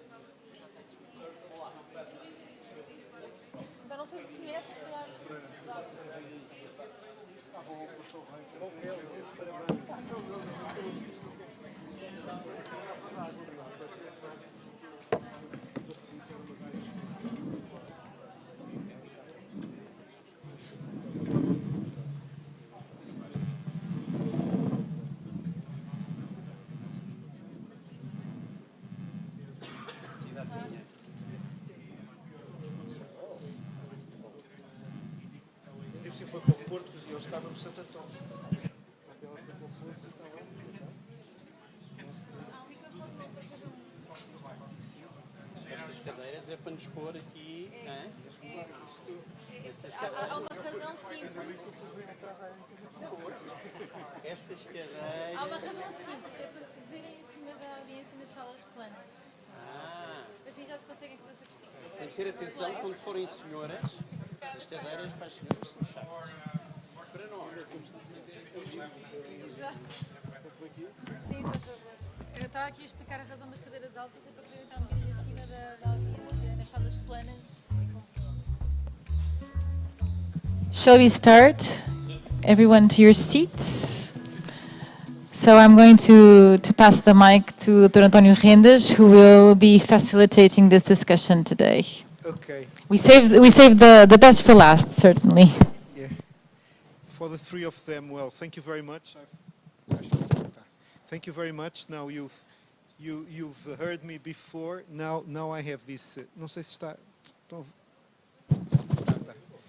Now we are going to try and wrap it up and maybe have some different approach, because we are also concerned about this paradox thing that life is a paradox in itself. So I think that we have a good start here, but this was quite an incredible session. I've learned a lot, and I'm sure that you learn a lot from our panelists.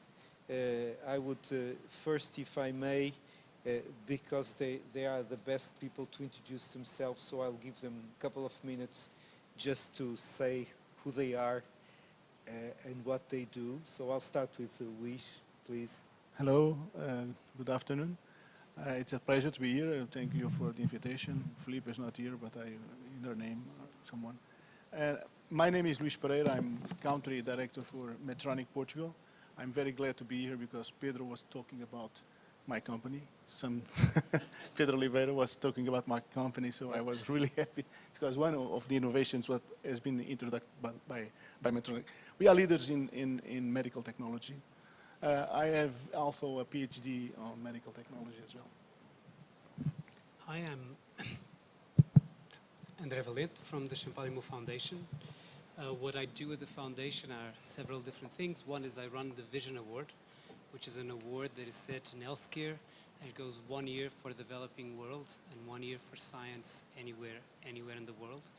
That is a paradox.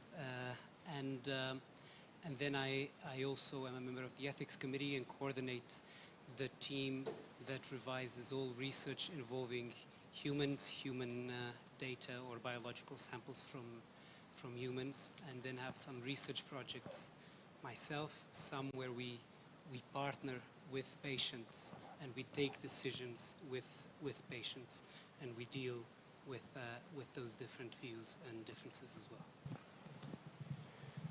Hello, good afternoon.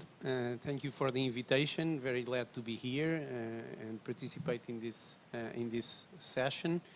My name is Rui Diniz. I'm the CEO of CUF, a private chain of hospitals, and I'm an economist by education. And I think that's it. Okay, you have three different profiles, which is interesting. It reminds me about what I mentioned about the interviews, because we have the technology with a scientific background. We really have the academic within a research-intensive institution, and we have the service provider that is Rui. Now, some of you, or at least I saw you most of the time, and I saw Luís, but some of you have been here, at least listening to some of the presentations. And the first question that I think would be worthwhile listening to your approach is when you want to have a sustainable innovation and we want to get it through, what are really your needs and the resources that you have to mobilize, both from within the institution and from the outside? And if I may, jump into the paradox, do you have some paradox that gives you a permanent headache, or at least some type of temporary headache? So maybe I'll start with Rui. I was the one not here. When we at CUF, when we have innovation, sometimes, and I have a colleague here, João Milhomens, that runs the innovation program also for José de Melo. we sometimes have a lot of trouble on pushing innovation through, because we are, to a large extent, a company that is focusing on doing, on delivering. That's what we do. That's what we spend most of our time and our discussions and our energy in. So we are always looking at how can we serve clients and so on. And therefore, sometimes people don't have that much time in their own mind for innovation.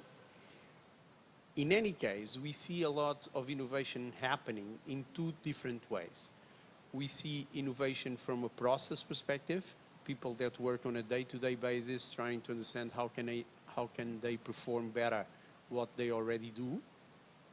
And that is very much distributed throughout the organization. Some of it is very grassroots. And then we have innovation more on a partnership logic with outside institutions like universities or others.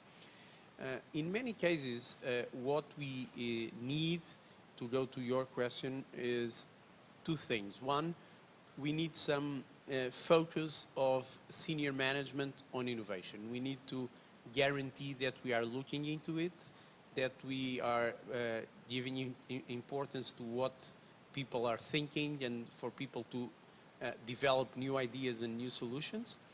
We kind of need to organize for a mandate so that people feel entitled to have the opportunity for that. And second, we need to guarantee that we create the conditions from a system perspective with other institutions. If we tend to be a very closed institution, if we are very close to challenges from others, usually innovation doesn't happen. So if we have a mindset, we have a culture of being open to others, of being open to challenge from others, that helps a lot. Well, I really wanted to start with an uncontaminated presentation, so we really, some of the things that you mentioned are really here, and KUF is an excellent example, because innovation is not doing something that is totally new. It's really incremental innovation. It's really open to new approaches, from any type of care to taking the patient as a priority. So I think that it was a good start. And what about Champalimaud? Because Champalimaud has a very specific task, or at least mission, in Portugal. So how do you look at innovation? That depends a bit on the context. So we have, as you know, and those that don't, we have very strong research in neuroscience, a basic program that then has an arm that goes down with neuropsychiatry to the clinic, and then cancer research, which is mostly clinical, and then has an arm that goes up in physiology and metastasis. So classically, if you want to drive innovation and to really advance science, it's not easy to do, but it's not rocket science. If you give people the resources, the freedom, if you hire internationally, as we do, and give them the means and the organizational structure to be able to do that, as for example our neuroscience department does, then you see innovation just burgeoning.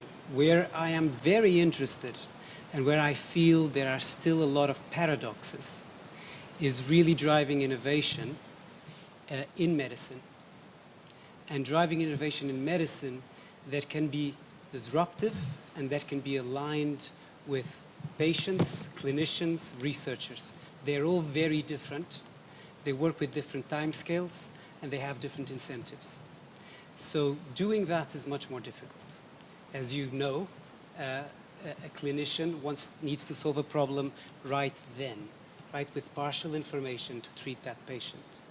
A researcher has a different time scale, a different demand for generalizable and accurate information. And sometimes negotiating these things is difficult.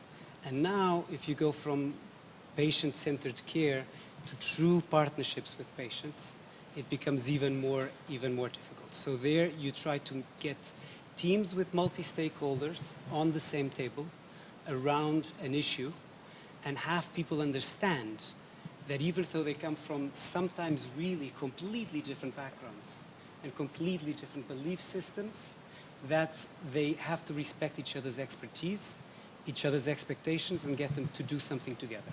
Sometimes it works, sometimes it doesn't. But I think that experimenting, trying many different approaches, really helps, because some will work better than others, and it depends also on the people and fields. Okay, Luís, technology and patient innovation, which is something that you very recognizable here on the work that Medtronic does. Well, first of all, I have to be careful with my words because I have 2 customers here, so they are good customers. This is also interesting as a paradox, okay? Exactly. But anyway, I think we got 3 times in innovation that are important. 20 years ago, you as a doctor, you remember that medical technology companies used to come to you with, this is perfect for you. It will be much easier to use. So 20 years ago, we changed this to the patient-centric innovation. So we try to develop products that are good for the patients and not only good for the doctors. So this was the first change we try to move.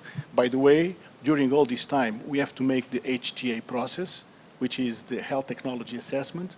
And in this way, we have to prove that this is good and this is efficient for the systems, not only the efficacy, but also the efficiency. So, and this was the first line, the first change we made. Then, we developed all these studies that not only clinical studies, but also economic studies, because we had to prove, to the systems, to the funders, that our product was good for the system, not only for the patient, but also for the system. This was the second wave. The last wave is, as we sell technology, we sell efficacy, right? So we find out that when I say that a pacemaker is 90% good for a patient, well, I have to prove in the end of the day of the year that was really in that system or in that hospital 90% efficient for the patient. Otherwise, I'm not selling something fair. So that is the concept of value-based healthcare. So we try to make this with many private groups, but in fact, in the end, it's difficult to put and to define the KPIs, to put in the agreement. It's quite difficult. Because sometimes the KPIs of who is selling and who is buying and who is paying are different. So we have to put all together, and I'm challenging a university to make something to unify all the funders and providers and hospitals, to bring them together to think about ways, more pragmatic ways, to find out, to make contracts based on value-based healthcare. Last, what we find out is we sell technology as more efficient is the hospital, more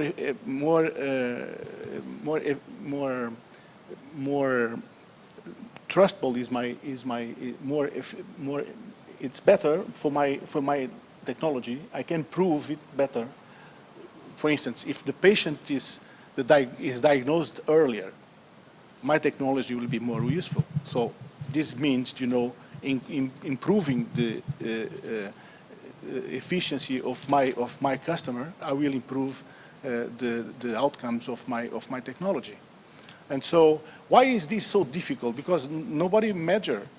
It's difficult to measure. There's no initiatives we need to measure all the time. Especially on medical technology, more than in pharmaceuticals. Because in medical technology, the life cycle is very short. It's 18 to 24 months. And so we need to be, as soon as we launch the product, we should keep doing clinical studies to evaluate the efficacy of the product. And so all these, so innovation, as Guy Villax once told you, I don't remember, in one of our amazing meetings we got, the difference between investigation and innovation is to put money to get knowledge, right? But innovation is to put knowledge to get money. And so we try to be in the last phase of innovation, but of course also incentivizing as well the investigation. Well, I think that one of the things that we are aiming at is to get a global perspective of the innovation in Portugal. And since we have a private provider with a lot of links with the university, and we have a very specialized and identified research institution with patient care, and here we have the technological services, what really makes you wake up at night by saying, in my organization, how can I contribute? And what were your expectations related to if this was a little bit brighter, if we have more data, if we have more regulation, if we have more fairness related with the work that you do, as you so well mentioned, Luis, because the better the institutions are, the better your business goes. I mean, this is quite evident now. So if we can ask from your experience about these two aspects, so within the organization, how can you push forward if you have a green light to go ahead? And on the other hand, how can you cooperate more so that the system really moves ahead? Because our belief at Health Cluster Portugal is that the system is mature enough to work more as networks, keeping their identity, of course, but we must work more together. So how do you think this can be done? Maybe I can start with Jean-Paul because he's got a specific slot here that is quite unique in Portugal. So what wakes me up at night, or how do I think? No, what wakes you up and what gives you slightly nice dreams? The two things. So it's the nightmare and the good dream. Yeah, three things. Then we can expand maybe later on any if it makes sense. One is, how can we really transfer knowledge faster from basic science into solutions for patients that really need it? In particular, in life-threatening disease, and particularly in the context of dementias, neurodegenerative disease, which really are increasing for us all and have a huge cost, and in cancer that still kills far too many people. But how can you do this? How can you really transfer this information across very different people with so many paradoxes on the way, really? That's one. The other is it even ethical that we talk about research ethics, and I evaluate projects, almost every day, together with some people that are here, and is it even ethical that we are sitting on so much data, on all our institutions, and the state is, right, data that is organized solely, pretty much, for billing, because that's what electronic health records were made for, and that we're not looking at the patterns in an obvious, confidential and authorized way, and we're not using this for research to help people. That is a nightmare, and the dream is the solution for this does not require any research. It exists.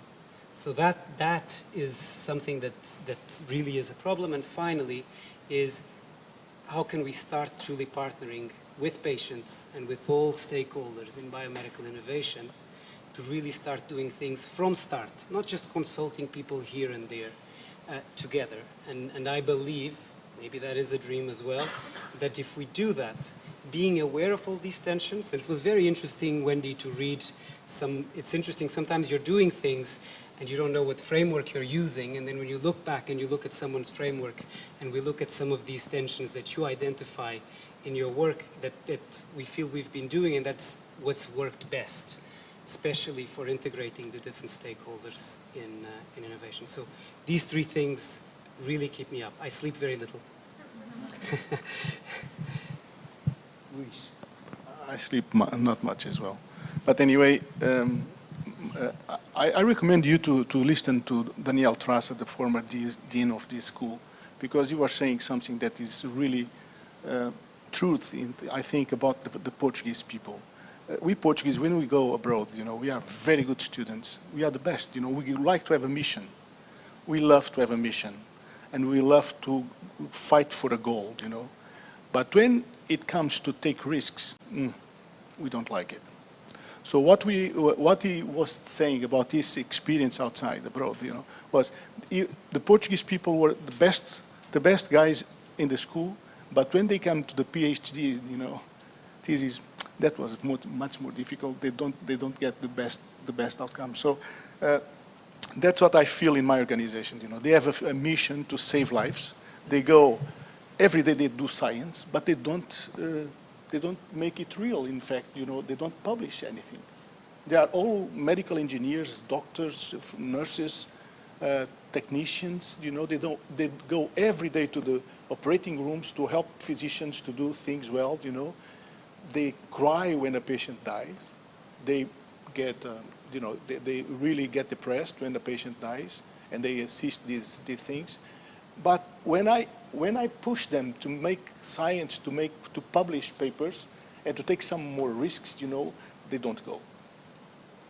Don't you think there's a need of teamwork? Do you think some of these people are really jack of all trades, it's so culture. they do everything? Which something when they go abroad they don't, because they have teams that support them. This is one of the big. But it's also, one of my also big I think nightmares. It's a cultural is to leave problem, them alone with all these challenges. Yeah. We need to support them. But I think it's a cultural question, because taking risks, we don't take risks. Look at our economy. We don't have one brand, international brand. We don't have any brand, because we don't take risks. We have to take risks to put everything that we got in our lives in one project. If we fail, because we are afraid to fail, we are really afraid to fail, and this must be a point where you have to. When I see some company to be very well succeeded, like Portuguese, these guys from the Globe, I know them for 1 year and more. I've been mentor for them, and I'm recommending them to make B2B instead of B2C, because my wife doesn't want to have that glove at home. So I was talking with them, by the way. So, but I love these guys, because then if you go to all the startups in Portugal, and this is a phenomenon by now, all the startups are coming from PhD thesis. They started a company, and some of them have been very well succeeded, and that's good. Maybe we are in a new wave. Those guys that take risks, they take risks when they have nothing to lose. But then when they have a lot of money, or if they are comfortable in some stage of their lives, they don't take risks anymore. And this is a problem that we have to face, and we should not have fear to fail, we should have some psychologists, in our universities, convincing people and students to go ahead. Oh, but some of these people here take risks. Good. Rui. Take risks for sure. So, Antonio, when you ask me what I think is a major problem, I think we need to come back to our reality in Portugal and the reality that I face on a day-to-day basis. And that's probably the greatest paradox that we are facing in healthcare in Portugal for many years, like Pedro Pita Barros has been saying. On one side, we are pushing for innovation, we are pushing for excellence, we are pushing for more demanding regulation, but on the other side, we don't have the money. We just, the maths just doesn't add up. And I see that on a day-to-day basis in my organization that is a private provider, and I see that on the National Health Service. Because there's a matter of better management and managing better the resources we have, the way we deploy them. But there is also a problem of lack of resources from the start.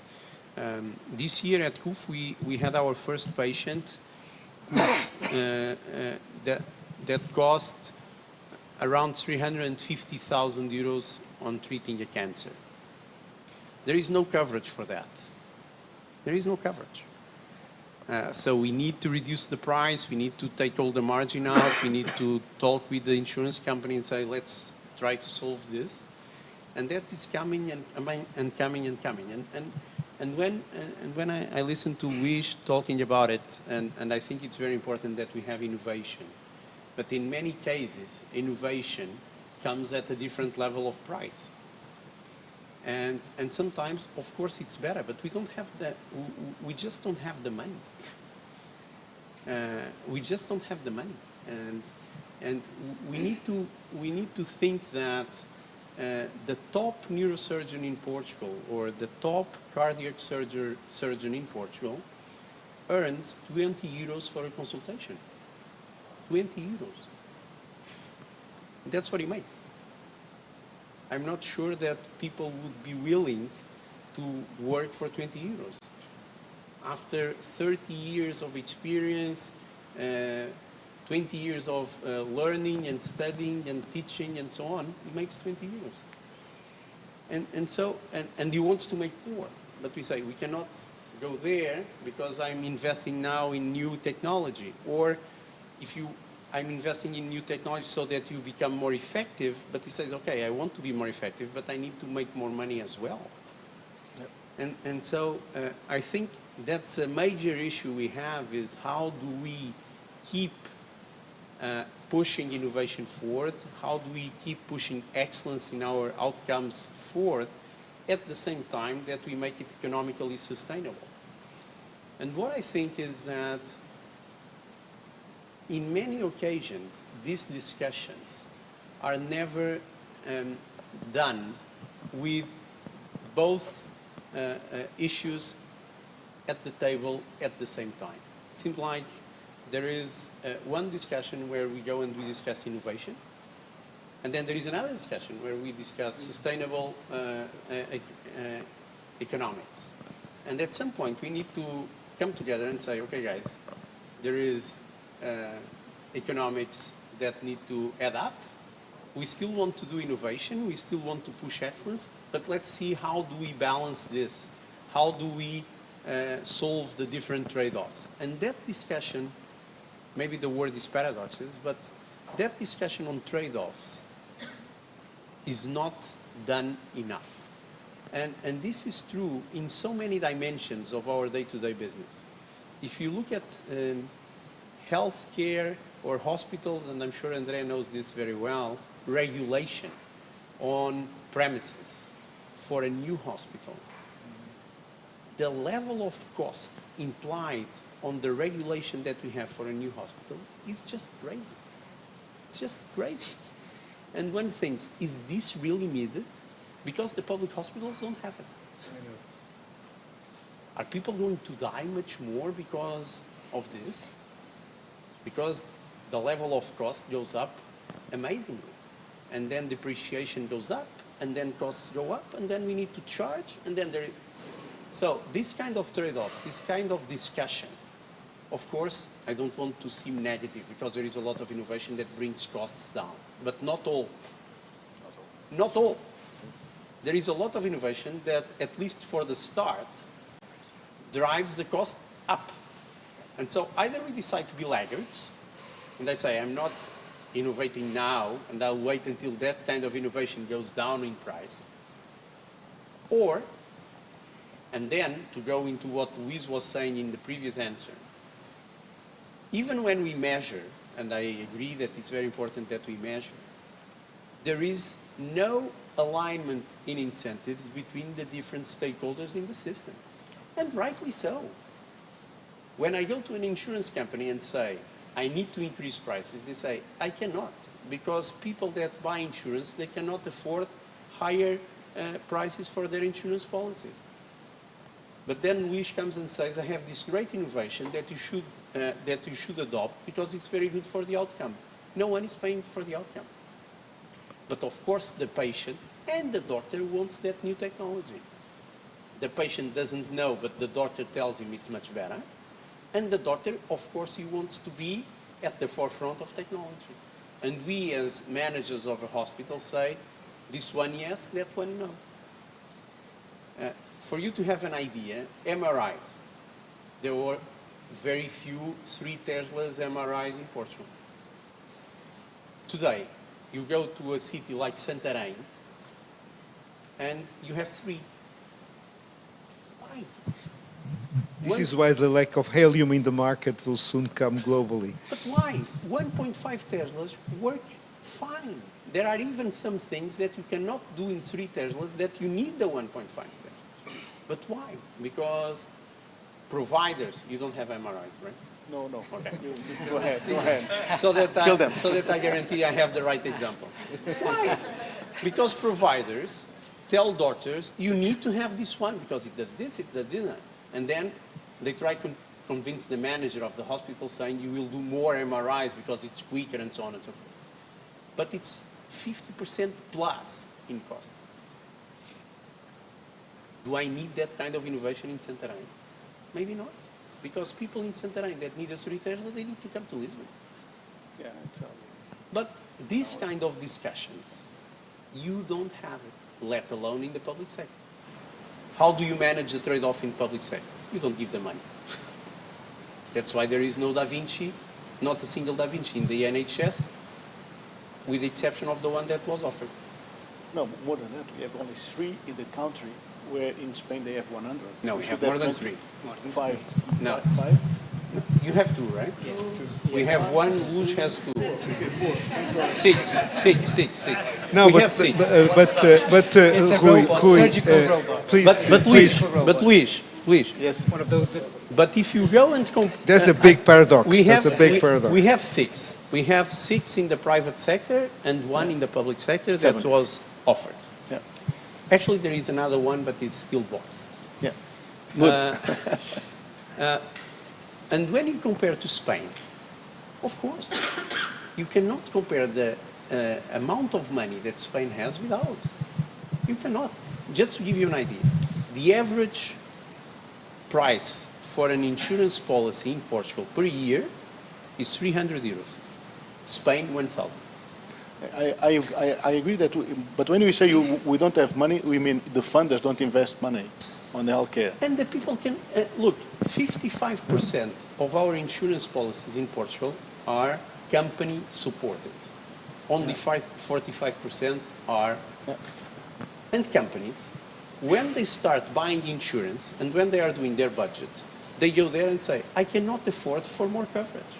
Because I don't have any advantage on that. No, I do have an advantage because people are happy that they work in my company because they have an insurance company, but I cannot go further. I cannot afford more. So I'm not saying that this is something that will happen forever. My only point is, and given that the title of our conference is Paradoxes in Healthcare, is that this is the kind of trade-offs, paradoxes, that we need to discuss to its full consequence. And we don't. We are seeing that now with maternities, right? They said, we are going to close 6 maternities. Yeah. Of course, we need to close maternities. Is there any doubt that we need to close? You ask me, should we close the ones that are out of the big cities? No, we should close maternities in Lisbon, in Porto, because there are too many. Yeah. Why? But we need to have that discussion. Because if not, we cannot say that we want all the emergency departments of maternities open all the time and still have these many maternities. Or, as the Medical Bar Association wants, to have 5 specialists whenever you have more than 3,000 deliveries per year. That does not add up. But we don't have a good enough quality of public debate on this to discuss it. Yeah, this I is the could not point. say this on TV. This is the. But you And know, I'm not a politician. but Imagine Rui, if I were. sorry to interrupt you. But if you look at the newspapers and the TVs, I never seen so many debates about health with people that don't have data. What is bad is that we are here in a small group and people are really experts in this area. But if I go to the public TV or SIC, or the people that go there speak without any type With the exception of Pedro Peterbach. No, but Pedro is a sort of a wizard in the system. But what I would like to ask you, just to end up, is there's another paradox that is really awful, is that we never had so many well-qualified people in Portugal. And this is not a political statement, it's a sound statement. Physicians, nurses and all.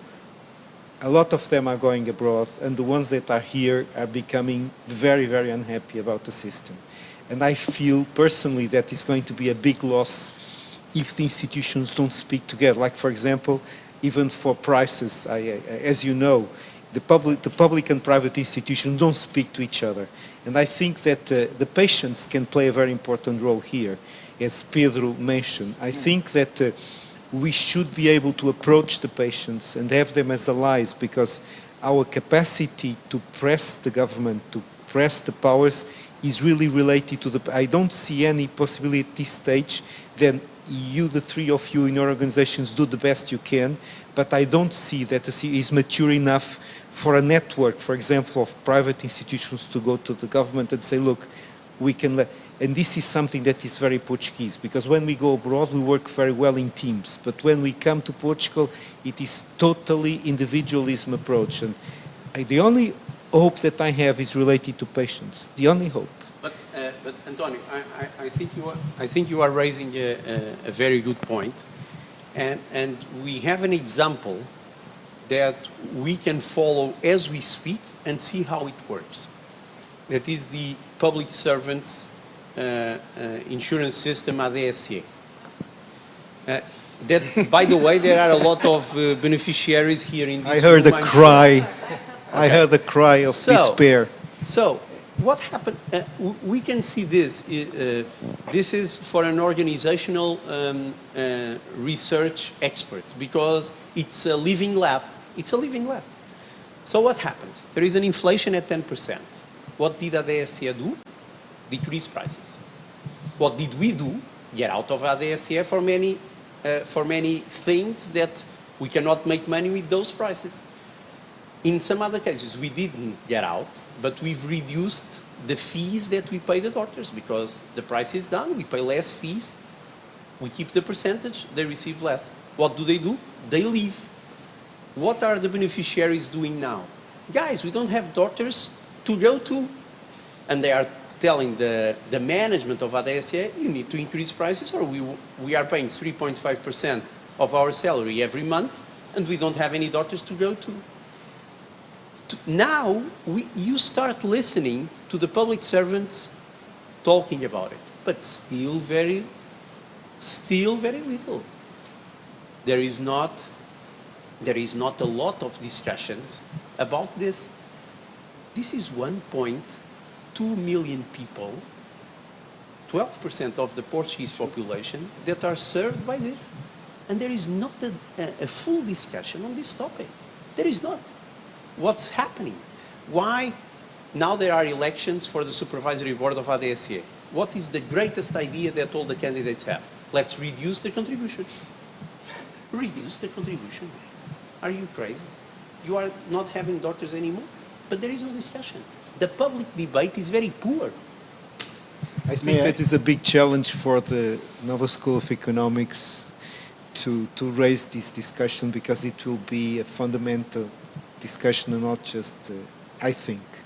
Luis, please. Yeah, just to speak about the paradox that we don't admit that we have a mixed system between, we have a mixed system, and we should optimize this mixed system instead of speaking about ideology and saying that the public hospitals can serve all the NHS can be, no, we have a mixed system. 40% of the healthcare is provided by privates. So why don't we put in the system and we talk about the system?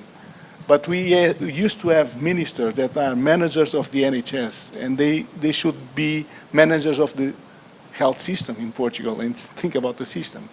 So we have providers, public, private, and we could maybe, I think it's a question of funding and how to fund it.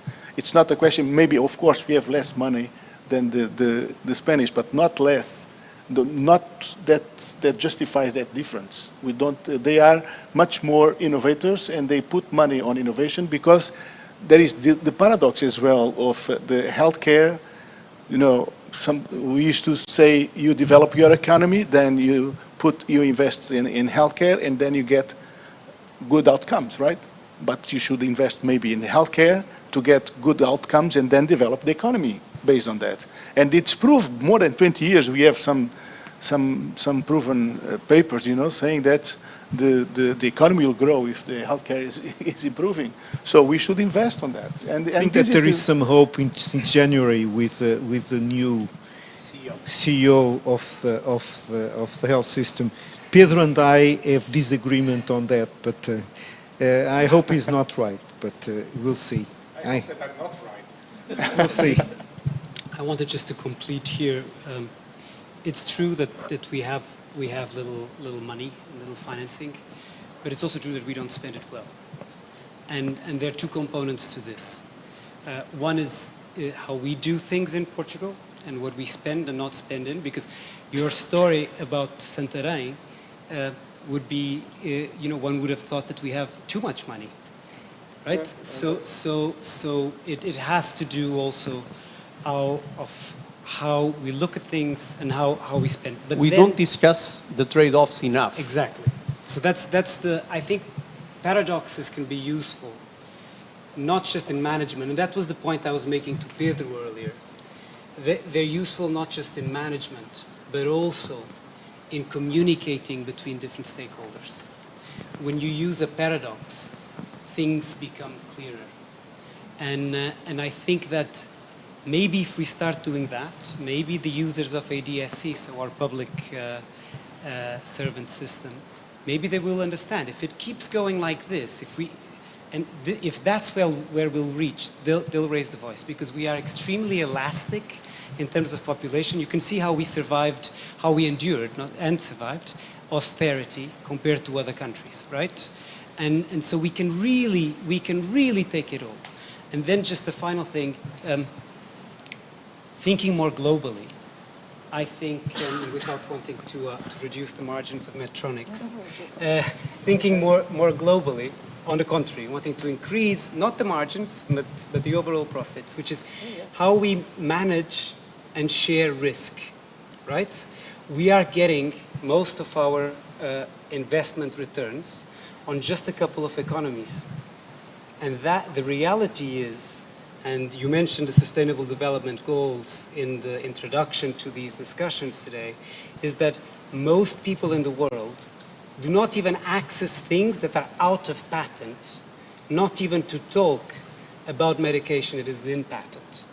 Today, within the EU, in Eastern Europe, there are people dying of melanoma for which we have the resources and the therapeutics needed to save their lives. Not just a couple of months, permanently for about 50% of them. And so we need to think about the returns we are making and maybe making them in a broader range of countries and diversify where we get those returns. And that's where states could come in to help you with the risk management, right? And so that we can really have more access to healthcare. And I think paradox theory is important for management. It's important in understanding how to negotiate these different and sometimes completely opposite expectations, but then also for the experimentation, for at least my interpretation of paradox theory, and I'm far from an expert, the experimentation and the kind of play that you need to kind of negotiate and move things forward. At least that's what I believe. Let me just a take-home message. Final message. I'd like to just touch in 2 points linked to what Andrés just said and what Luis said. 2 things. One, I very much agree with what Luis said. There was too much of an ideological discussion and so on. I don't get into that discussion anymore. Sometimes I'm invited into debates for that. I don't get into. I don't think it's productive at all. And sometimes getting into that discussion is just a distraction for having the right discussions. Because sometimes we spend too much time discussing ideology, and I think we need to put that away and discuss the real things. The final remark is, you've mentioned that, Antonio, and I think it's very important, that a school like Nova SPE, or if you want the university as a whole, needs to play, I think, a much louder role in some of these discussions. 7 years ago, there was the implementation of one of the more negative measures ever for the national health system, that was going from 40 hours to 35 hours. There was not a major discussion on it in Portugal. There was not a discussion on trade-offs. Going from 40 to 35, it's a 14% increase in costs. Like that. Not one single surgery more. 14% increase in costs. And we had the finance minister saying there won't be an increase in costs. The President of the Republic saying, I will be watching you, but I'm convinced there will not. There was not a single voice saying, guys, this is crazy. Yeah. And so, there was a 14% increase. We didn't reduce from 40 to 35. We didn't. We cannot. If we do, we won't have any profitability. So, Pedro, besides the blog, you need to be more involved directly with in these areas, because besides the blog, we expect some comments about this. Now, Luis, just to wrap it up. Final remarks could be, I had a CEO in my company that inspiring me a lot. He moved away 2 years ago. But he used to say, he was originally, his family is from India, so he got a global idea of the world. He was very, his name was Omari Chrak. And he told me one thing, that is, you know, in India and in China and in Africa, everybody got the knowledge now. So the patient empowerment is really very important, because when the patient knows what he got in disease, he will go earlier to the doctor and will treat himself. On the other hand, you know, if a patient in India knows that there is a pacemaker, whatever, because 20% of the business, or, I mean, 90% of the business is made by 10% of population. So a big part of the population has no access to medical technology. So, but they know they exist. So what he was saying was, if I'm able to put one pacemaker for $1,000 in United States or Europe, I must be able in next 20 years to make a pacemaker to be able to, at the price of $60 all around the world. And this is the way, because we have to globalize, and I think the scale will bring, as you have been talking, will bring the same profits, not by product, but in overall. So and more than that, I will gain effectiveness, because I will have more people. And that could be my last. Okay, well, thanks very much. I think it was a very good discussion. Thank you very much. Okay, let me just close the event. First of all, thank you very much. I think it was a very rich discussion. So I take 3 takeaways. First, we need to discuss more trade-offs. That's why we're here in the first place. That's our mission. 2, Paradox gives us a clear view, which is very inspiring. So thank you. And I think that we learned that probably we should be more involved in this type of debates, not only at the more conceptual academic level, but also doing what is sometimes called more applied research, because that will increase our impact. So thank you very much. And thanks to all for resisting until this time. It was a pleasure. And Inez is reminding us that there are some drinks. I think at this time we deserve some refreshment. So thank you very much.